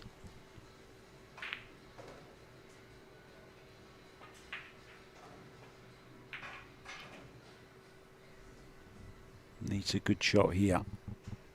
He can just more or less play a stop shot because the purple 4 does go to the top right between the 6 and the 7.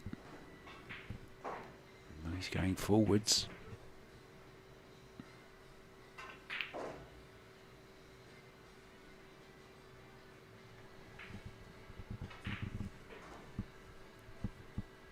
Now we'll play it to the top left.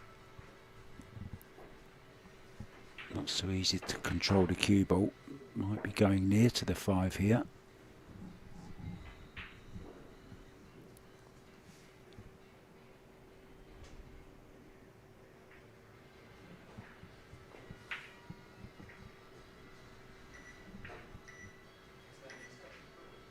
Beep's going off, just putting him off, so gets up, takes the extension. Regroup, start again. Big shot this one.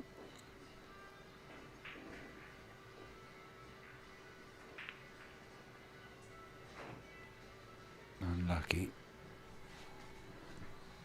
Did play the cannon. Now there's a nice safety on here. Get that cue ball up behind the 6. Maybe tempted into playing. Oh, he's going the other way. Cue ball behind the 9. Misjudged it though. He's left this. It's a chance.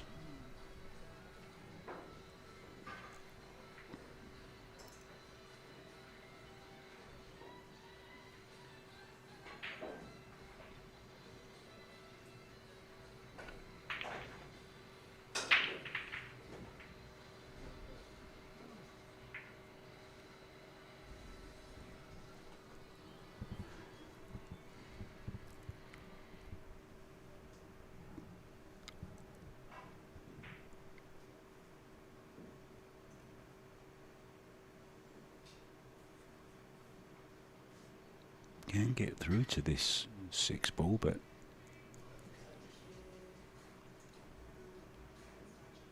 could play it to the side rail, kind of in line with the 7, and then cue ball behind the 7. Oh, not sure what he played there.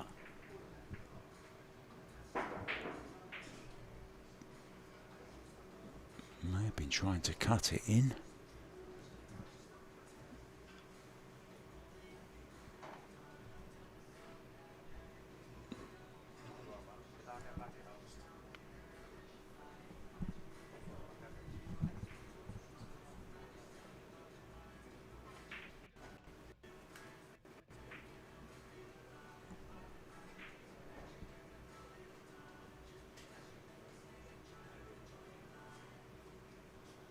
Middle right, just below middle, stun across.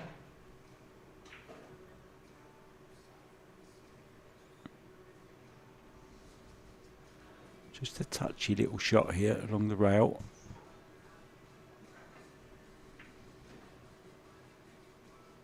Don't decelerate on these, still push through. Played it to perfection. I must say, I'm impressed with this guy.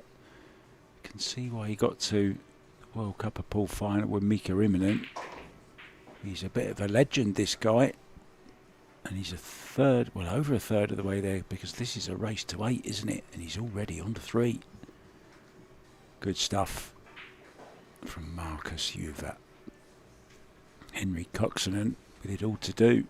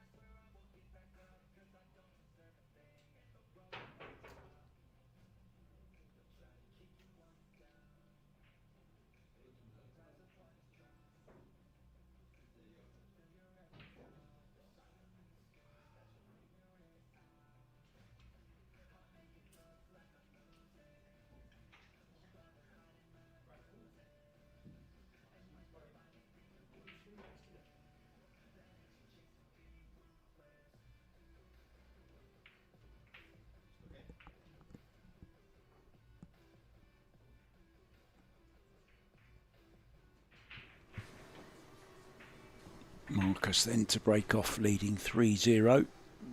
Looking to get to the halfway stage.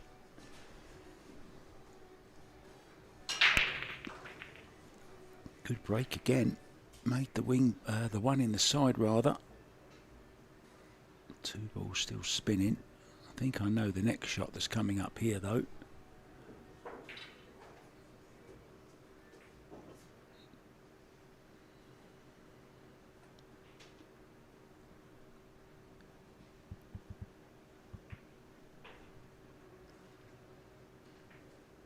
Can he stun the cue ball in behind the 8?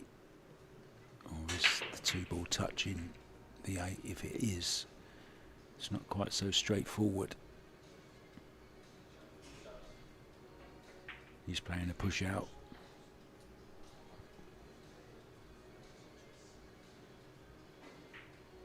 But he's kind of asking for trouble here though. Big wall of balls.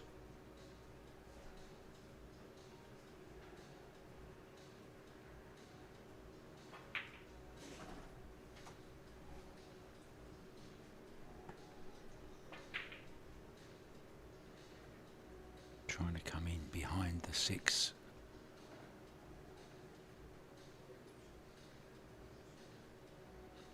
There is a gap between the 8 and the 9 here.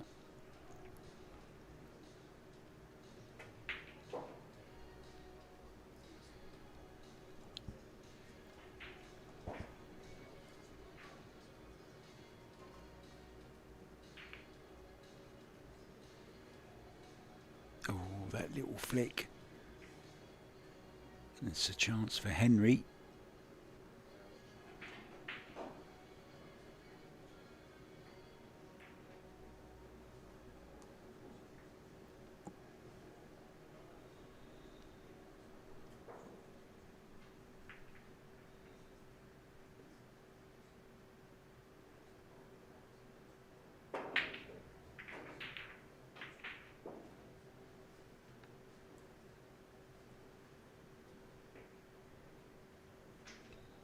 away with it.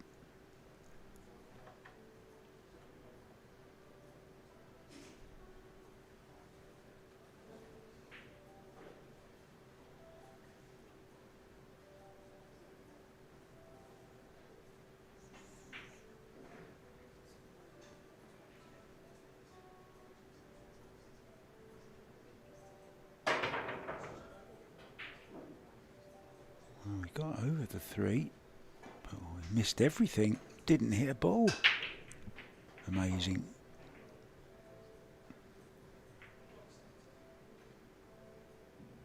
Yeah, now not a bad idea to play the 2-6 combo here. Get that 6 out the way, and then you don't have to come. You don't have to go from 6 to the 7. Deciding to take the 2 ball. Oh, and he's just rushed that. No one likes to see somebody miss with ball in hand. Just rushed it.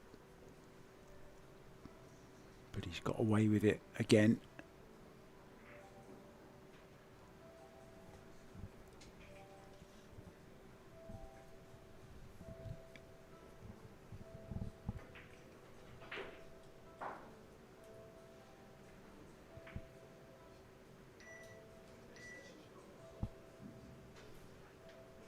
Beeps go off. Extension called.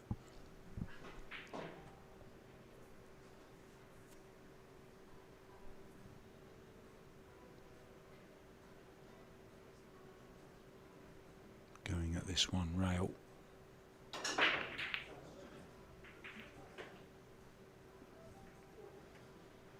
Hit the 3, ball in hand.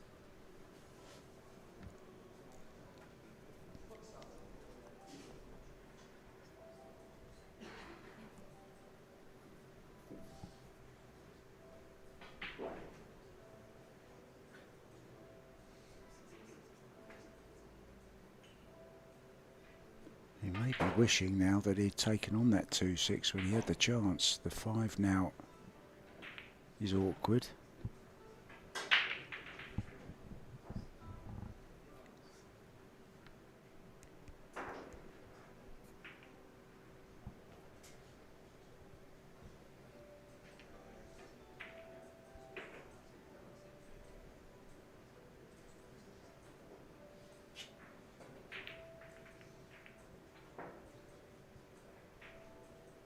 Decent shot, managed to make the combo.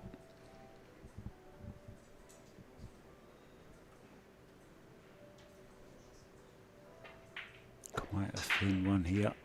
Has to control the cue ball for the 5. He's done it nicely.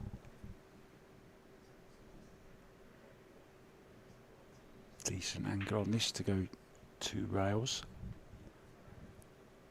Can play for the 7 into the side or into the corners.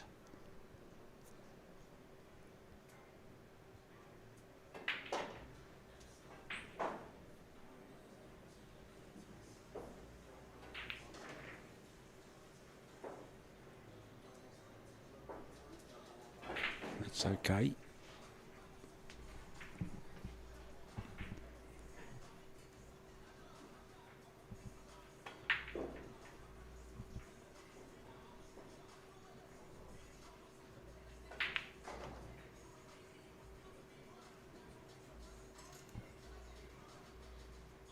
Looks like Henri's going to get his first rack on the board. Straightforward 8 and 9. Oh, don't overdraw it. Wow, he went desperately close to the side, didn't he? Talking to Elliot Sanderson after his game, he was telling me the table was rapid, very, very quick. Just kept finishing wrong side on the balls, he said.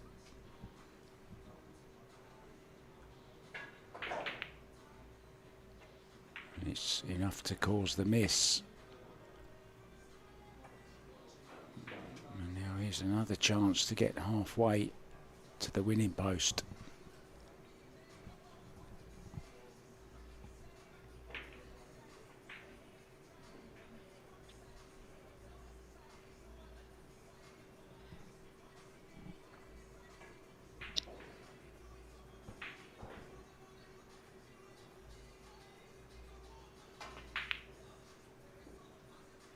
Oh, it's closer to the corner.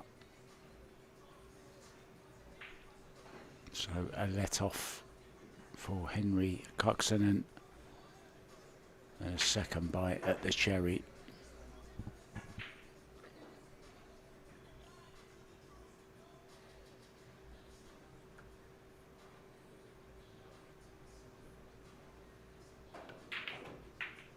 Oh dear. Bit of a quick stroke, wasn't it? Bit snatchy, bit stabby.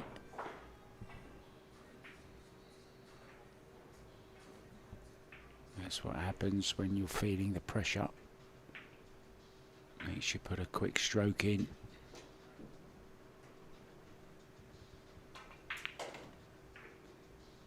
Well, I said 2 bites of the cherry. That was 3.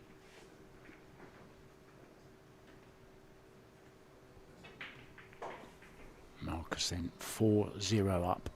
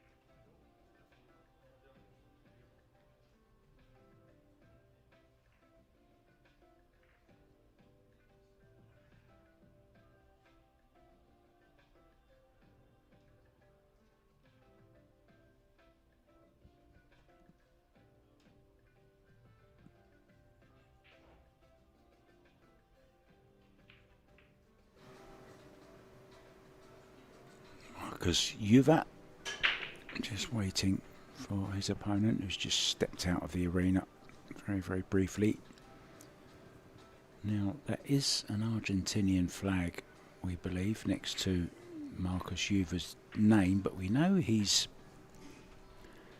Finnish. He's actually played for Finland in the World Cup of Pool. Born in Helsinki, 1975. But I'm not quite sure why there is an Argentinian flag next to his name. Age 49 now. Known as the Black Bear or the Turtle. Oh look, foul break. There's a foul break coming. The referee will call this. And it's a foul break. The cue ball was outside the box.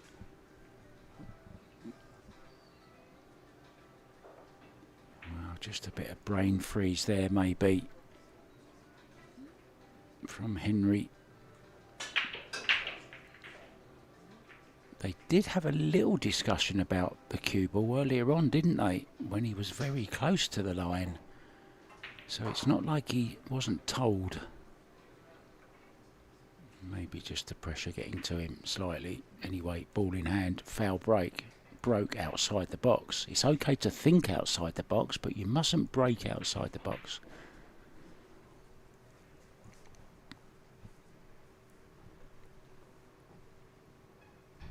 So once again, first in, Markus with the chance. He's creeping towards the 8 racks he needs.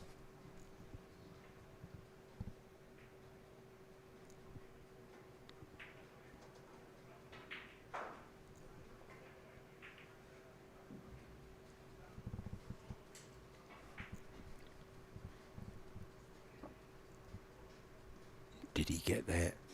Has he got enough of this 4 ball to make it into the corner?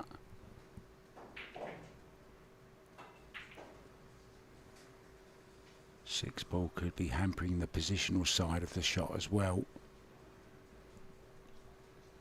He might be okay. It looks a little bit better, doesn't it, from this angle?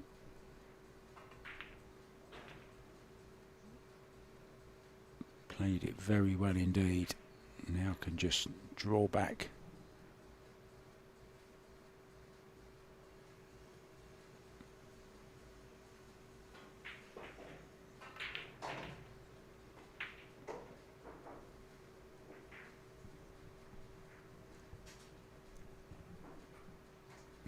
Markus 49, Mika 51.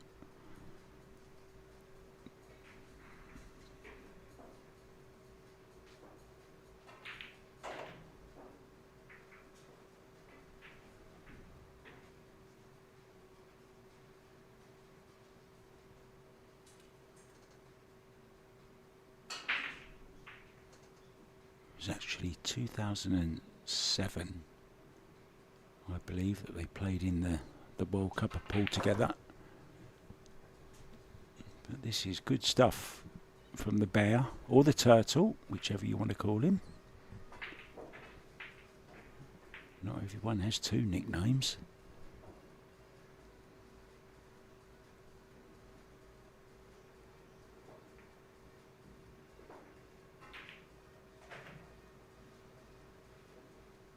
Has taken these very, very well.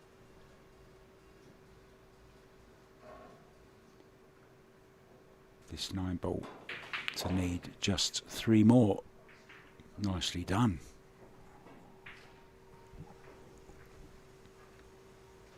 And let's have a little check around the room for some latest scores for you guys. We have one result. Jonas Kotta has beaten Asko Hämäläinen 8-6.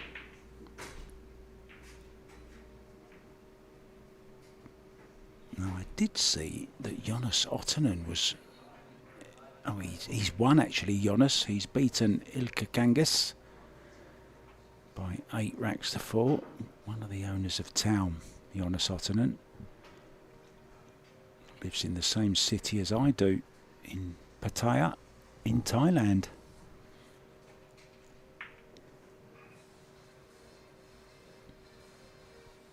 Some other latest scores. Juho Tettinen is 7-1 up on the hill against Jalo Kotanumi. Actually, Jonas is in action again. I'm sorry, this is the one I was looking for. Jonas 4-1 down to Ruslan Ostrovskyi. And Mika Hirvonen, who just got beat by Mika Immonen in the last round. He's going a little bit better this time. He's 6-2 up against Joni Savalainen. Back to this one then. Going very well is the man at the table, Markus Juva. 5-0 ahead. Ball's down on the break again. Oh, that little kiss on the 2-ball. It's okay, it's still on into the corner. Natural position to the 3.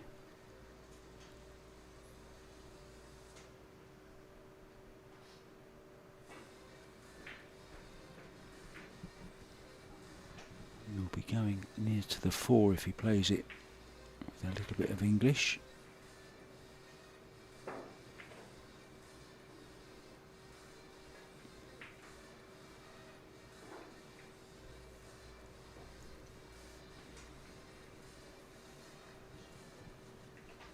And he's looking more and more comfortable as well. He's actually playing very well.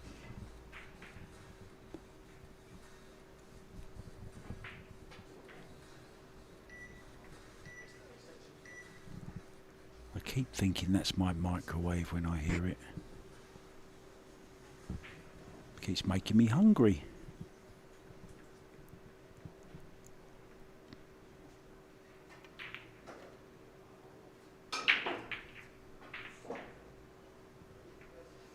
Now I wonder, will he think about the 5-9 combo?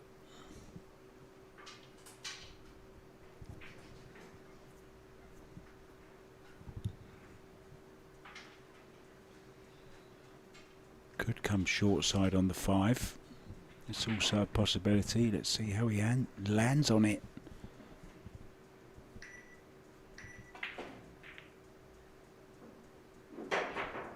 Yeah, comes short side, played it very nicely indeed.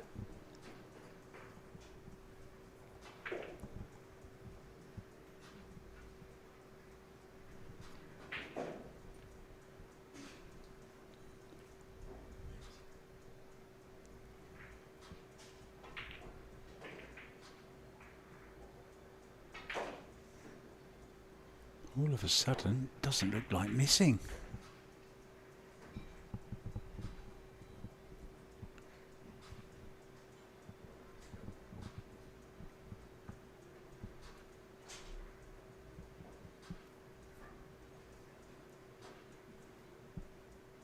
Tough to get decent on the 7. That's why he's played a safety. Very wise shot there, keeping it tight, not taking any risks, no point. He's not the one that has to do the chasing. Henri is the one behind, needs to make something happen. It's already happening for Markus.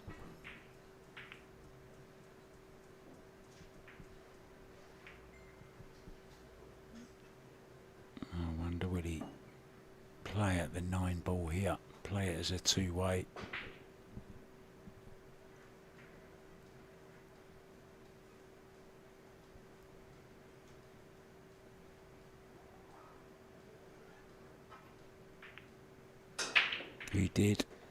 He did have a go at the 9, didn't he?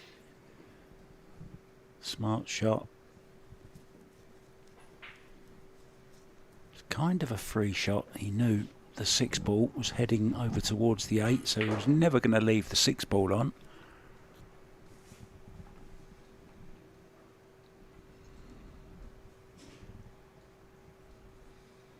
Nice shot there down the line with with Henri.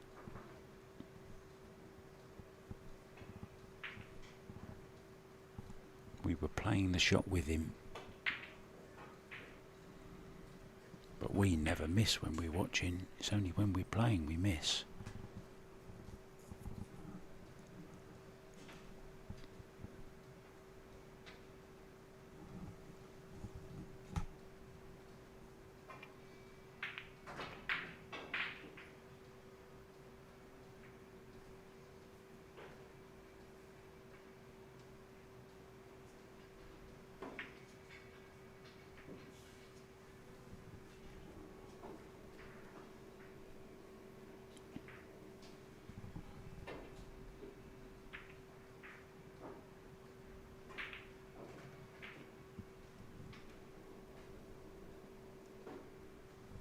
Winner of this match will play Jonathan Sarti in the next round, so that will be another all-finish affair.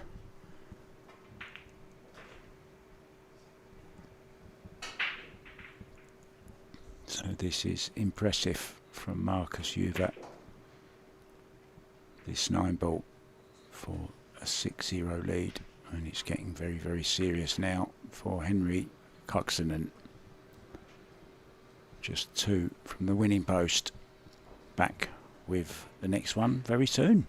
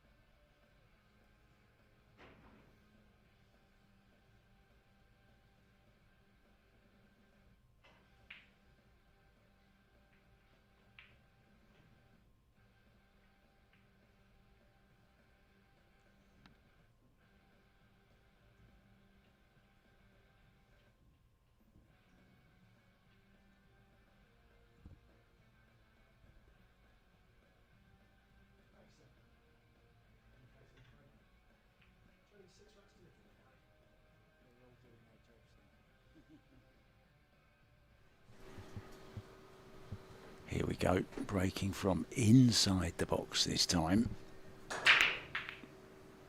Oh, unfortunately, he's gone inside the pocket. So he's not having a lot of luck on the break, is he, Henri? And pardon the pun, but it's Markus hoovering up from Henri's mistakes.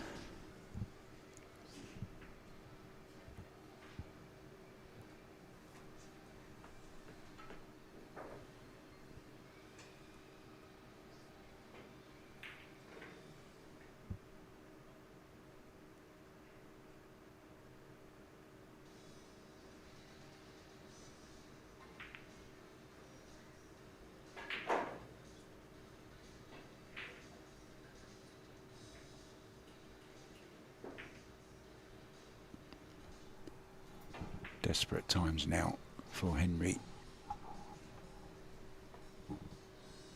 This is to get on the hill for Markus.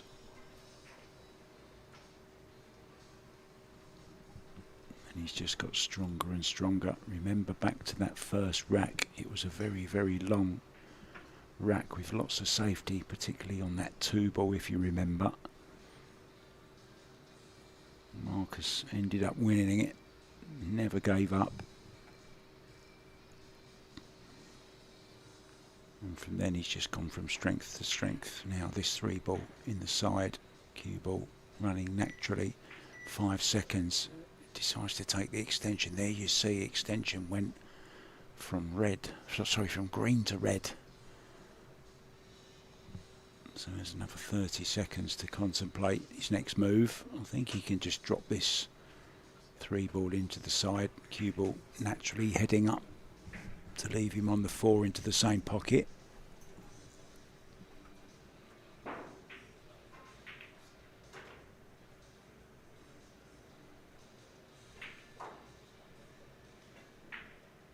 Now has an angle to go anywhere he wants. Off the back rail with some right hand spin. Cue ball heading over. Well, he's taking his eye off that. No other explanation. Oh, but look at the cue ball. Well,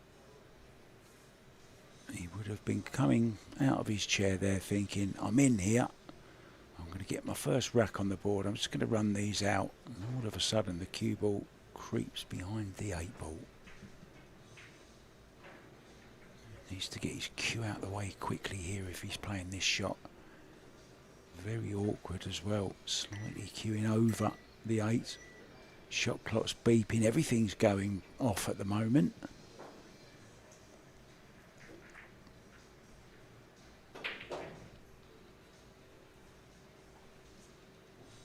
Doesn't like it.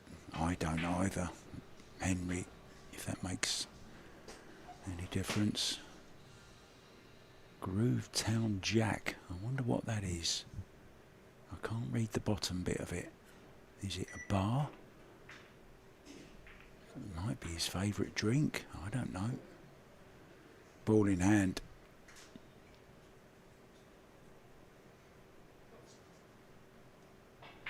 Start the clock, please.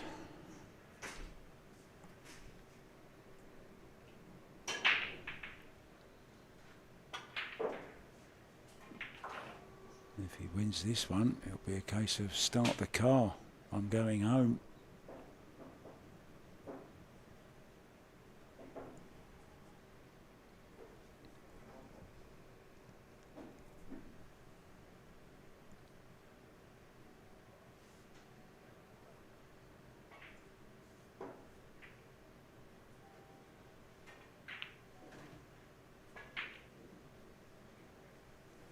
Just looks a little bit unorthodox sometimes.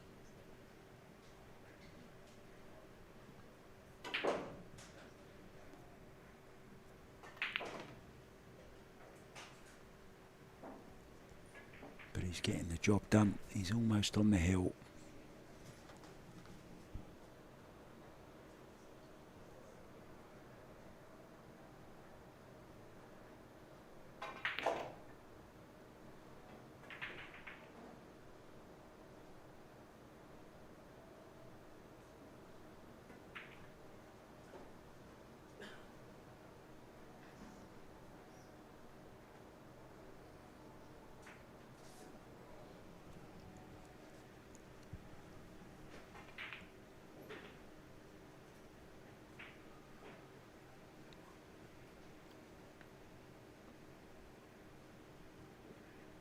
Well, he's been slowly climbing up it. And this 9 ball will mean he finally reaches the top of the hill and really does have a huge advantage now over Henri Kaksonen, doesn't he? Kaksonen meaning twins in English. Well, even 2 against 1. Can't match up against Markus, playing some great stuff here in this great club. The Biliardi 247, and it is exactly what it says on the sign. It's a 24/7 club. You pay €75 a month. You get given an electronic key, and you can come and play as often as you like. I think there's 13 predators on 9 feet, and then there's about 4 diamond, I think, 9-footers. Then there's a Kaiser table, there's a Chinese 8-ball table, there's 2 carom tables, and there's 2 predator snooker tables, believe it or not. There's only 3 ever made in the world, and 2 of them are here. And it's on 2 floors, and there's vending machines where you can get some drinks and you can order food in as well. It really is.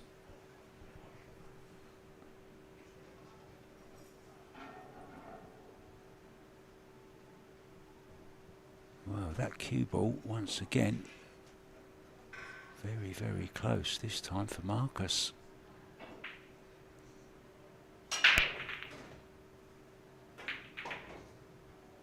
Good break.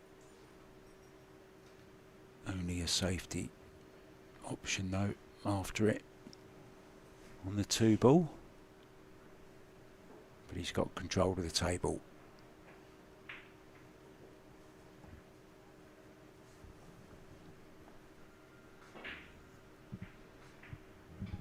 If you're wondering how they make the break box, it's actually a string line drawn from the 1st and the 3rd diamonds on that back rail in the kitchen to the point of where the 1 is spotted on that spot there, and then wherever that string touches the kitchen line, the head string, that's where the mark is made.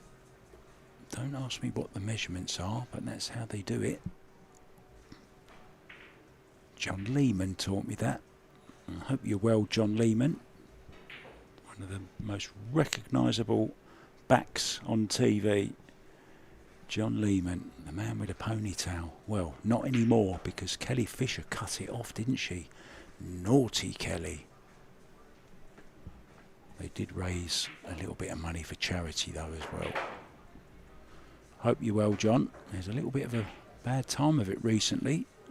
Had some health problems, and then his car caught fire on the freeway the other day. I don't know if you saw that on the Facebook posts. John's little Mini burst into flames.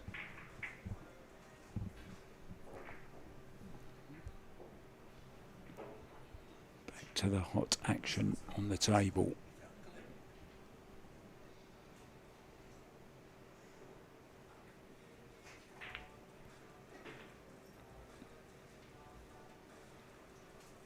Could this be the closing moments of our penultimate match for day 1 of the Taom MaxRack 9-ball Helsinki Open? We do have one more to come for you. 7:15.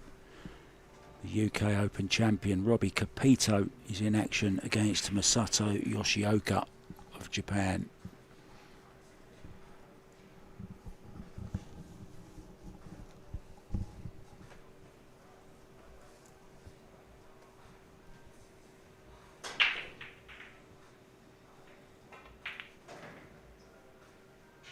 Really hasn't done much wrong, has he? Has played some really good stuff. A little bit out of position on this 5-ball though.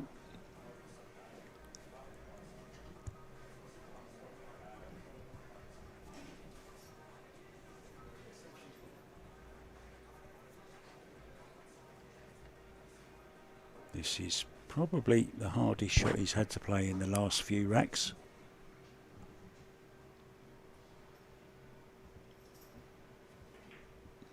Cannon into the 9-ball. Yeah, and you saw him trying to steer that ball then. He was concentrating more on the cannon than he was on making the 5, but he's been very fortunate. He hasn't left it. Only a safety available for Henri.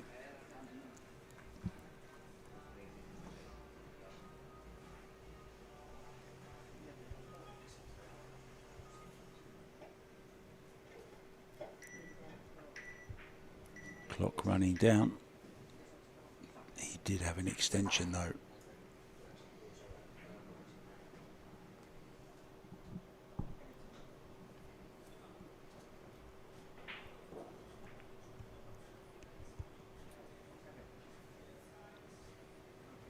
Yeah, that's a good shot.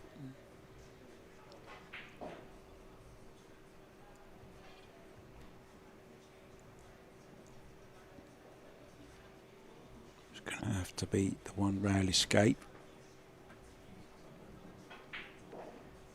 Oh, he's jumping, is he? He's gone airborne.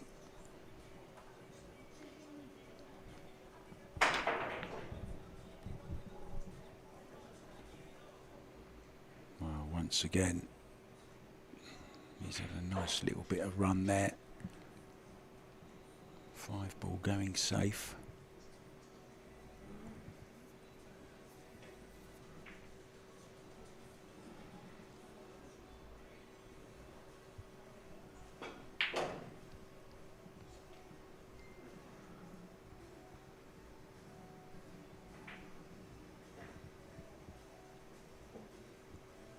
Going to have to play safe again. Try and draw in behind the 6 and the 9.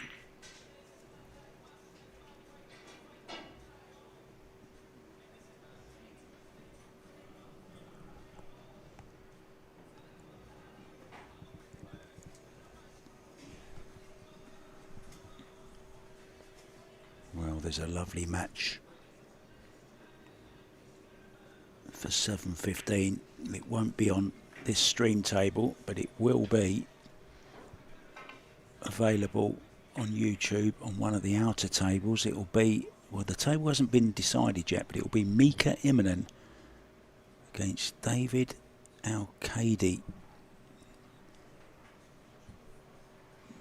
That's got the makings of a very, very good match indeed.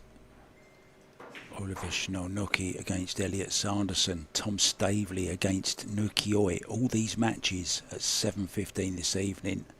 And of course our featured match, Robbie Capito against Masato Yoshioka. I thought he might just flick that 9-ball in there for a second.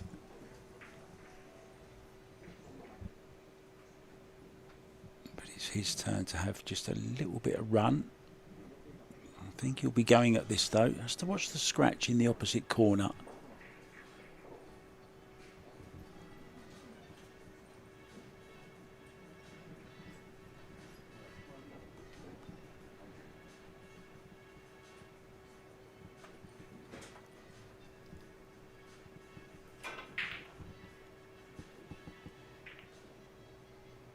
Well, that's one way of doing it. Look, is it going to spin in?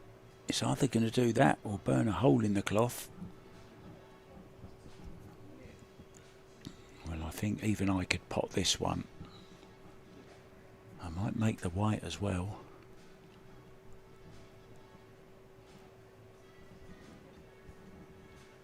Come on, Henri. Let's get a rack on the board. No one likes a donut. Apart from Homer Simpson. Well, that was a lovely little bump.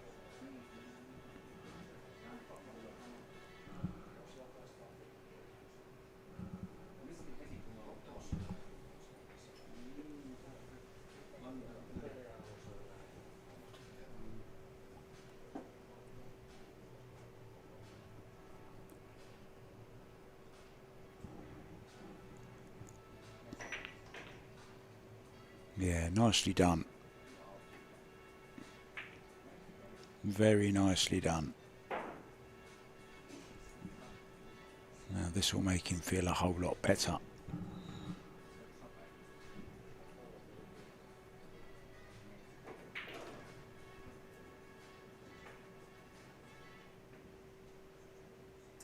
Just perfect. So this 9-ball for 7-1. He's stopped the rot. In it goes, and he'll be feeling so much better. I think I just saw a little bit of a smile there as well from Henri.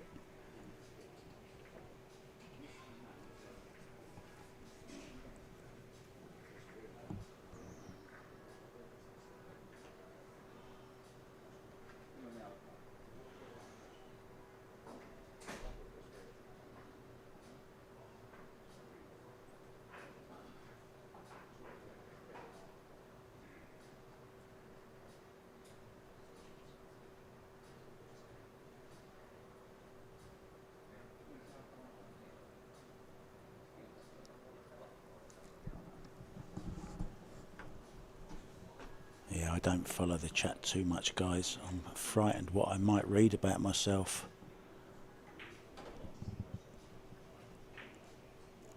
I do pop in every now and then just to see if you're all happy and there's any information you need that you're not getting. Any way I can help in any way, of course, always will.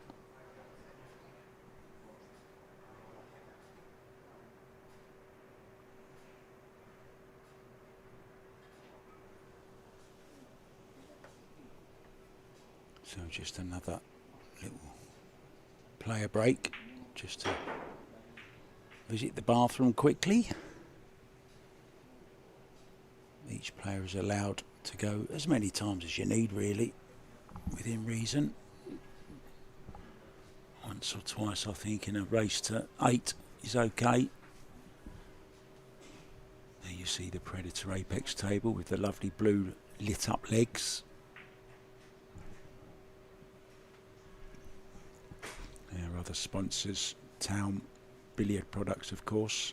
They make the great break tips, the gloves, and the best chalk in the world. You can tell me anything else you want, but there is no better chalk. I think the 100 and odd pro players they have signed up, the amount of players that use it, even if they're not signed up, goes to show just how popular. Great product the Taom V10 and the Pyro are.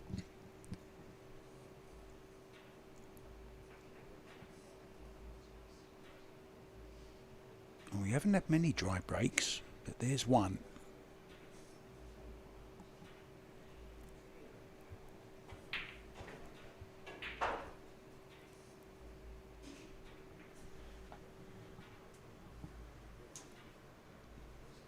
Seems he's got a look at this, has he?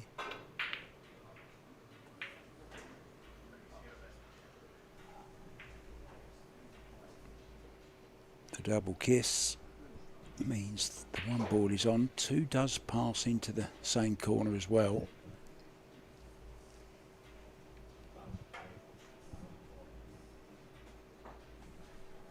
I can see Eero Rompunen unscrewing his cues. I think his run has come to an end. Not surprising. The man has been working very, very hard over the last few months to put this amazing event on. They really have thought of everything.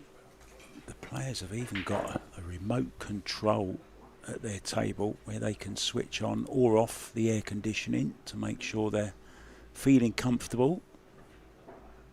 There's practice available 24 hours a day, and there's even a players' lounge with free food and drink laid on. So they really have gone the extra mile.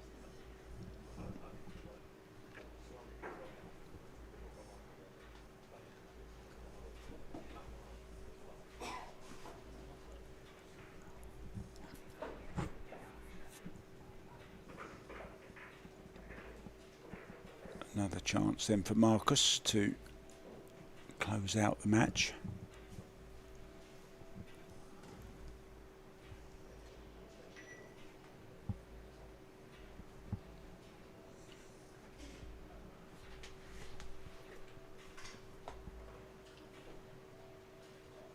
What's Seosoa eating? Look, she's eating something.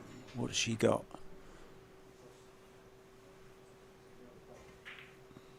Looks like a Twinkie, or what is it? It's a biscuit.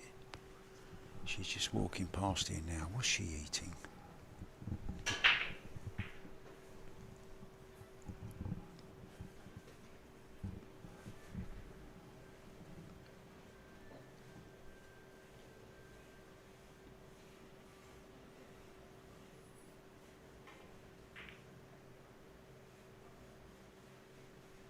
Just having a little bit of a wobble at the moment. Sees the finish line.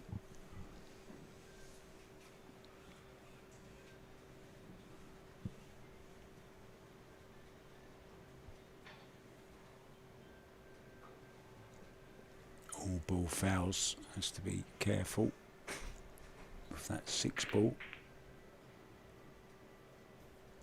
Maybe it was just enough to put him off. Now there is a nice bank on here on the 4 ball.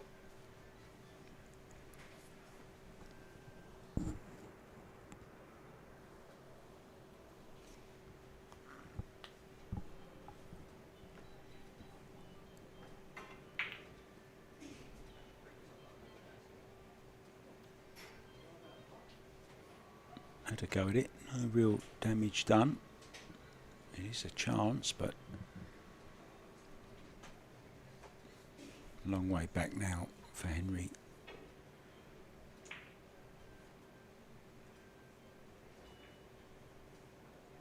Needs to win all 7 remaining possible games.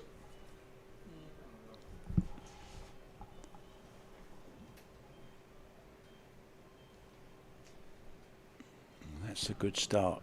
Nice 4 ball down the rail. This long 5.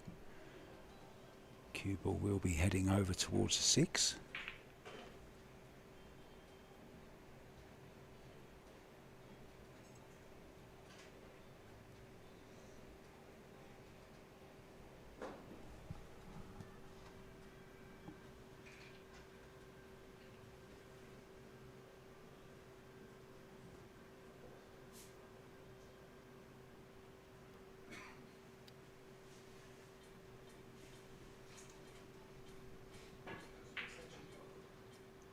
Ruslan Ostrovskyi 6-3 up on Jonas Ottinen.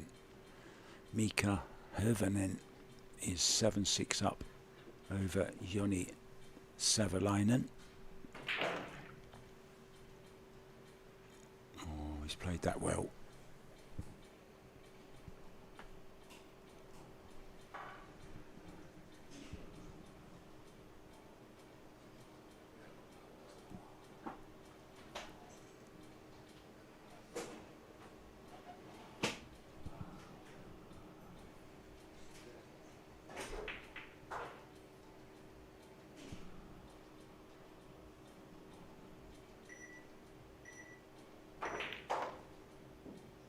Got very close there to the shot clock running out, and he's played a beauty.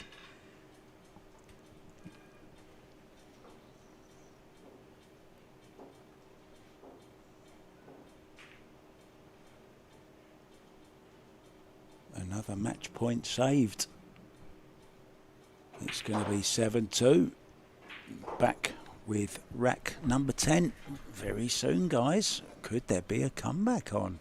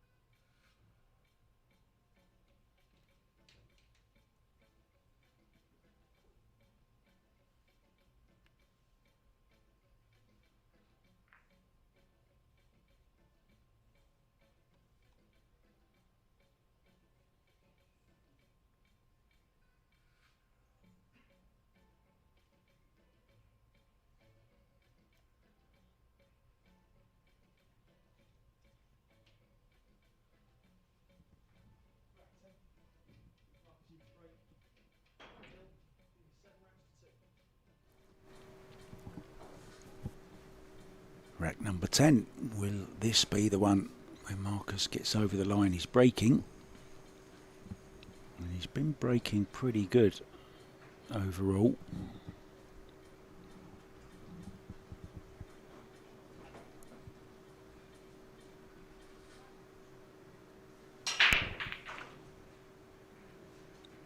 And continues to do so.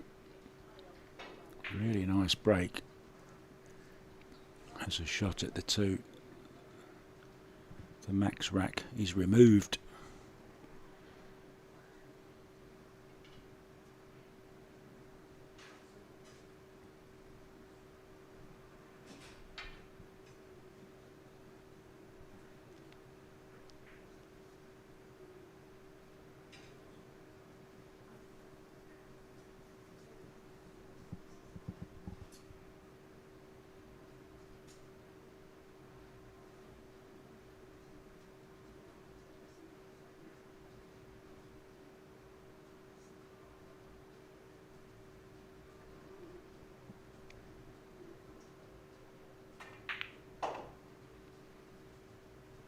Slotted that home beautifully.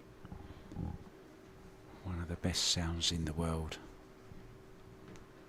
A pull ball hitting the back of a pocket. That's what first attracted me to the game, that sound.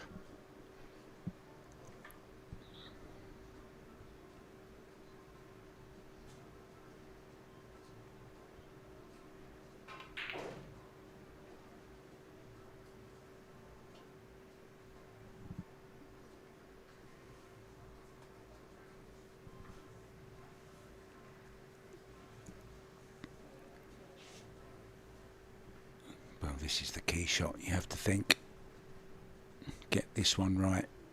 All the rest of his work after the 5 is down here.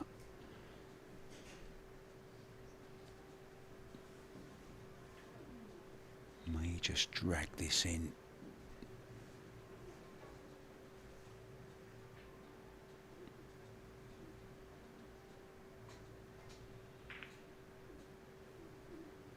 Yeah, played that very well. That could have gone wrong. Okay, he's finished just slightly straight on this, but he can force an angle. Just not going to be able to get really close to the 6, so there will be added pressure on the 6 ball.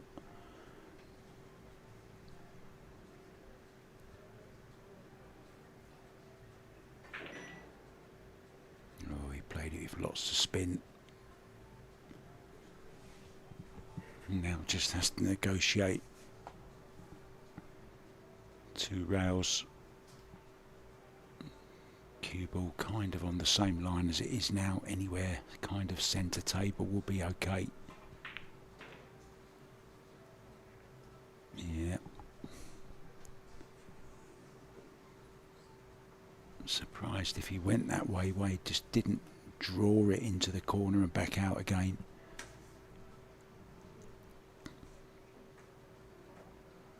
We'll be going for the bank shot, that's for sure. And it's there. Played it very well indeed, didn't he? Surely this is it then.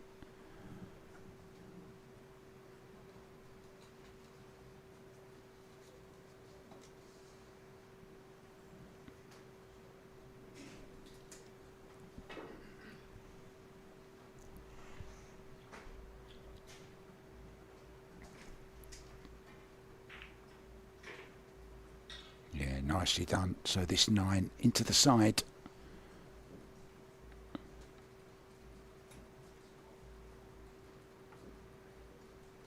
It's been a really good performance on the whole from Markus. Winding back the years of his doubles final with Mika imminent in the World Cup of Pool.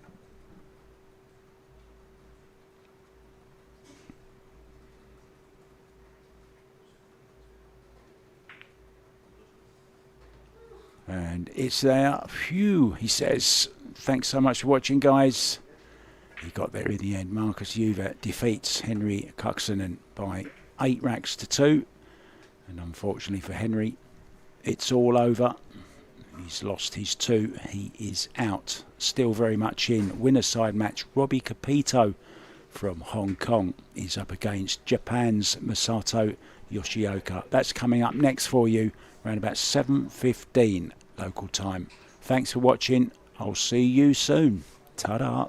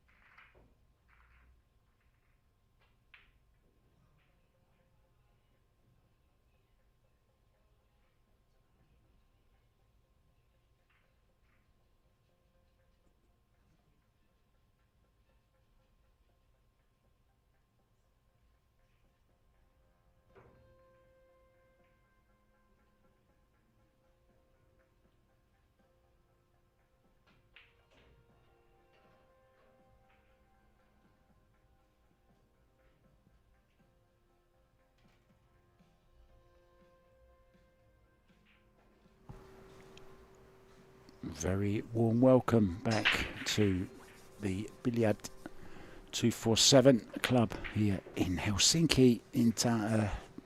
I nearly said Tallinn then. I used to live in Tallinn.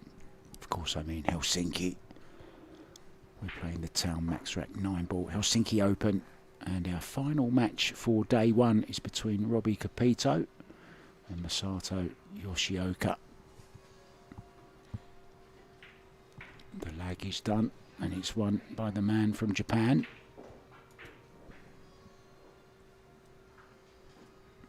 And he will break from the box. This is a race to 9 winner's side match, a winner's qualification match.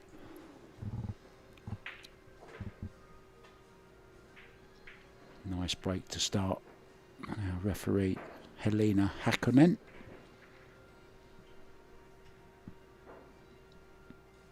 Removes the MaxRack. A nice clear open table awaits this young man. Just having a quick look at the shot clock. There is one. It's 30 seconds as always. One extension a rack each. One difference to the break. It is alternate break, not winner breaks.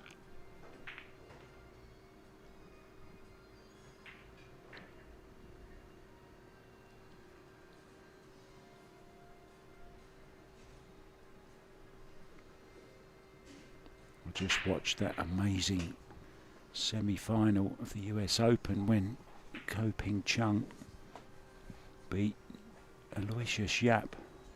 Ran 99 balls in a row. Incredible display. But it won't happen here because it's alternate break.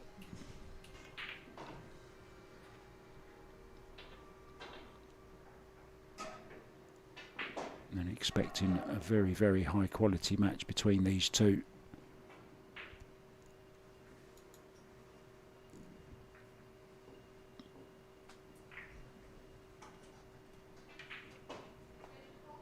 $7.49 is the Fargo rate of the man at the table. And his good friend is playing on one of the outer tables also. Nukioi is up against Tom Stavely. Oliver Shonnoki is up against Elliot Sanderson. Al-Qaidi is up against Imminent. If you want to watch any of those, they are all available on the Billiard Tube channel. Oh, classy shot. And while you're on our YouTube channel, it would be really nice of you if you would just like and subscribe to it, please, guys. It helps us bring all the free pull to you. It may just be some little thing for you to do, but it makes a huge difference to us in the future of free pull. So thanks for that, guys.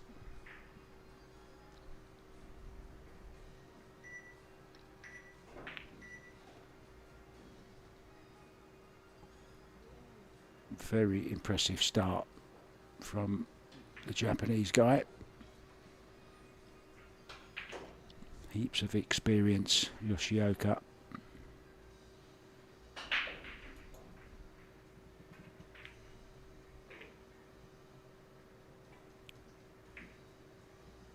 Hasn't really had too much success of late. Finished out just outside the top 32 in the UK Open. And we all know who won it. The man sitting down, waiting to come to the table and break, Robbie Capito.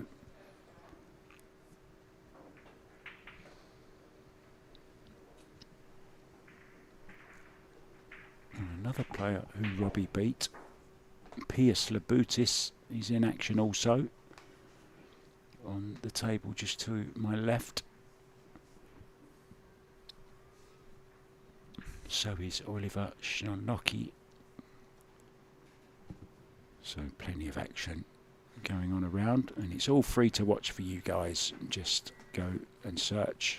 Every table available is on there. Sullivan Clark, Oscar Dominguez, Emil Andre Gunflot against Ralph Suquet. Jose Alberto Delgado is up against Aloysius Yap. And Piers Labutis, as I said, he's playing Jere Vitaranta of Finland. Trailing 1-0, Robbie Capito then coming up to break. Rack number 2 in this race to 9.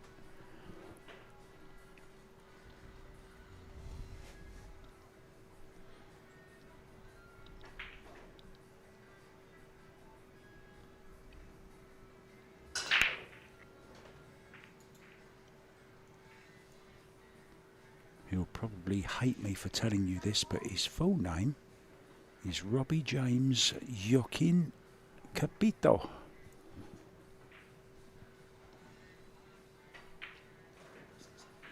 Hong Kong-born Filipino.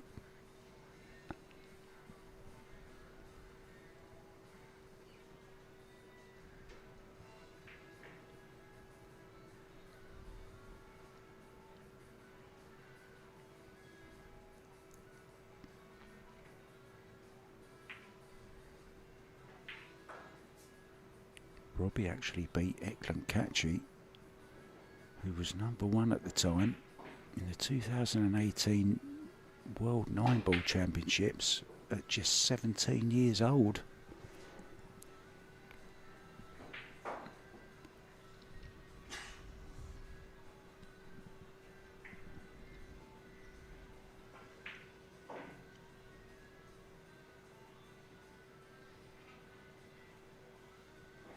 And in that amazing final, the UK Open final earlier on this year, a great final it was as well against Mieszko Fortuński, the butcher.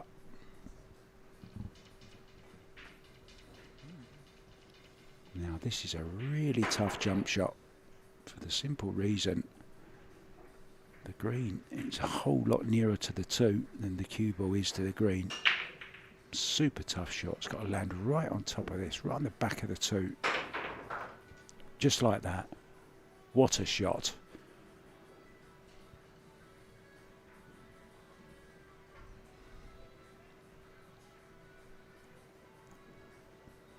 Now this ball will cut.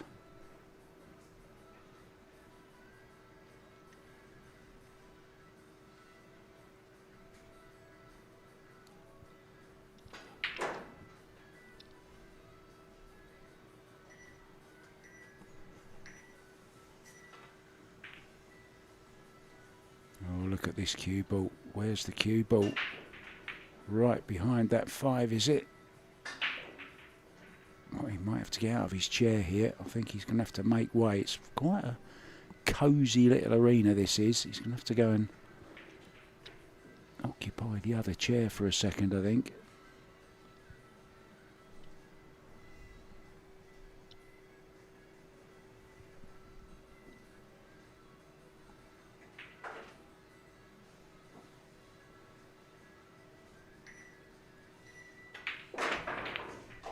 Wow, anything you can do, I can do as well, says Masato. What a great shot that was.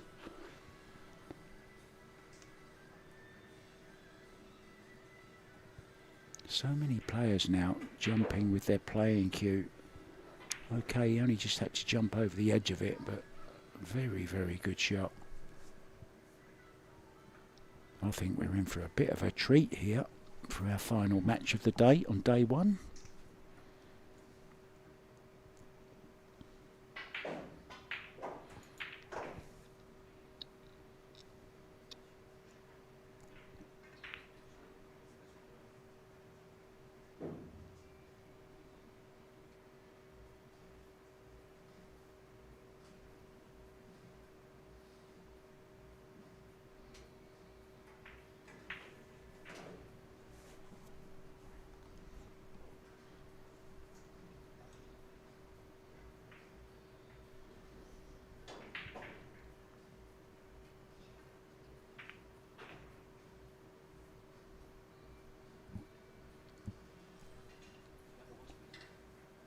Impressive start from Masato.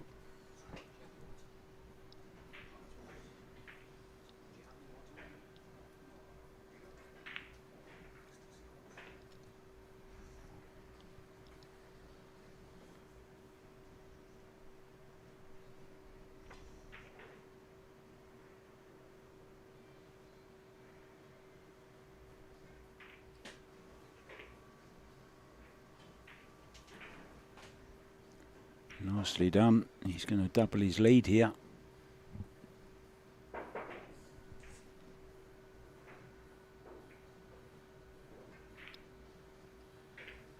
Ooh, slid it in off the long rail. 2-0 it is. Let's just whip around the room very quickly. Manuel Montejo for Hernandez. 1-0 up against Lasse Alvesalo from Finland. Henri of Arainen is 1-0 down to German Sascha Trautmann. Piers Labutis has lost the first one against Jere Vittoranta. Oscar Dominguez, Sullivan Clark still on their first rack. Ralph Souquet is 1 down to Emil Andre Gangvlot and Jose Alberto Delgado.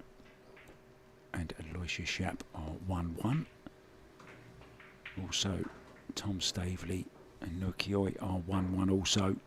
Elliot Sanderson has taken a 2-1 lead over Oliver Schnolnoki. And Mika Immonen trails David Al-Qaidi.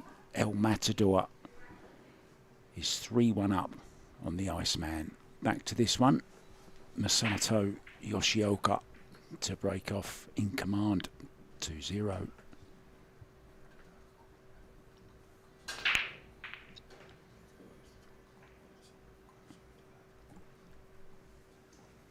One ball in the side again.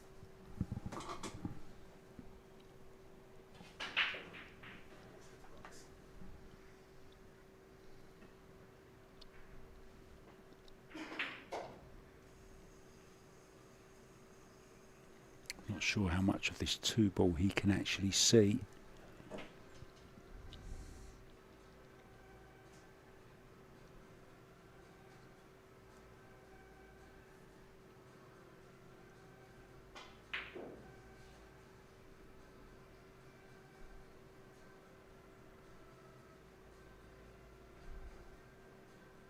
Just pushing.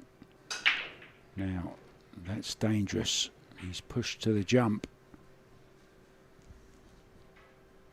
And both of these players have successfully negotiated the one jump shot each that they've had so far.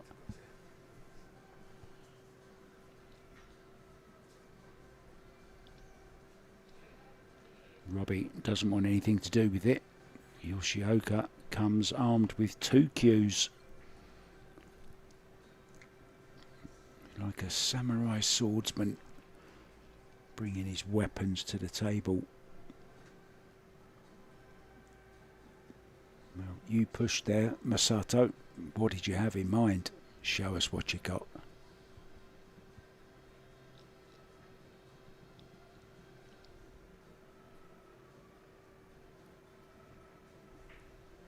The jumping Japanese.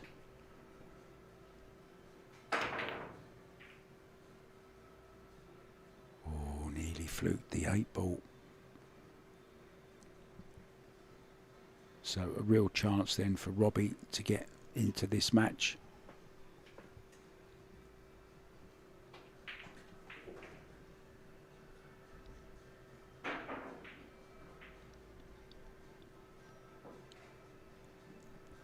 Has a real air of confidence about him, Robbie, when he's walking around the table. Looks very comfortable.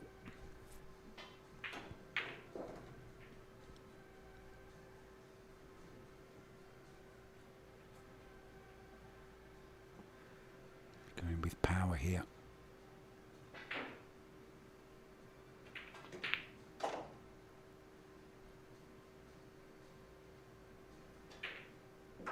That's okay. Work to do now. Needs to really grab hold of this cue ball. Low left. Draw the cue ball past the side pocket. There you see, aiming very low, very left.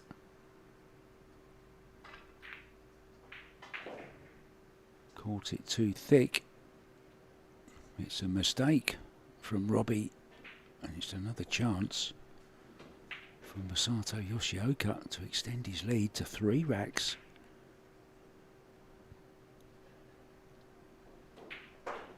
9 ball is a little bit awkward.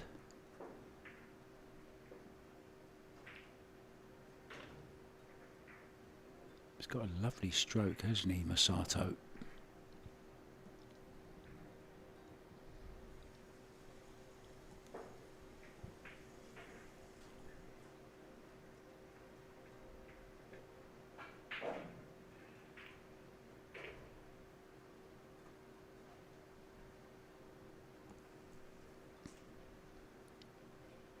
Now it's imperative he leaves himself an angle on the 7.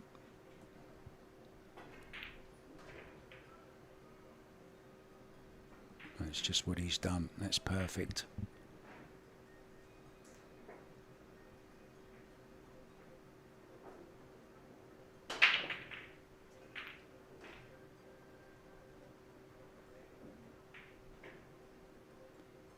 We'll be playing the 9 ball, I think, into this bottom right hand corner. I don't think it goes in the side.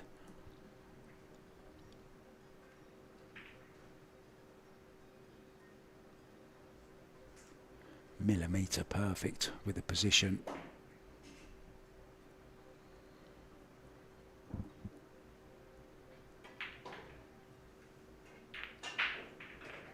Very, very nice indeed.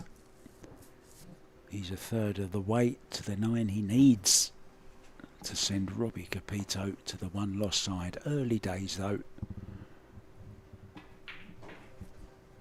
But that miss on the 3 ball from Robbie costing him.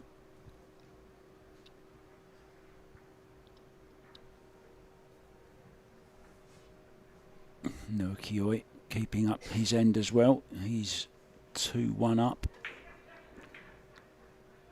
That's just gone 2-2 actually with Tom Stavely. Elliot Sanderson is on a bit of a roll. Wasn't happy with his performance on this table earlier on. Had a little word with him afterwards. Said he was struggling with the speed of the table. Well, he's certainly got the speed of the table on table 2 because he's taken a 3-1 lead over Oliver Sznolnoki. Mika Immonen has pulled 1 back against El Matador. The Spaniard leads Mika 3-2. Back we go.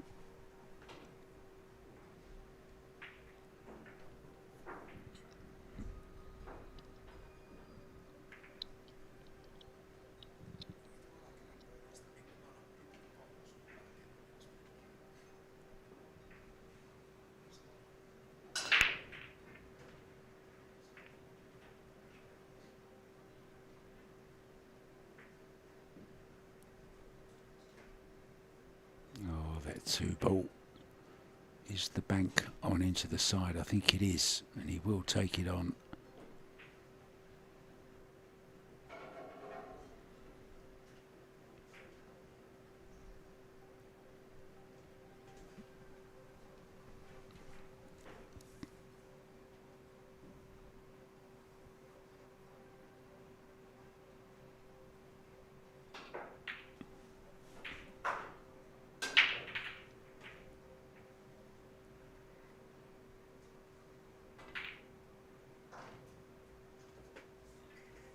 Nicely done. Now I can just creep past the 4 and the 5 with the cue ball.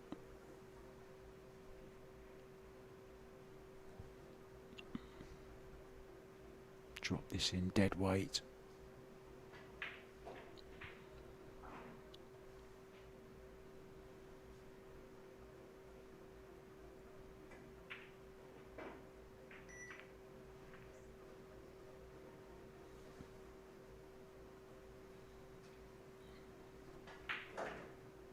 Now 2 rails back to the centre of the table for the 4.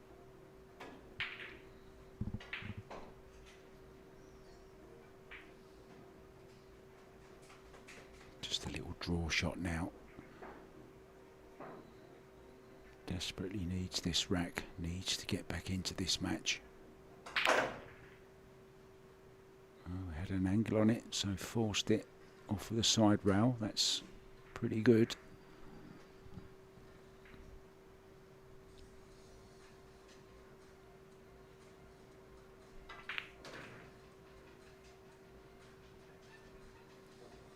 letting the cue do the work there.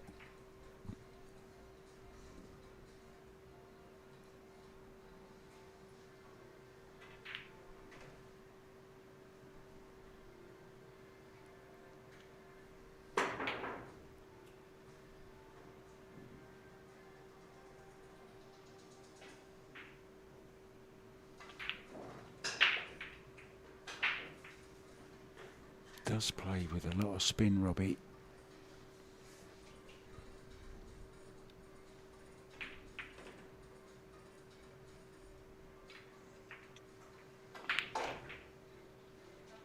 And gets on the board 3-1.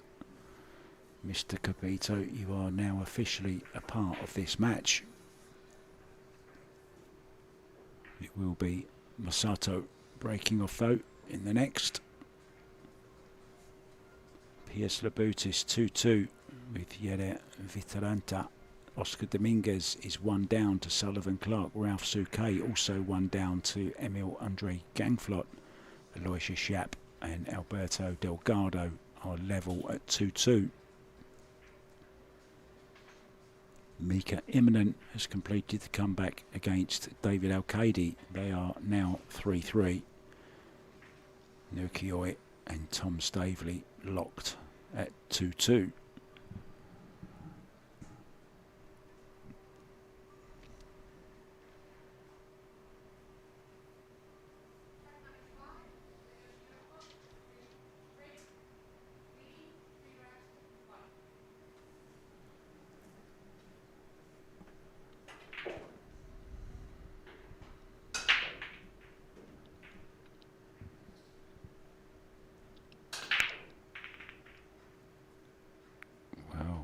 The back page, he missed the 1 ball, and it's a dry break for Masato Yoshioka.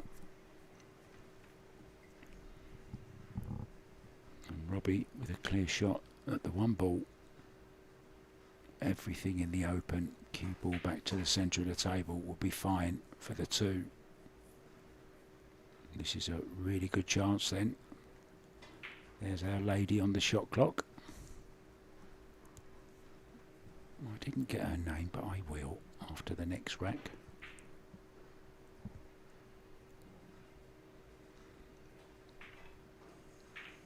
Takes a big team to put on an event like this.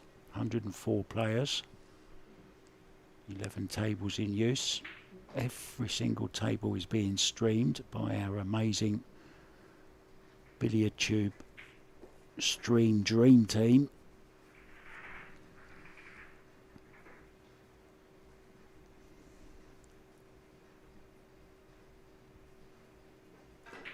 You see an Ollie and others.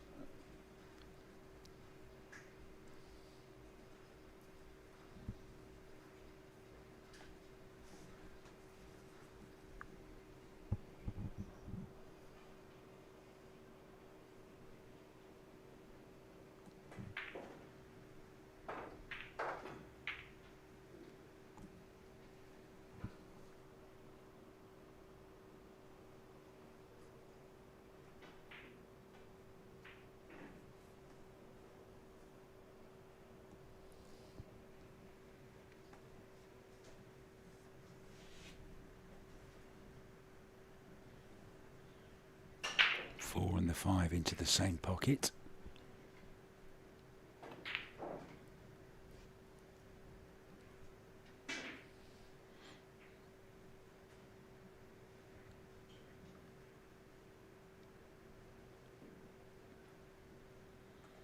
There you see once again using a lot of English. Maybe he's one of these players that aims really left or right and then brings the cue in online. Judd Trump does that, doesn't he?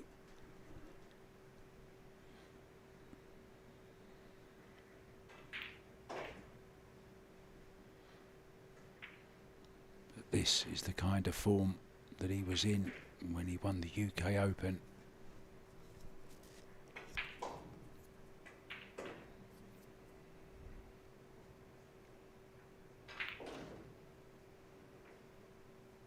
flowing, fluent, smooth as silk.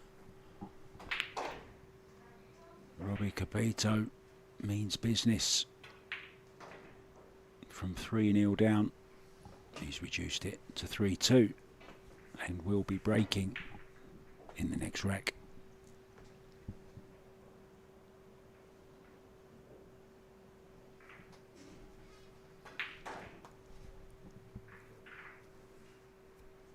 Yeah, first appearance today was earlier on for this referee, Helena Häkkinen. Second time on the stream. It's like your first day at school, isn't it? It's nerve-wracking. I remember the first time I went on the microphone.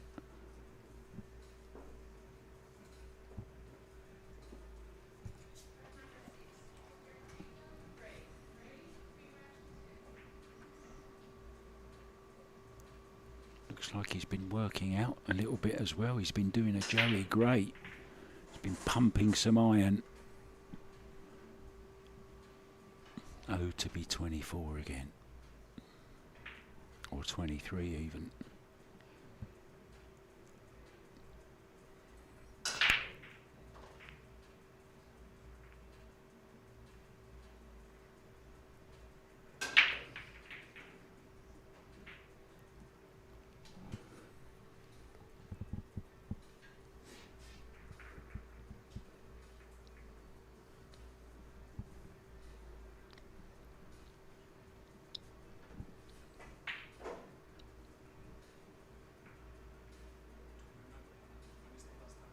He's looking at getting the cue ball between the 4 and the 5 here.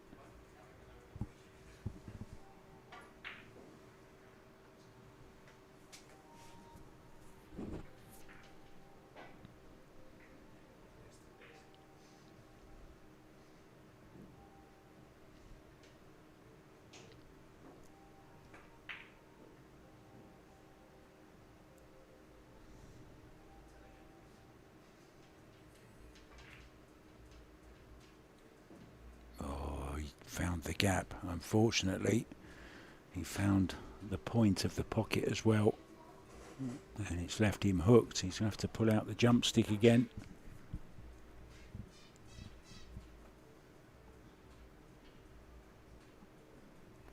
It was the 2 ball he jumped earlier and made it. Then Masato made a brilliant 3 ball with a jump stick.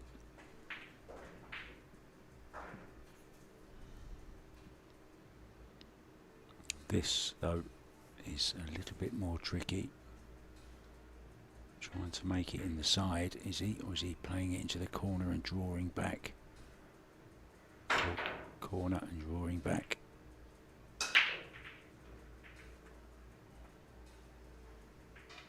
Huge slice of luck.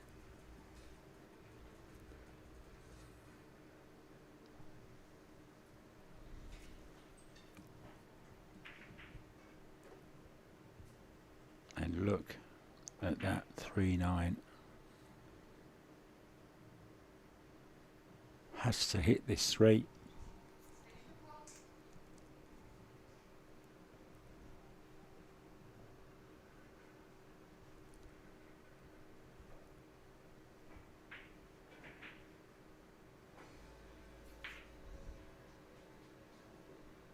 Gonna play this with a bit of pace.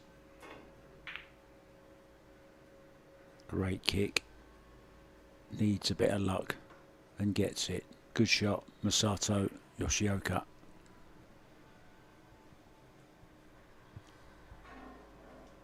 Touche, he says.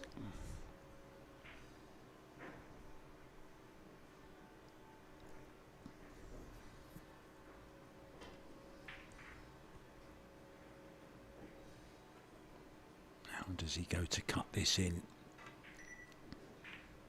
He does, he certainly does. Played it very well. It's not going to be on the 4 ball though, unfortunately. But terrific row first on the 3. It's been good quality so far.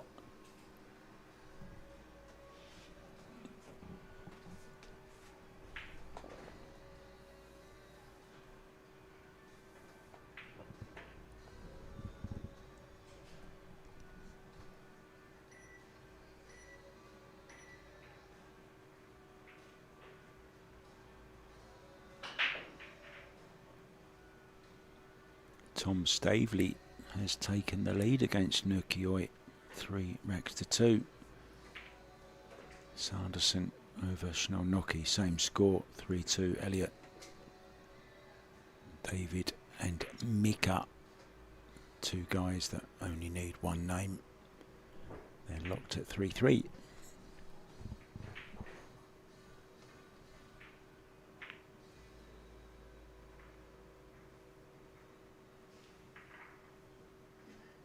Well, if he's got the hook, that's a great shot.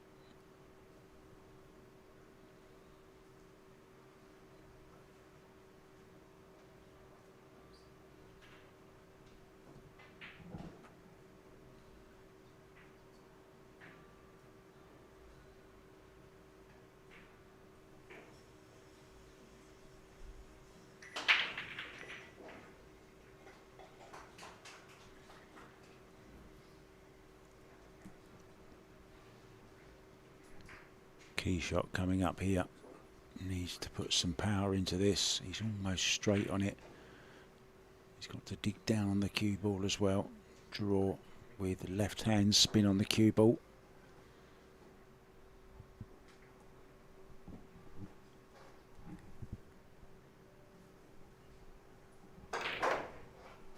Look at this, look at this. Unfortunately, didn't get the English though on the cue ball.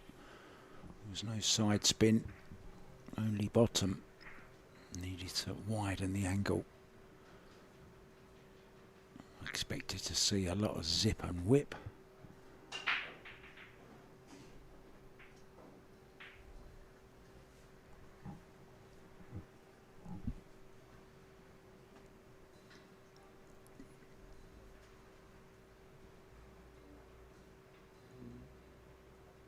Going very thin off this 6 ball. Ultra thin. Well, you need young eyes to play a shot like that. That is a top quality shot. Take a bow, Mr. Capito.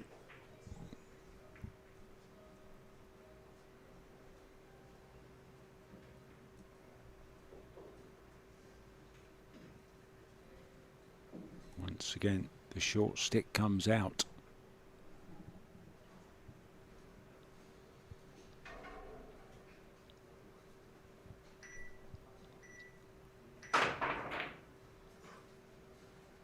Played the bank. He's left it. So it looks like we're going 3-3.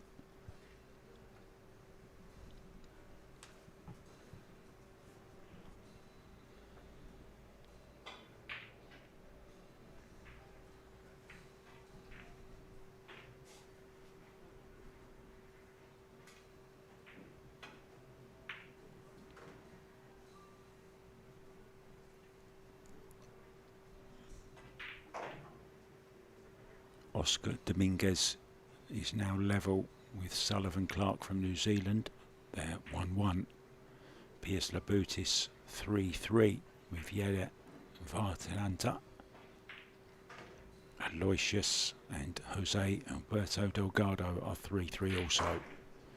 So plenty of tight matches going on around the arena. If you want to see any of them guys, remember they're all available on this YouTube channel.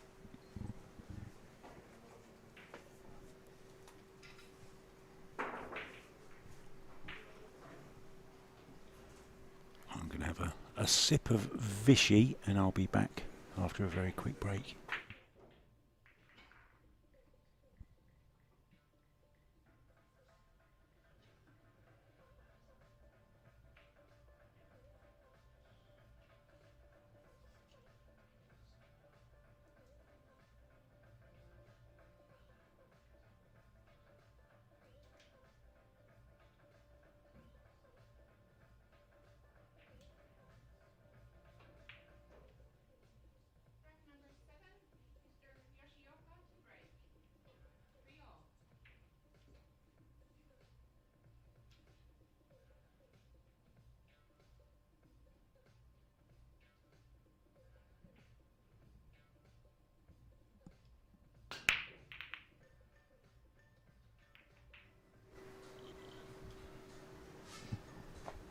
It's another dry break. So things just turning around, aren't they? 3-0 up he was, Masato.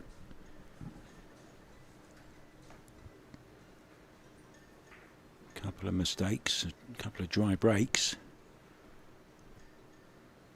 There's Elliot Sanderson in the background and Piers Labutis on the next table. That's the back of Oliver Sznolnoki, the Hungarian. There's Aloysius Yapp as well, just coming into shot in the red shirt. Third table up.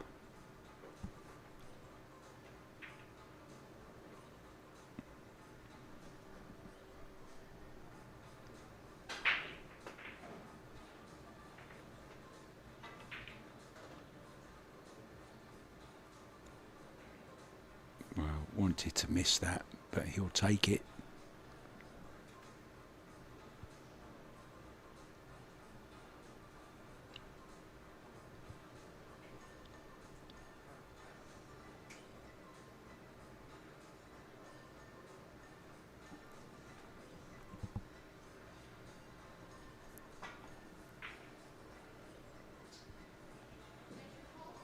Can play it into the side. He's playing it into the corner by the looks of it. Or is he?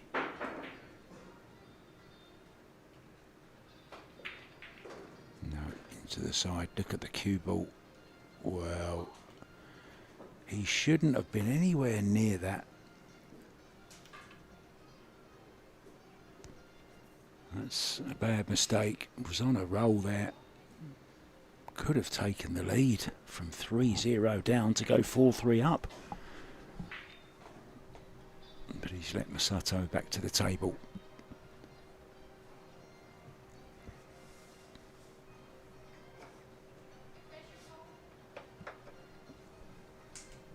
Masato also causes extension.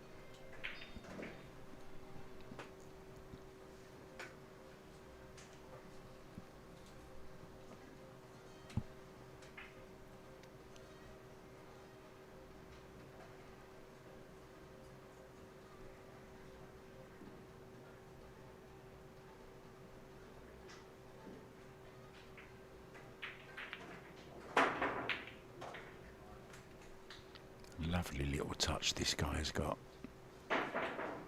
Just caresses the ball around.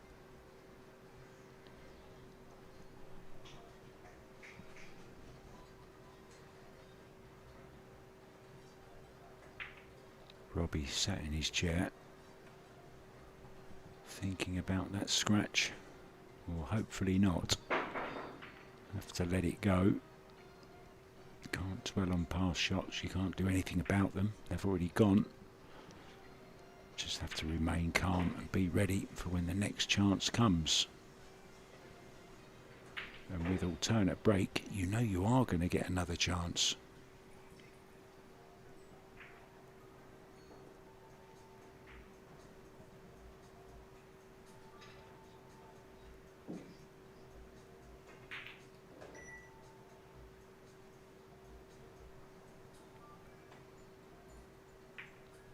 Just goes very quietly about his business, Masato.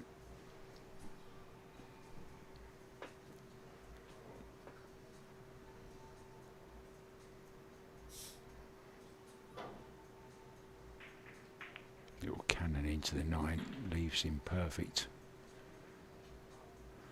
Well, I say perfect. He might be slightly straight or just the wrong side. Well, he's stunning over, so he's okay.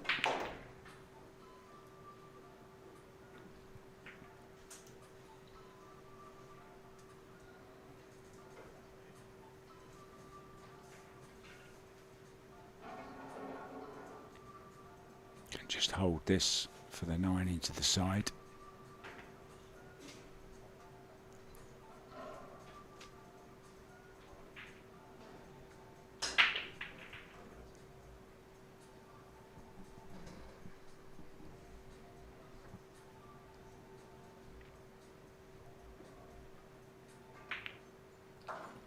Normal service is resumed. 4-3. Masato leads once again. Emil Gangflot has taken a 3-1 lead over Ralph Souquet. No change in any of the other results so far. Young Cole Ganaderberg is 3-3 with Jonas Vartia.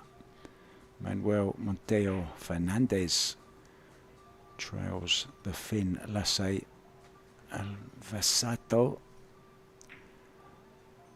4-3. Sascha Trautmann, the German, going well over Finn Emmy Oravainen. The German 5-1 up in that one.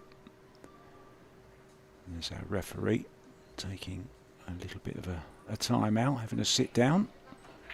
Ben Taylor Fuente. I'm sure he's keeping an eye on things though. Very, very conscientious is Ben. Comes with an air of authority, which is exactly what you need from your head referee. You know where you are with him.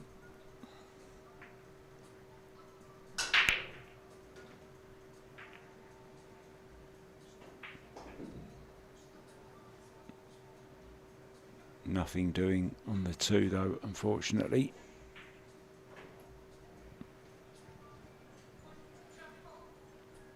Push out called.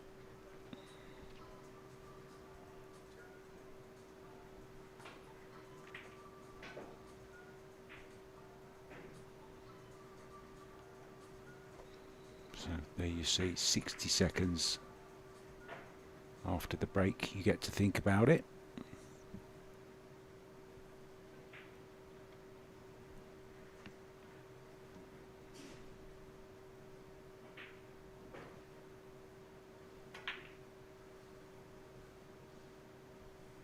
He's left him a thin safety off the left hand side of the blue 2 as we look.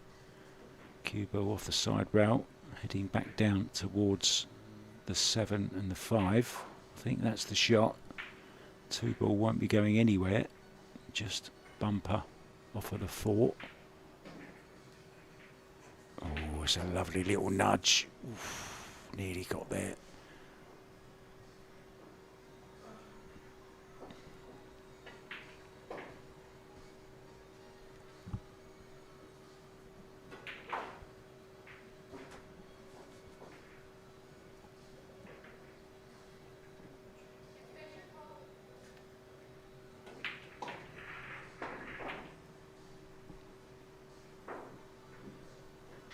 Both players then use their extension.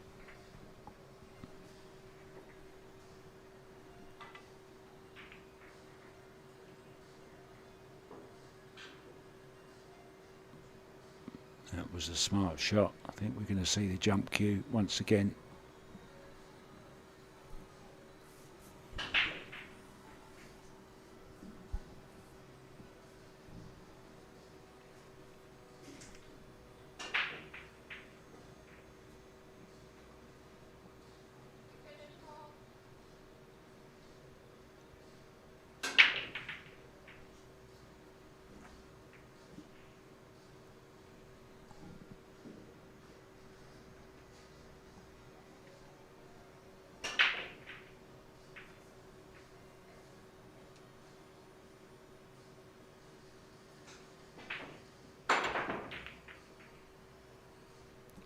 Well, he got over the ball, but there was no direction at all.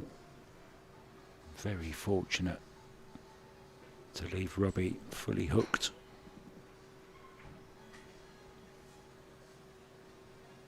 Well, Tom Staveley from London is 5-2 up now on Nokioi, and Oliver Shinnonoki has taken the lead over Elliot Sanderson 4-3. Al-Qaidi just gone into the lead once again over the Iceman. He leads Mika Immonen 5-4. Well, what a jump shot that was.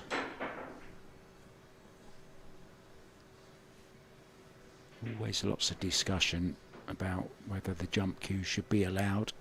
I'm a big advocate for them. I think they're a great thing in pool. It's a skill in itself.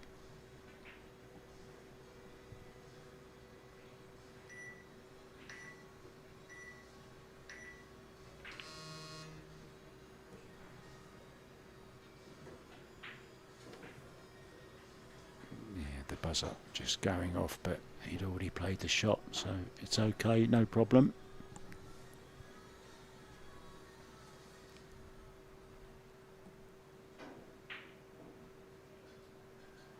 This is the shot then to the 5.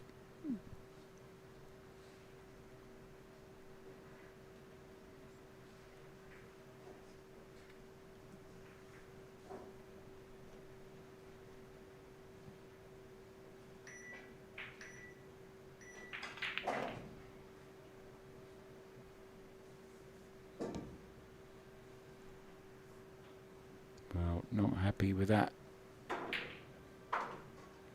The butt of the cue taking the full punishment.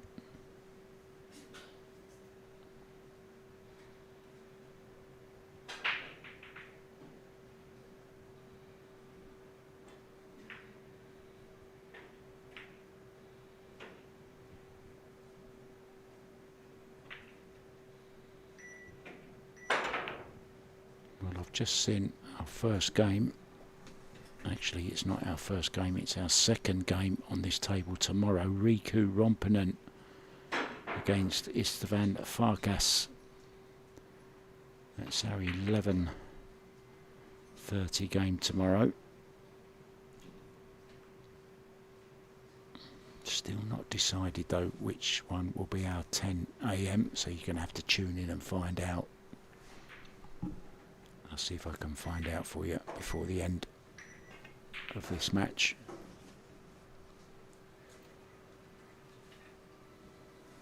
Masato is at it again.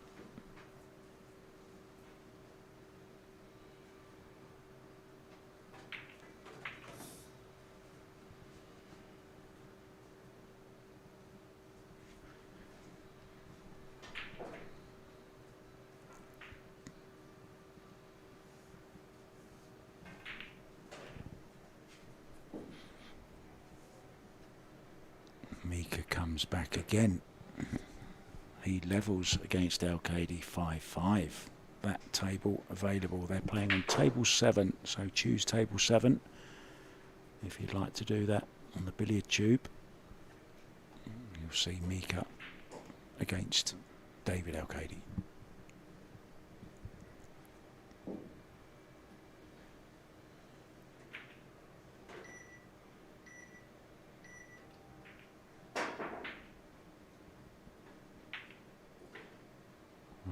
Overcut that slightly, which means the white went a lot further than he wanted. Can still cut this in. Cue ball will be running wild. 4 rails maybe.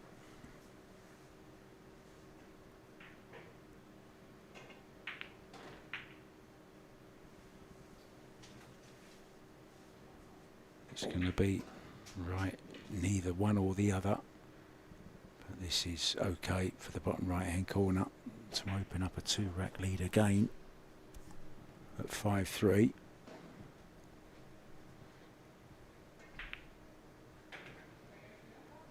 Nicely done. Masato Yoshioka in control. Wins rack number 8 in this race to 9.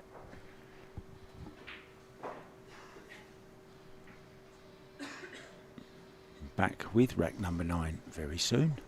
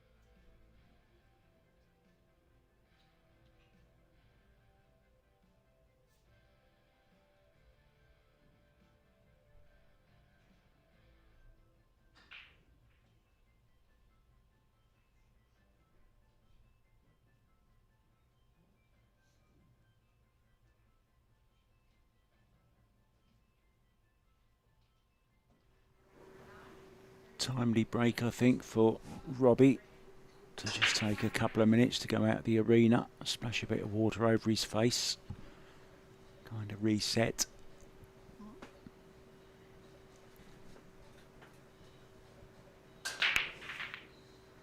From 3-0 down, almost took the lead, but hooked himself. And since then, Masato has taken both of the racks.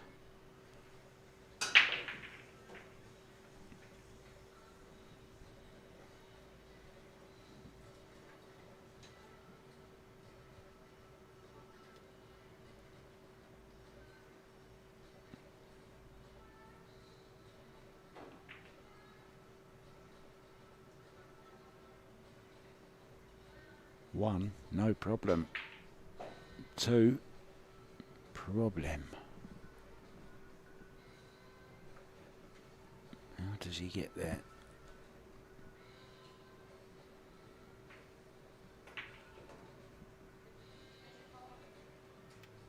Doesn't have to take it on if he doesn't want to, but I think he's going to.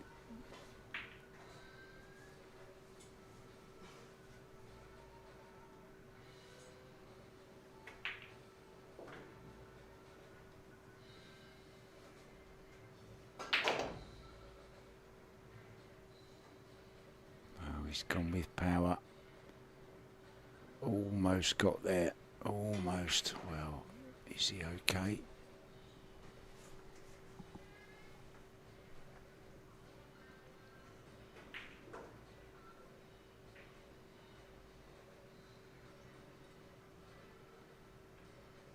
Just the safety in behind the 3. Smart shot.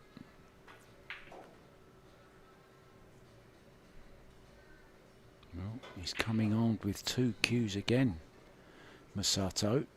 I wonder which one he'll drop.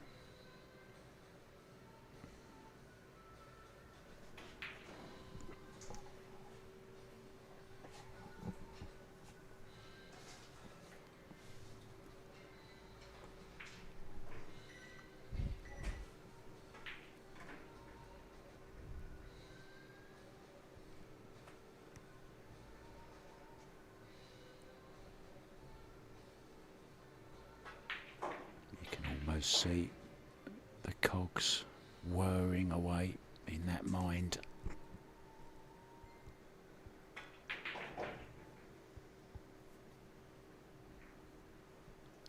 It's a straightforward kick. Doesn't want to get any unwanted English on this cue ball. Oh, look at that. Well, what a bit of luck. No expression, no emotion from Robbie.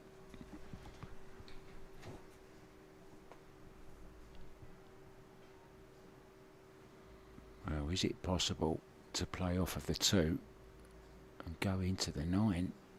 Maybe not, maybe too close to it.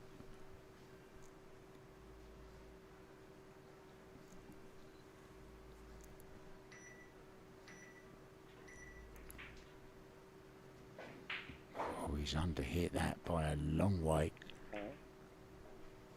And surely Robbie is going to be going at the 9 here. He has to. He can even play the bank shot as well on the 2. Two-way attacking shot.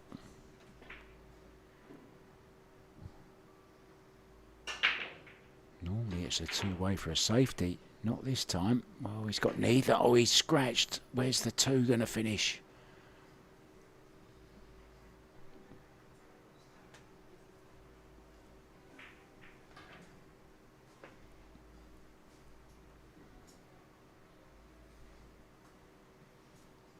Whenever you're going into another ball, there's always the danger. You just never know what's going to happen.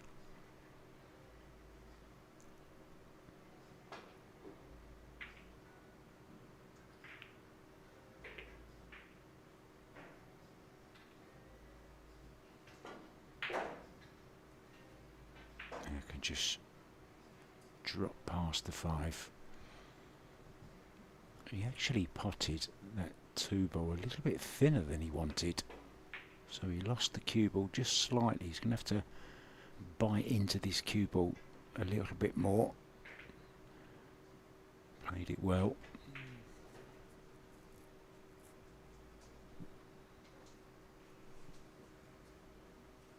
Mika Immonen has now taken a 6-5 lead over El Matador.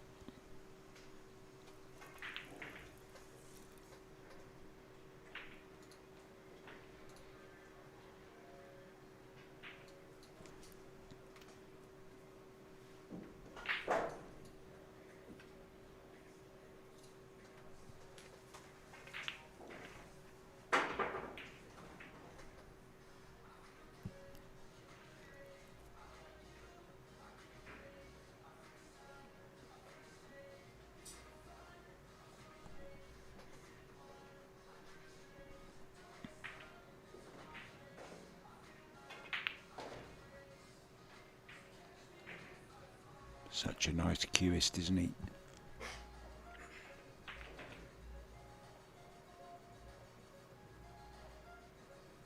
The 3-rack lead is back.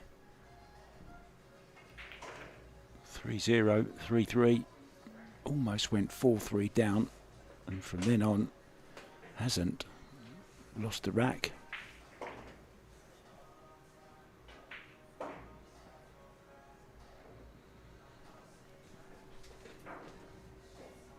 Elliot Sanderson now 5-3 down to Oliver Schnellnocki. Tom Staveley still has the advantage over Nukioi, but it's back to 5-3 now. Piers Labutis 6-3 also over Jere Vartiranta. Sullivan Clark 2-1 down now to Oscar Dominguez. Ralph Souquet trails Emil Andre Glangfot 4-1. Apologies for that, guys. And Aloysius Yap is 5-4 up on Spaniard Jose Alberto Delgado.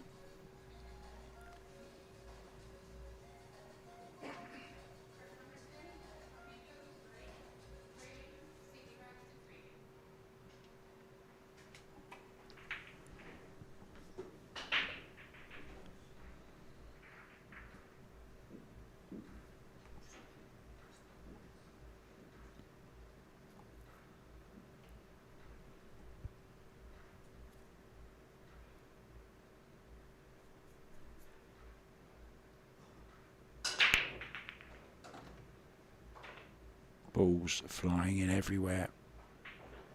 3 balls down. Terrific break.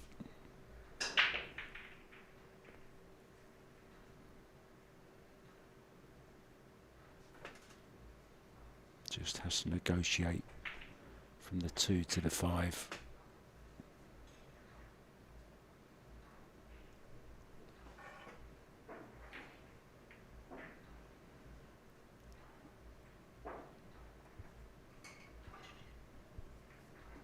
Got quite a big gap to land in between the 6 and the 9, so shouldn't be a problem. The only problem is reaching this one. He's just got the extension on. He's a pretty tall lad as well.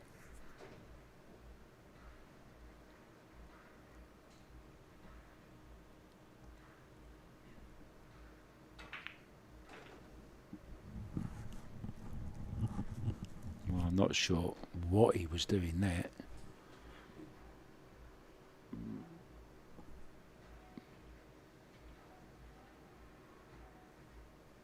Don't know why he played it so hard. Thought he could have just gone 2 rails and held it, but maybe not.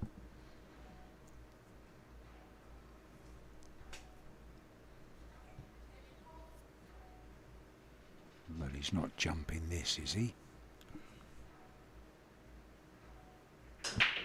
He's been watching Fedor Gorst too much. This is a ridiculously hard jump.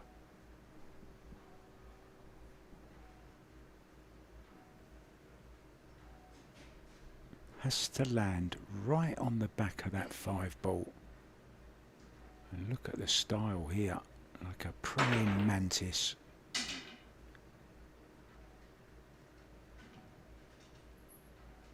Caught the 9 ball, didn't he? Did he catch the 9 ball? Yes, he did. I thought so. was a foul. Robbie owning up to it as well, the sportsman he is.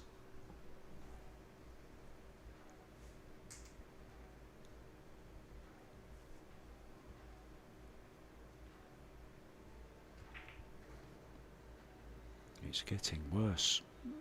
Masato will be just 2 from victory if he can run these last 4 balls. Alarm bells ringing for the UK Open champion.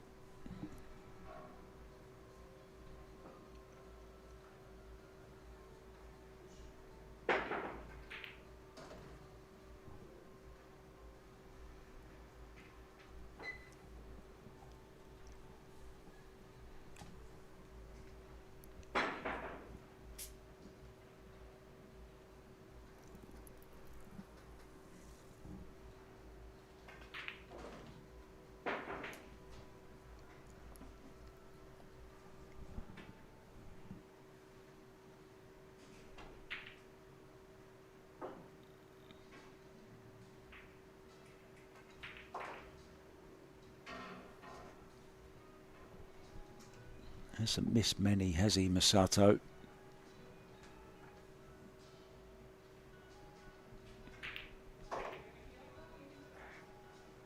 And his fellow friend from Japan, Nokioi, has pulled one back. He's 5-4 down to Tom Stavely.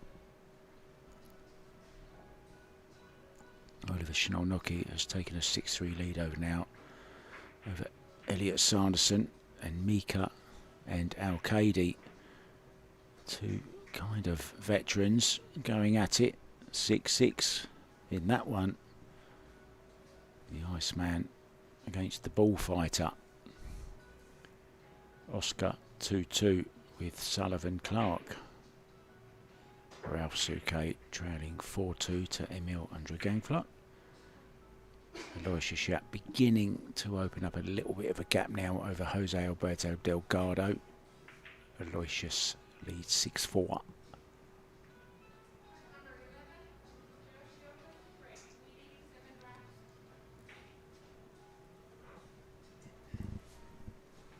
Breaking to go on the hill.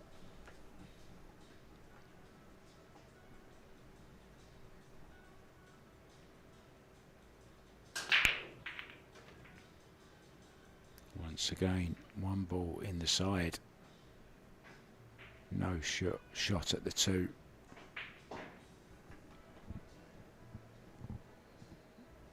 It's either going to be a push out or a jump.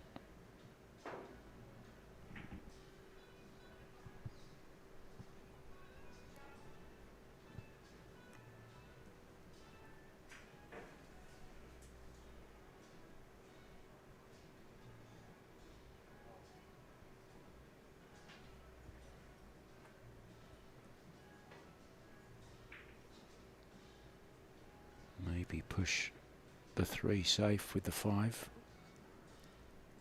What's he looking at? I thought he was going to jump up on the table for a minute.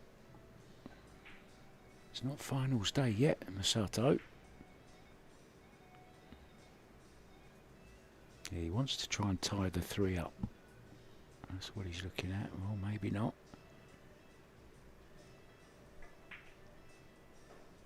He's left a bit of a tempter for Robbie.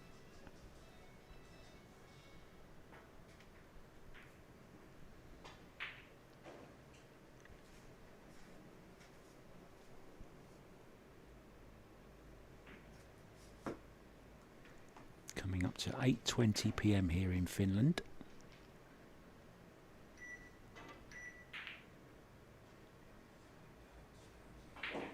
Oh, that's a terrific shot. Exactly as played. Brilliant.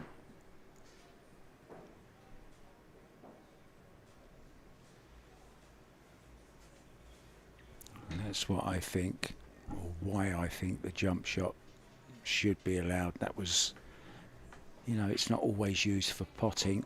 It's used for playing safe as well and getting out of snookers. It really is a great shot to have in your armoury. I mean, I can jump balls, but not with accuracy or playing position or anything like that. Now these top guys can do just about anything when they're jumping. It's almost like there's not a ball in the way anymore. But it doesn't just happen. It's not luck. They practice it like any other shot, like the break, like a swerve shot, like a kick shot, anything. That's a good shot as well. Cut off the potting angle.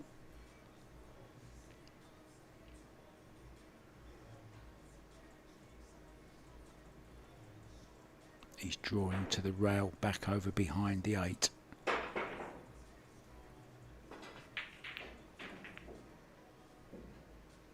Good effort.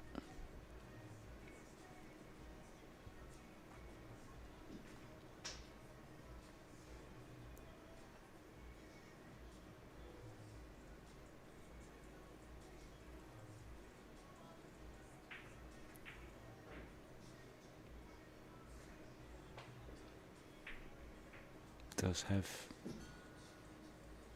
well, he doesn't have an extension. I'm sorry, Robbie has.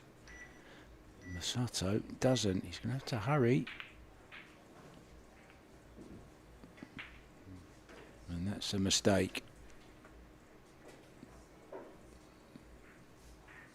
What's it going to cost him?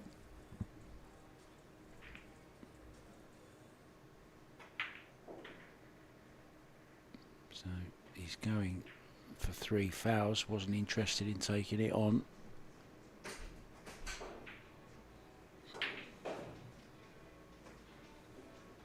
If he doesn't hit this one, he really is in trouble.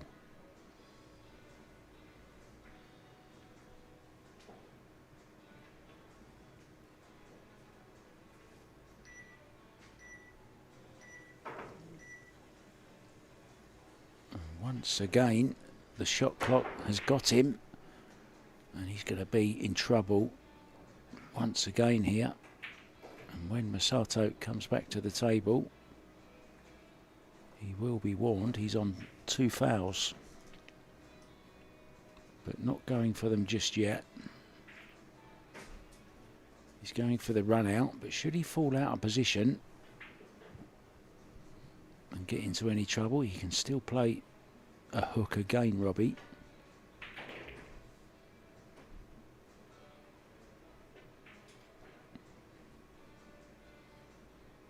I don't think it's going to come to that though.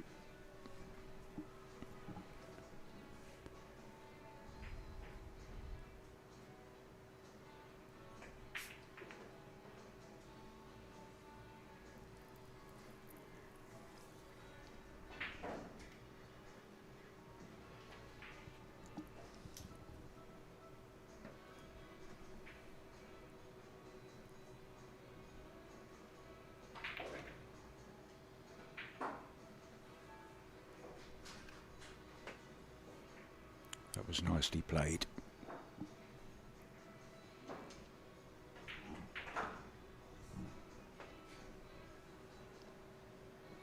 Pierce Labutis now 7-3 up on Yere Vertaranta.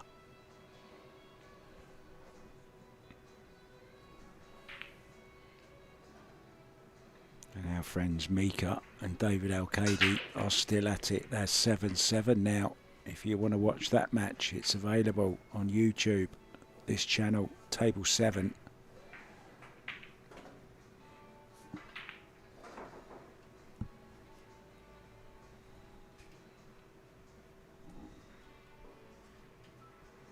That is a winner's side match though, as is this. So it's not the end of the road if you do fall on the wrong side.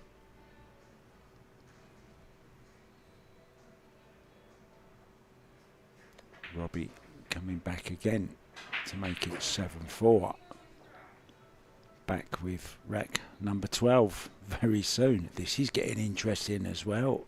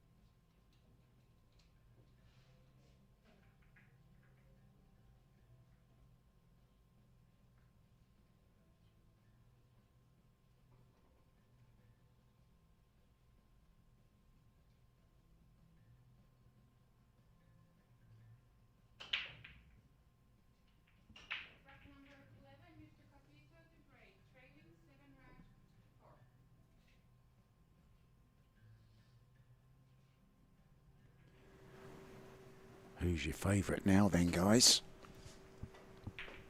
Robbie breaking off 7-4 down. Okay, you maybe make Masato slight favourite, but Robbie did win 3 in a row before.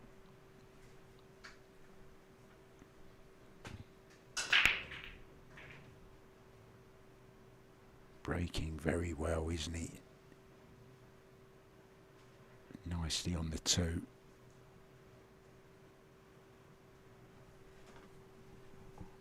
I beg your pardon. Nicely on the 4. I thought that 6 was the 2.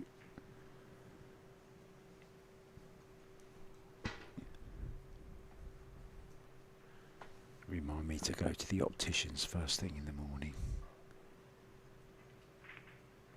I'm not only almost blind, I'm colourblind as well. Sometimes think I'm in the wrong job.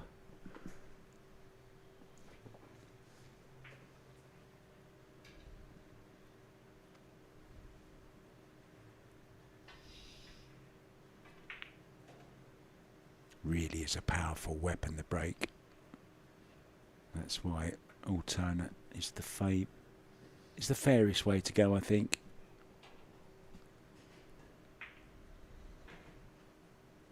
I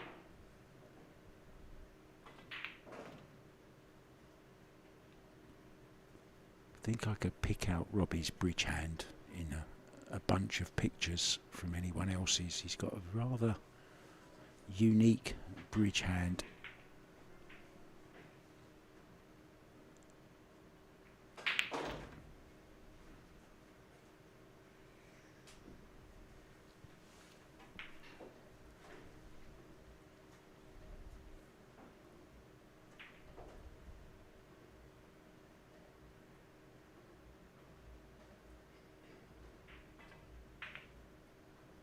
Well, I almost said something then because I saw him aiming so left on that cue ball.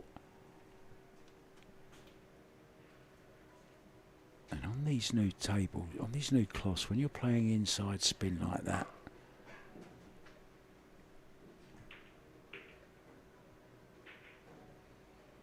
makes you miss them thin. Push the cue ball out to the right and hit the 8 ball thin.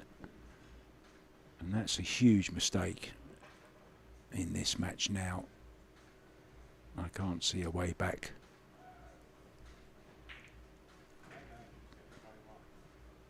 Exactly the same as before. He had the chance to go ahead at 4-3.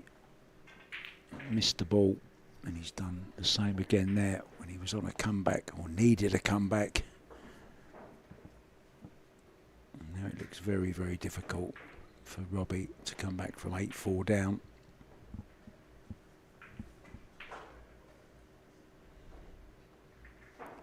This is where you get all the people who love alternate breaks saying, yeah, but if it was winner breaks, Robbie's still got a chance. Well, Robbie still had a chance when it was 1-1, 2-2, 3-3. Still had the chance then.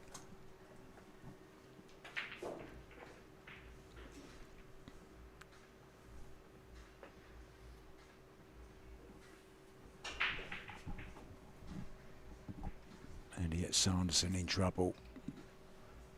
7-3 down against Oliver Schnellnocki.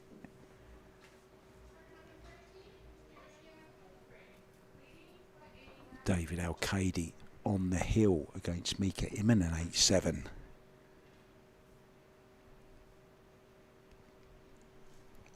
Back to this one on the hill also.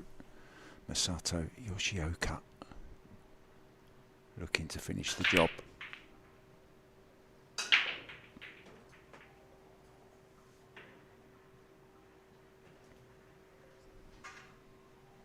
Does have a shot at the 2. And there is a path for the cue ball to get to the 3. We haven't checked in on Oscar Dominguez recently. Let's have a check on him. He's 3-2 down to Sullivan Clark. Piers Labutis is on the hill, 8-4. Jose Alberto Delgado 7-4 down to Aloysius Shap. Piers Labutas has just actually won his match. He will play again Saturday. Piers in really good form recently. Had that good run, didn't he, at the UK Open. Lost out to Robbie Capito in the semi.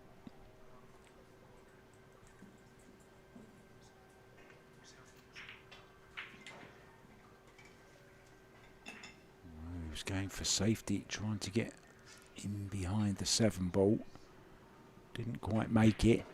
So it's another chance for Robbie. Bottom right hand corner, cue ball off the side rail, back across for the 3 into the same pocket.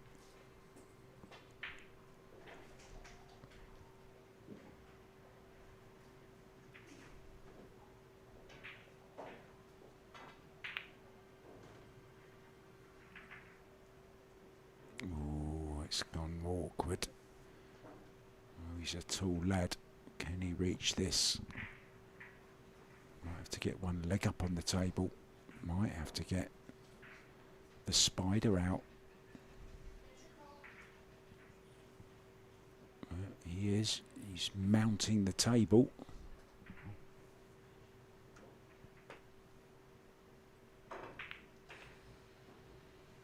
Good shot.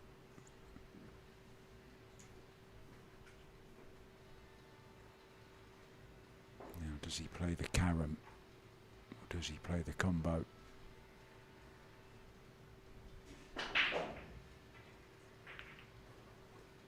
Combo it is. Nicely on the 4. Controlled it well.